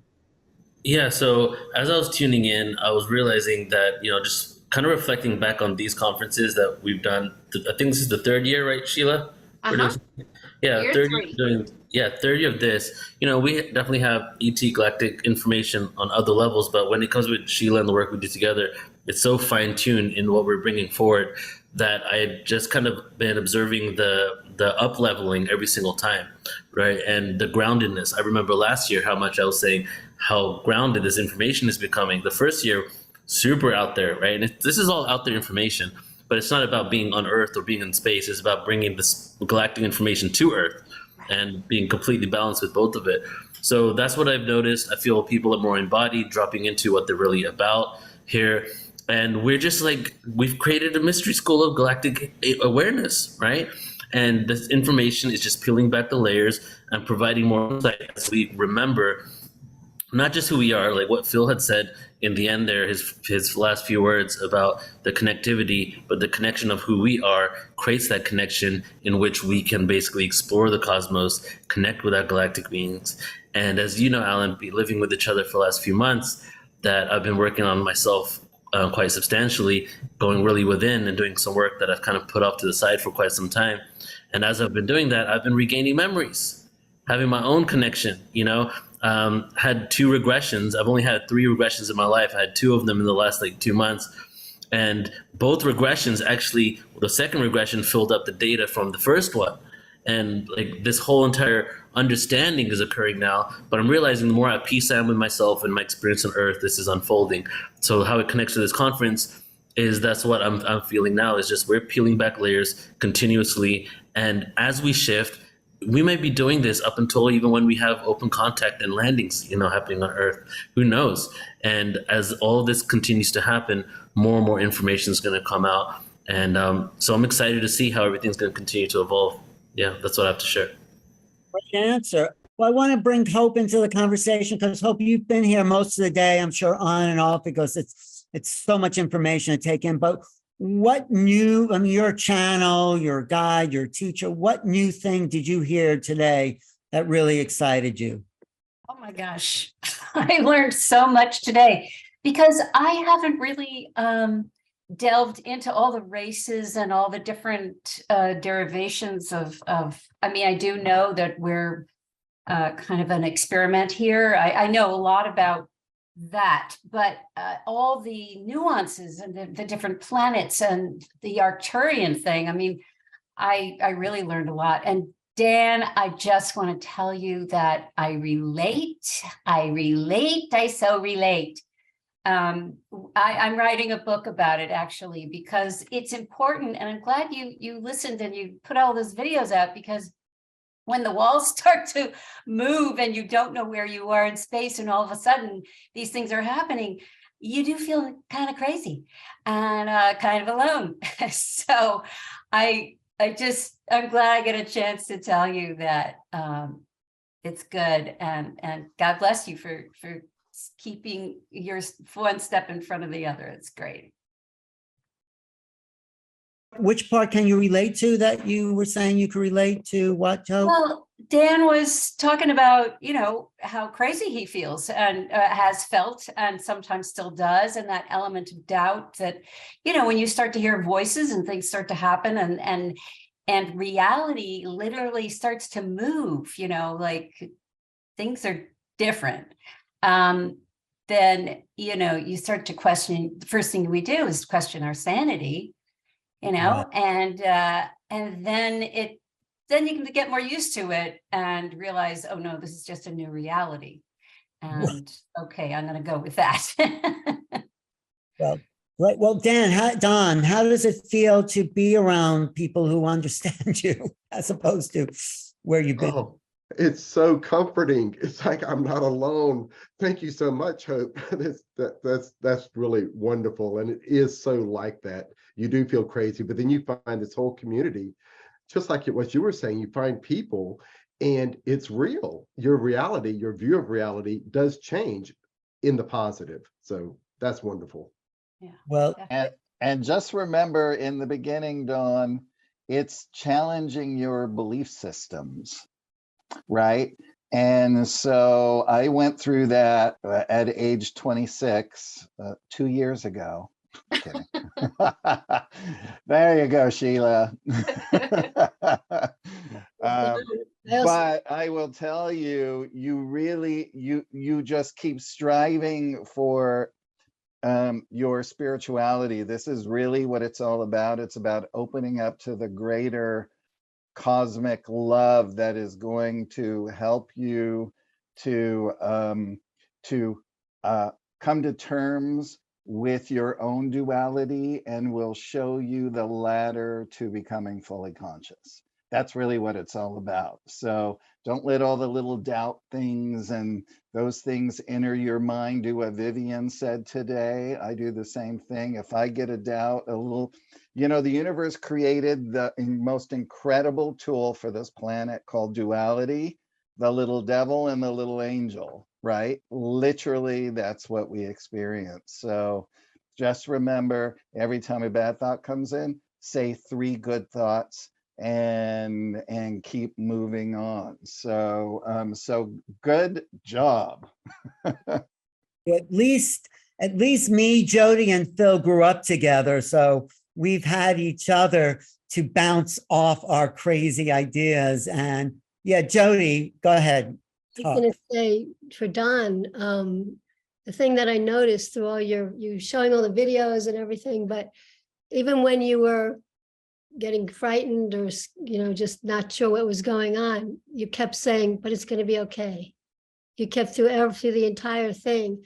I also feel like you would, we've all gone through all these shifts and changes. I'm still going through all this stuff since many years ago when I became a walk-in as well. I'm still integrating that, which I have to have a session soon with Sheila to kind of integrate a little bit more. But my experience has been mostly pretty positive, and it's been more kind of a natural progression since I'm about 19. And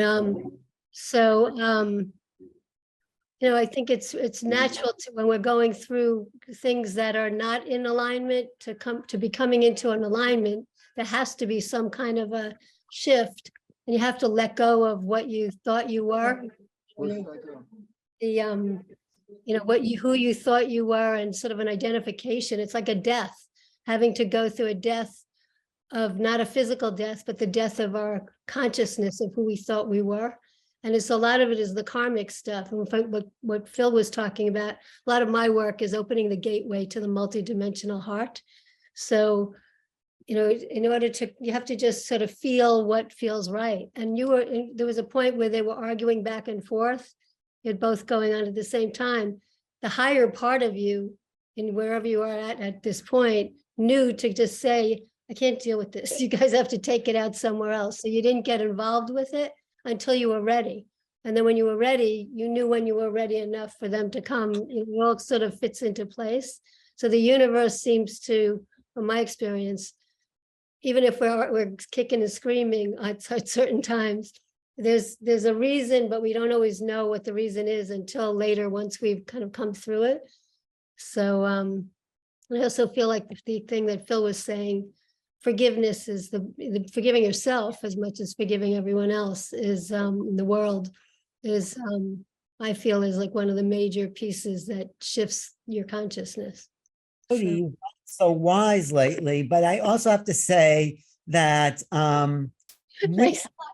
the bridge, it's going to get weirder than that. And I think this is just my feeling that we've been the front line where we, as it gets even weirder, at least we'll, because I think reality is changing as these beings show up, as the dimensions sort of merge, we'll be there saying, yes, it's going to be okay. It's like things do get weird. So we've been through a lot of this stuff. Each of us have had these intense transformative experience, but when people start to have them, now we're there. We're like the what do they call it? The emergency EMR people. Therefore, people have that's my feeling. And To have a community, or even just a few people, or one even, that to talk about these things, because if you notice from the day today, so many people have gone through so many different things, and in many different ways and similar, and it's been happening and but we really need to have community, or to have somebody in our lives that we can sort of track it with, to just kind of get to where you have to get to and guide a little bit and help you to get there within yourself. But we don't have to do this by ourselves. yeah. Hope, were you going to say something then, Sheila? I was just curious if Dawn and Phil know each other, because there were things that Phil was saying that really directly related, like the whole emerald piece. I thought, do you guys know each other? What's up? Yes, I briefly mentioned that in my presentation. I showed these videos of these experiences, and then that's when I found Phil, and he was doing a presentation that linked all these videos together, all of this. I had the experiences before, and then there he is saying all of this. So, wow. Yeah, we worked together for a couple of years. Yeah, I love him. Phil, no, Phil is a great gatherer of community, and then Phil and Sheila we're all building this alliance. This is what Sheila's vision for the Galactic Alliance was, that we can come together and people just happen, like you're isolated, you're in Louisiana, there's no one you can talk to, Don, except us. So I think Sheila's vision of building community is benefiting so many people we don't even know. Right, Sheila? You have anything to say about that? Well, yeah, our numbers that we have with our meetings on Mondays and Thursdays just continue to grow. Of course, there's like an ebb and a flow, but so many people that come and listen to the presentations are like, oh my God, they're saying exactly what I've been feeling all along. And for me, I was very blessed when I came in as a walk-in. First off, when I first came in, the soul that had been in this body was Arcturian. And so there was already this energetic framework, because I entered into the body of a very sick person. And so in order not to fry that biology, more of that Arcturian soul aspect came in, because I came not from a planet, but from a collective. But now, over time, more of the Andromeda aspects have come in, and that is fully anchored. And for the last couple of years, that's kind of what I have been operating as. And so a lot of other people, as I share my stories, they have understood that their soul was multifaceted, that they had multidimensional layers, multidimensional aspects that they were merging with, and also that they were receiving information from. So because in some situations, they may have been more Palladian, but in other situations, they may drop back into more of their Syrian self. So I think that it just depends on the person. But the beautiful thing about having the Galactic Alliance is people are like, oh, when I told my story, I thought I was going to, be weird. And it's like, no, you're just at home with the rest of us. So, when I came in, I had that spiritual teacher, but a lot of people don't. So it's really important for me to be able to offer and to provide a place of community where people can come together, and periodically, then we have what's called family night. And then everybody pops on and shares. Right. No, I want to bring Neil into this conversation because what you just said, Sheila, we're not just building a community, we're building a language, a different way. We're creating new definitions and new words that start to flourish in communities. So this is part of like reach out to, let's call them the mainstream, but what Neil and Portal to Ascension is doing is building that foundation. Neil, do you want to comment on your vision?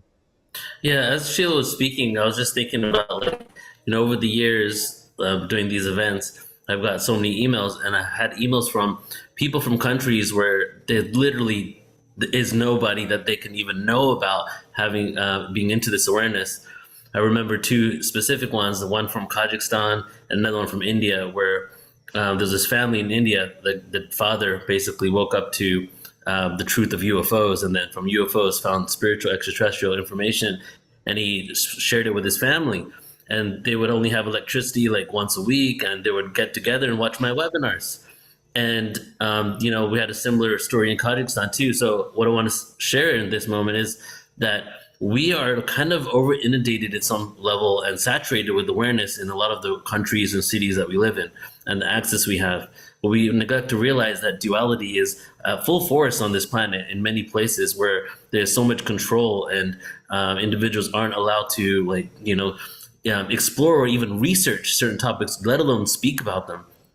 So what Galactic Alliance is, which is what Portal to Ascension is doing, is definitely allowing for those individuals to have some sort of community information. And the reason why I really resonated with when you introduced me to Sheila, and then the understanding that we were going to do something together to help create this other platform that would allow for more community conversation, was the awareness that people really need this support. And to a lot of us, I hear so much information all the time. All my conversations are about this information. All my friends speak about this. My friends are my colleagues and my coworkers.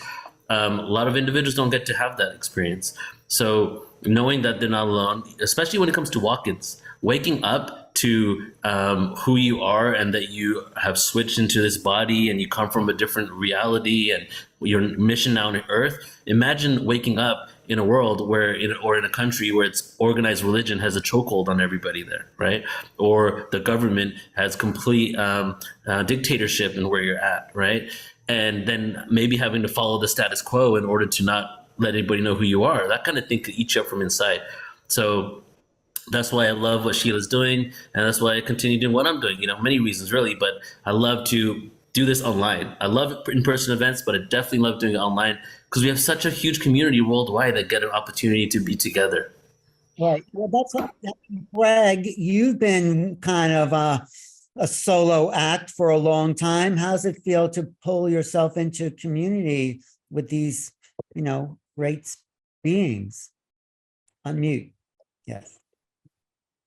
Well, I've been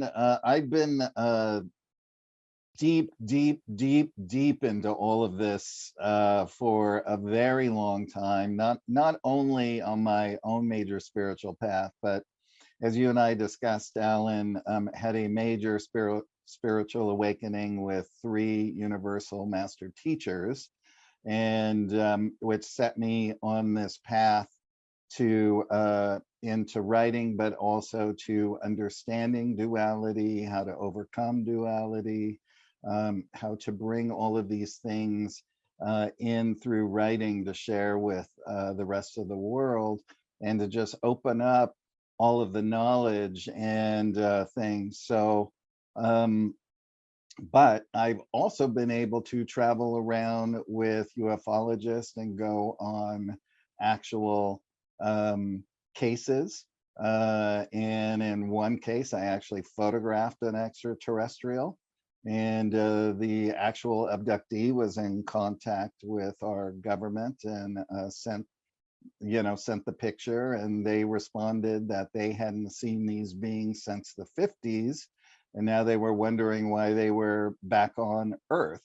So it's interesting to just hear about a lot of these different things, when you sort of out there and you have all these little feelers, you You know, we hear little pieces of pies everywhere, and it's all of us sharing it, and it's helping, you know, people like Dawn, who is just coming up with all of this. You know, you have a great support system here, all of that. And the thing is anybody who's going through this, they will always find the right people. They will find the support system.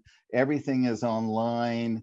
I get so many emails from everybody all over the place, and I try and help where I can. I've met, you know, abductees. I met an abductee, where they put eye implants in him, and he pulled back, and it was all the way around the back of his eyeballs. So everything he was seeing, the ETs were seeing.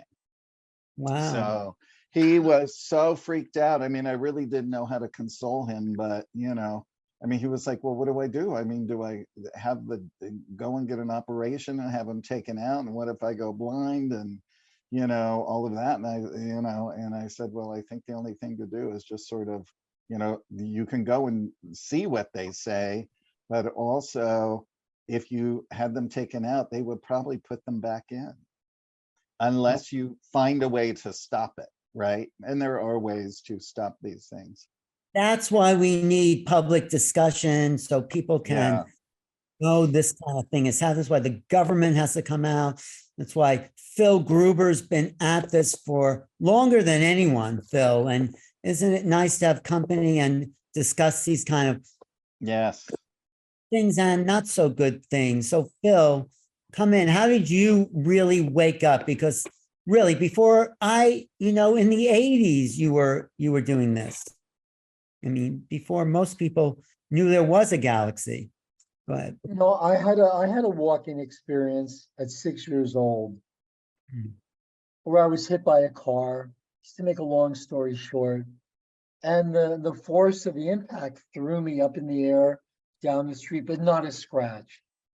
And that's when this stuff started to come in, that I didn't know what to do with it.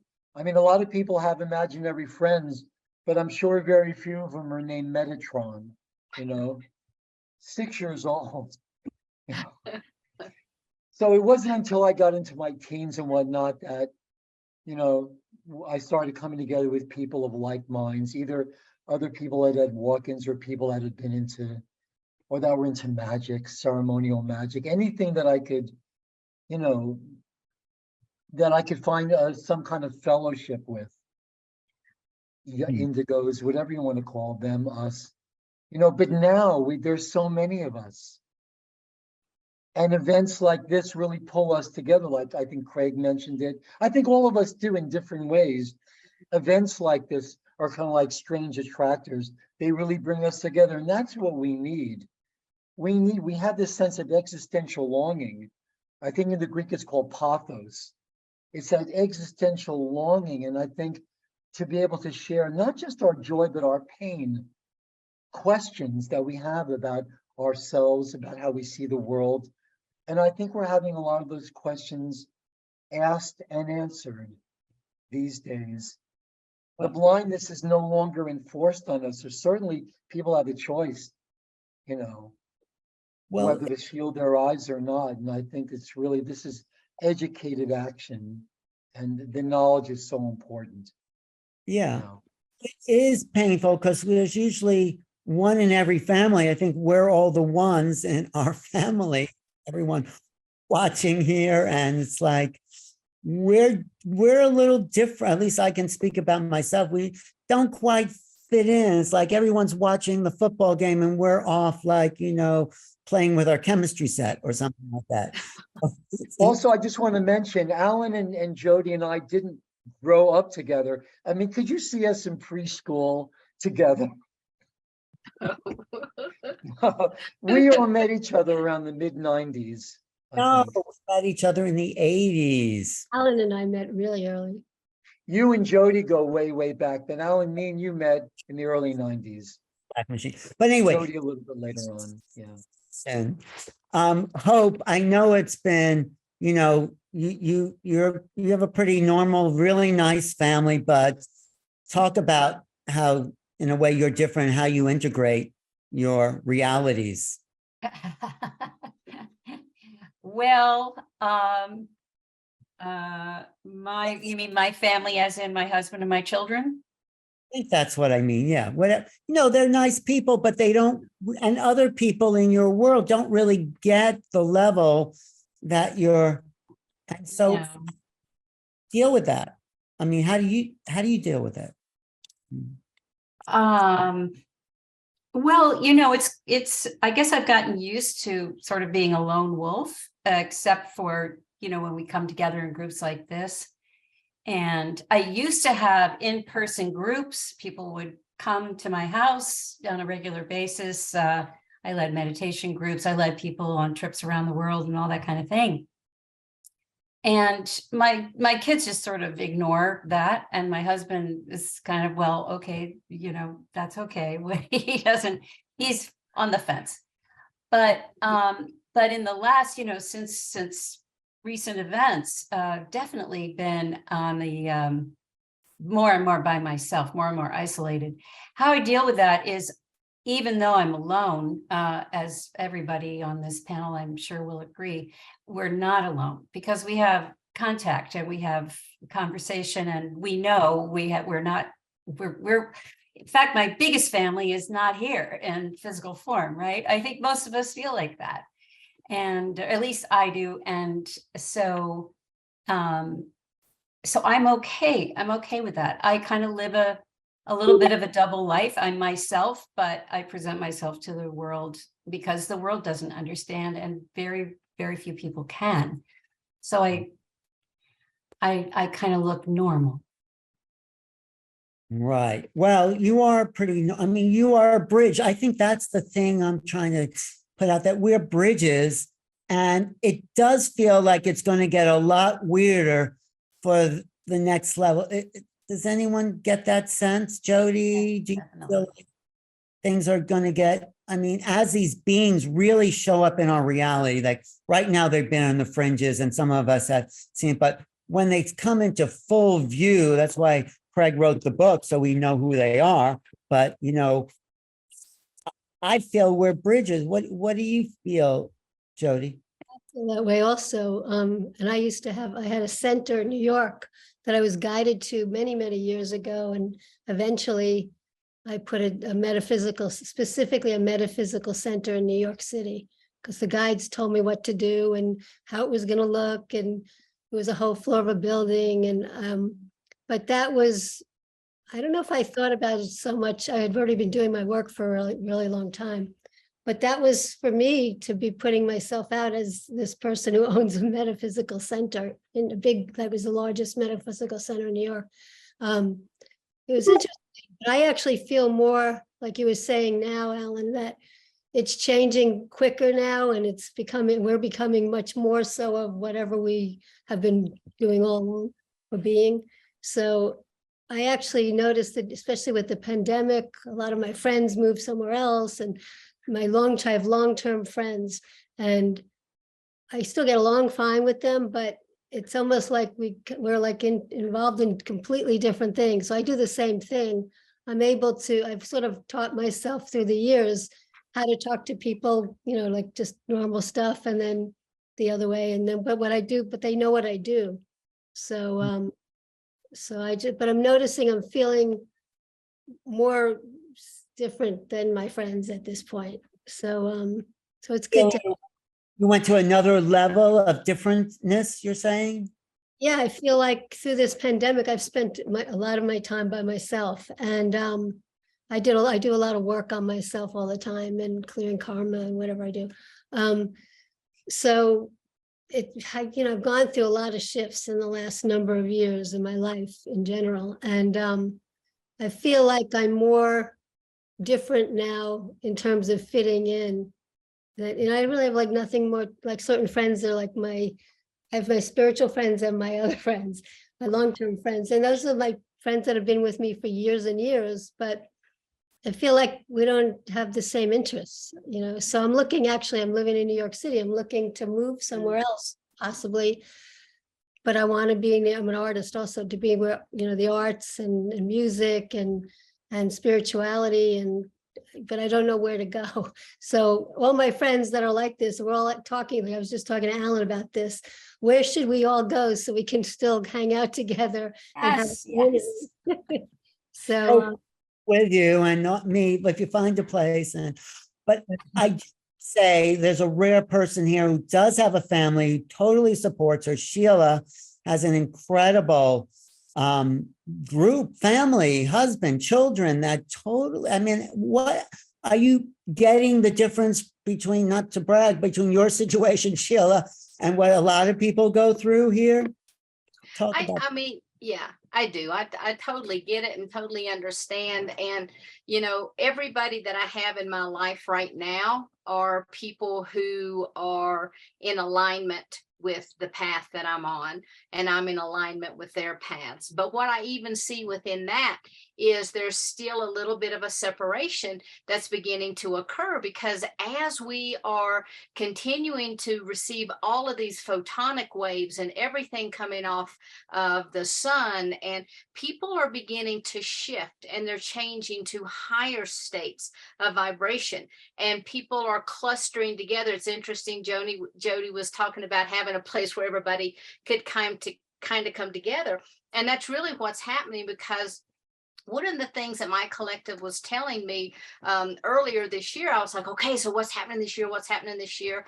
And they were telling me that this is going to be a paramount year when there is more and more and more division among the people within their own dimensional frequency ranges. And so a lot of times people might find that even good friends that they've had for a long period of time, they begin to drop away. They may find that they don't visit their family quite as often, you know, so there's these kinds of things. And there are more and more sightings, which, you know, I believe that's just kind of a way to help wake people up.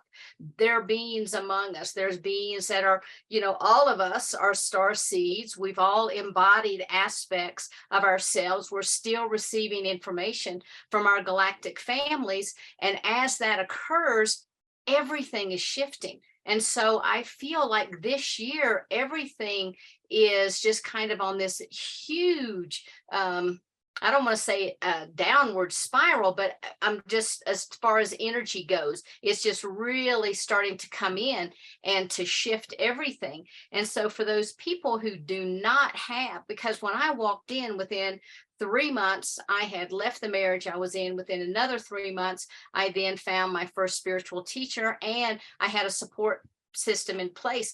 But for those 6 months, I was a crazy person, because I had no idea. I was just kind of dumped here, is the way I felt, that I didn't know what was going on. I thought I was having a psychotic break. So having a support system is huge. So if there's anybody out there that really is looking for, you know, a family, you know, come to the Galactic Alliance, watch Portal to Ascension, watch New Realities, watch all of these things that's out there. And there's so much free stuff out there now that people can watch it to help with their education. But when you're looking for community, you almost have to come to gatherings, you know, like this, or to weekly gatherings with other groups. So if you're out there, get a hold of us. thegalacticalliance.org. Don't you think that's going to hit the general population at some point soon? The fact, you know, if we're feeling weird, what were you going to say, Sheila? Yeah, I mean, I do, but I kind of see things a little bit differently, because what I think is happening right now is like within Gaia, in 2012, if this is the Earth, and then this is kind of like that etheric body that began to separate, everything now is in that 4D.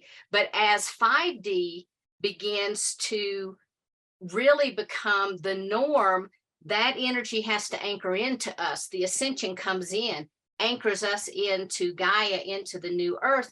And then what I believe is all of the other people will then move off into another, like into a 4D existence. I don't think they're going to have to go back through a lot of the 3D, because even in 4D, all of us have that opportunity. We can rise to a 5D or even 6D consciousness, but then that phone rings. It's like, right back to 3D we go.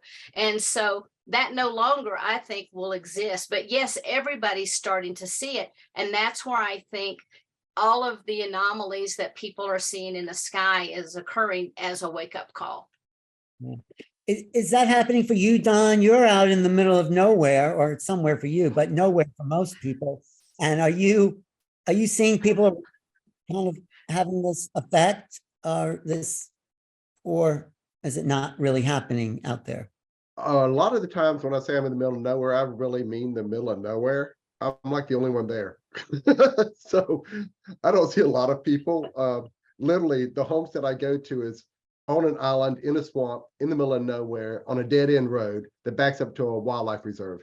There is no one.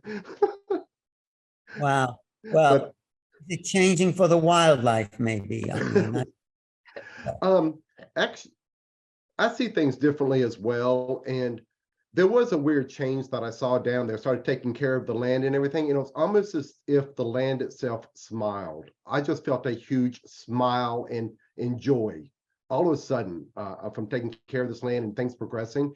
And it wasn't me, it was something else. And it was just joy. wow. Wow. How about you, Craig? You're out, not in the middle, you're right in the middle of it all. So. I'm in Hollywood.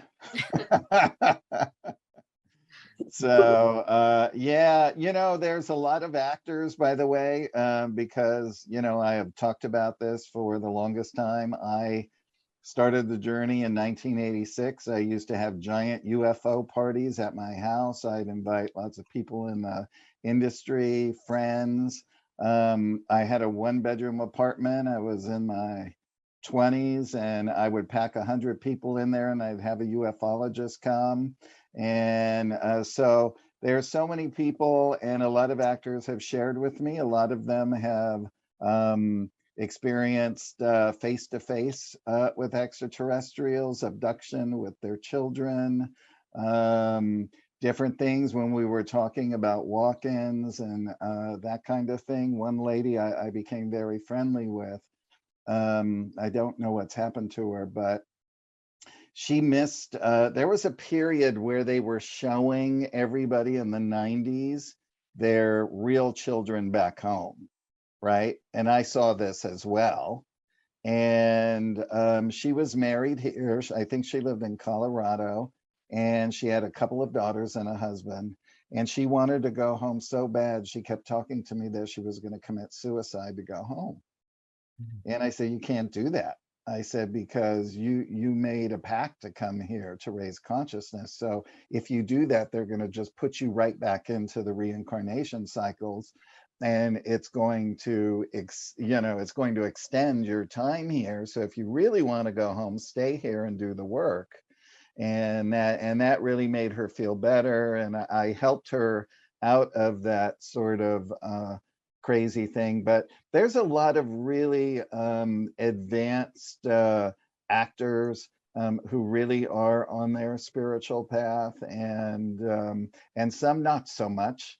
But it's but there is a big community here. I mean, I myself, in the early days, I would just go and hear everybody I can speak. I think I saw Marianne Williamson speak like 100 times, because she spoke every single week, and she was so prolific and helping people. I remember Anthony Perkins standing up and asking her about AIDS, because he had AIDS at that time, and just the eloquent answer that she gave him.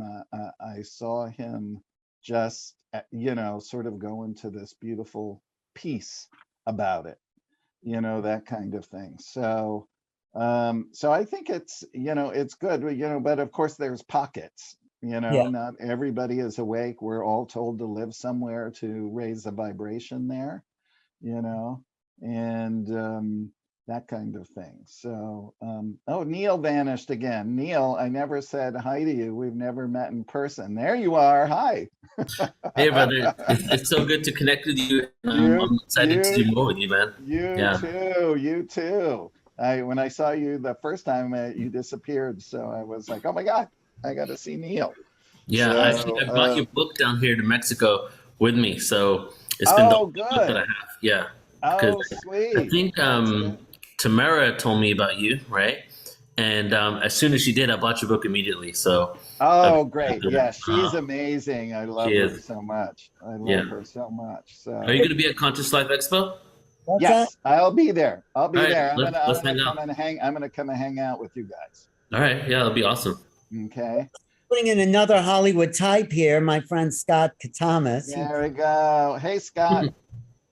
He's from there, and it's the Galactic Wisdom Council to end with this panel. It's going to continue all through the night. Scott is hosting a special program on the awakened world, which will continue this. And here it is. Some of us are going to be on there tonight. Scott, do you want to tell people how to join in there? Yeah, absolutely. Hey, everybody. Good to see you all. And thank you. I see a lot of old friends that I've worked with before and been on previous shows. And looking forward to some new friends that I'm going to be meeting tonight, Hope and Phil. So good to see you. So yeah, if you haven't registered yet for the Global Peace Tribe, this is an amazing organization. Again, it's very similar to a lot of, I think Sheila and Alan and probably just about everybody on this panel is somebody who's dedicated to building community. You know, we've had our experiences. I've been producing television shows about UFO and this sort of thing since the early 90s. I was a producer on a show called The Other Side back in 1994. And I've been doing Strange Universe, Borderline, and all that. So we all have kind of come together as this quickening is happening, as this awakening world is happening. And a wonderful way to do this is through these online shows. I've been hosting and producing 3 shows every week under the banner of the Awakening World. Wednesday nights, Saturday nights, and Sunday mornings.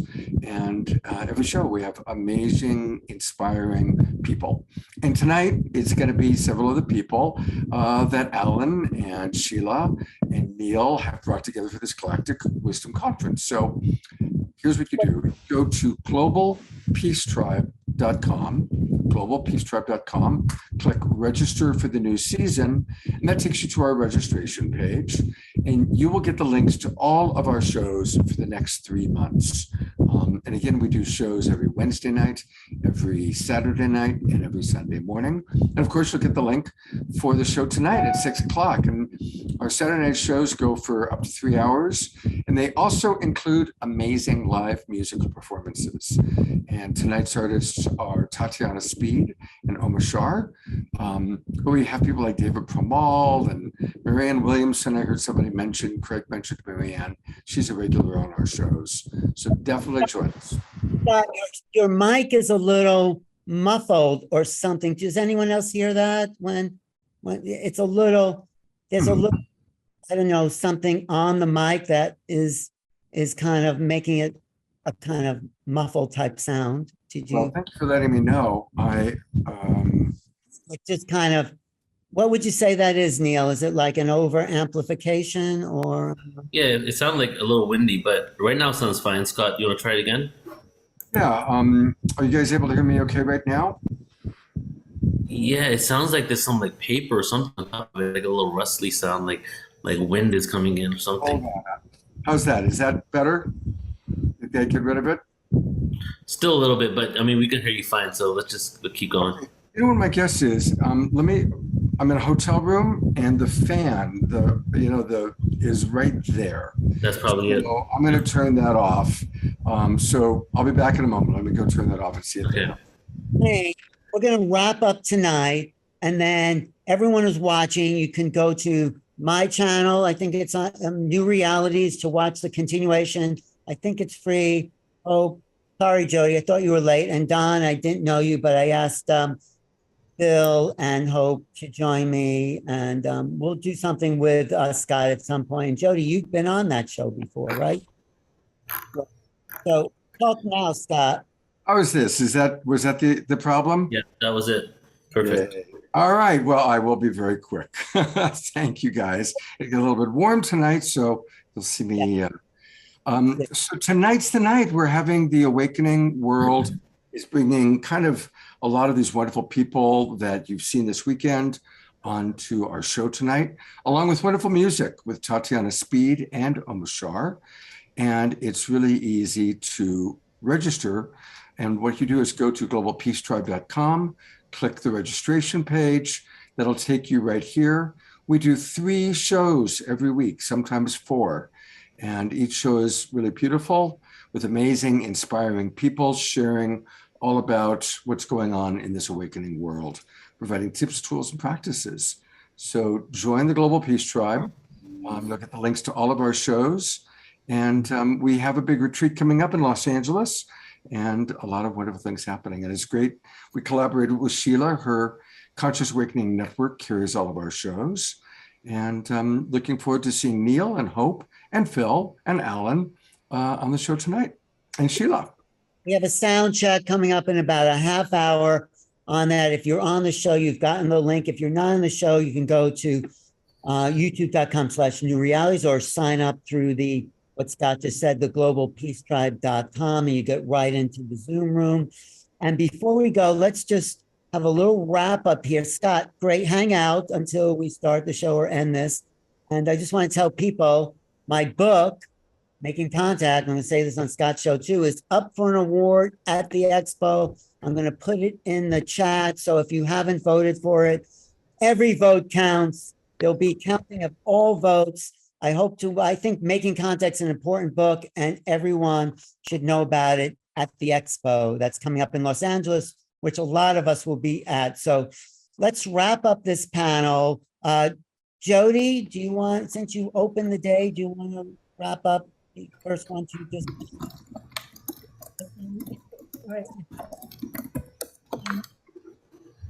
Guys, this galactic community is emerging because of Sheila's vision and Neil and mine. And I'll close out with some poetry if that's okay after we're done with Jody here. I'll just do a prayer. So everyone just close your eyes, take a few deep breaths, and start to relax and tell yourselves that all that you heard today or experienced is for the highest good. You're here because of being guided to be here, to be part of this community, if you choose. And as you're breathing, just feel your heart opening and feel your connection to all the different things that have been spoken about today. And know that we're all coming from a place of oneness, that we all come from the same place as souls. And we're all here also to acknowledge that we are part of the earth experience now. So it's important to stay grounded and anchored using the gravitational pull of the earth to help us to anchor even more so that we can utilize all the wisdom, these teachings that we've experienced in so many different time frames, and that as we even call upon those wisdom teachings from the galactic understanding, that we can bring that awareness into our bodies through us to create the kind of world we want to live in and the way that we want to feel within a physical body, a spirit in physical form. We've come here to make a difference and to experience all our gifts and know that we are a gift to ourselves and to the world as you take your rightful place of who you are in this experience, having made this choice to be here, to be supported, and to know that we're never alone. So allow ourselves, everyone, to just keep our hearts open, forgive anything and anyone, yourself and others, for anything that you need to forgive for, to give you the opportunity to move forward from all the pasts that have kept you in a perception of limitation. So give thanks now and know that we're blessed to know each other now in the way that we do. And we're blessed to have future opportunities through all the things that everyone is offering through their gifts, and to know that we all make a difference. Shalom Malachi Achar.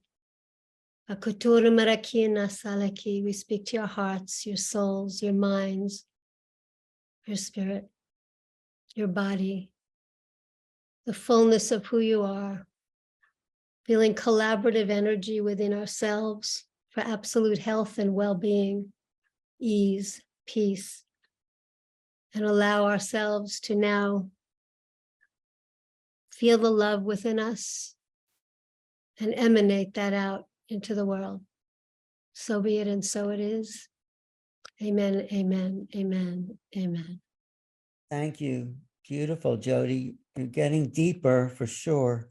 So it's up to you, but I want to thank Sheila and Don, Hope, and Phil. Of course, we'll see you in about, and everyone else who's been here online for this and on the Zoom all day with us. It's been a great bunch of people and a great community.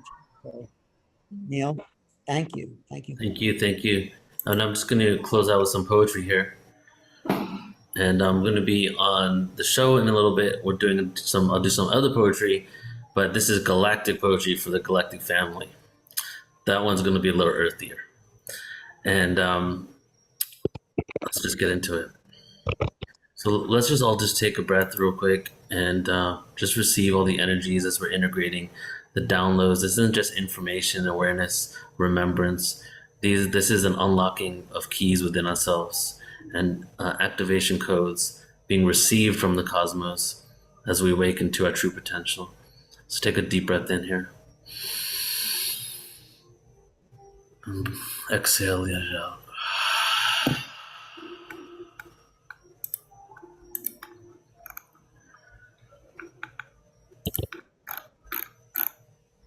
It's just another day. Sun cast away hiding in space. New moon appears to black the sky fades. Pluto in retrograde. Saturn's rings. I feel gravitationally pulling as Jupiter is the king, protecting Earth's inhabitants from the asteroid that sings. A chapter of a story. Another one closes. A new species arose with self-awareness, genetically changed, mutated neural networks within our brains to construct limitation of mind. To move away from the God inside, consumed with temptation and bribes, fed greed and lies from the elite who thrive off contractual linear time. Blocking the subconscious science that we are all one. Crop circles of sacred geometrically run, universal abundance, moving away from the worship of the sun, leading nations with bombs and guns. We were all victims to our own creation, to the evolution of the Masons. So I'm pacing back and forth, smoking herb on my porch, looking at the skies, contemplating why I chose to come down this time, contemplating it will be time for all humanity to thrive. As an Arcturian warrior of light, I gave up trying to fight. Now I embrace the upcoming arrival, the evolution of our godly race. There will be no more denial. There will be no more denial. There will be no more denial. Uniformation. Across all intergalactic nations, incarnate in this world we are facing, reflections of ourselves. Reminder of the disconnection from source, governed by the moon, turned into werewolves, crater of our reality but still controlled. Paradoxically living, intuitively gifted, karmic veils are henceforth lifted. Through the sands of time we are sifting. Through the vibrations we send our message. The frequency has risen, the resurrection of the first Christian, not external but the one within, men and women. Split from the original celestial division, the galactic mission has been given. It is simple and clear. Take the wheels of this planet and steer through the nearest black hole, in which we will exit out of a white hole. I'm another universe, I'm another one verse, one celestial song.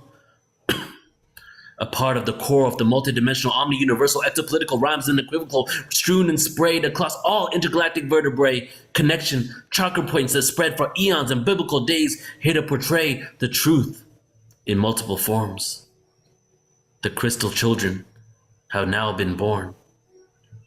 It is time to terraform and co-create our new cosmic fate amongst the stars and races throughout all of space. It's time to co-create a new cosmic fate amongst the stars and races throughout all space. Right. Is that a good way to end, or you have one more? No, that's good. That's it. That's all I got. Vivian just popped on. But If- thanks, and we'll see you though in about a half hour for the show tonight.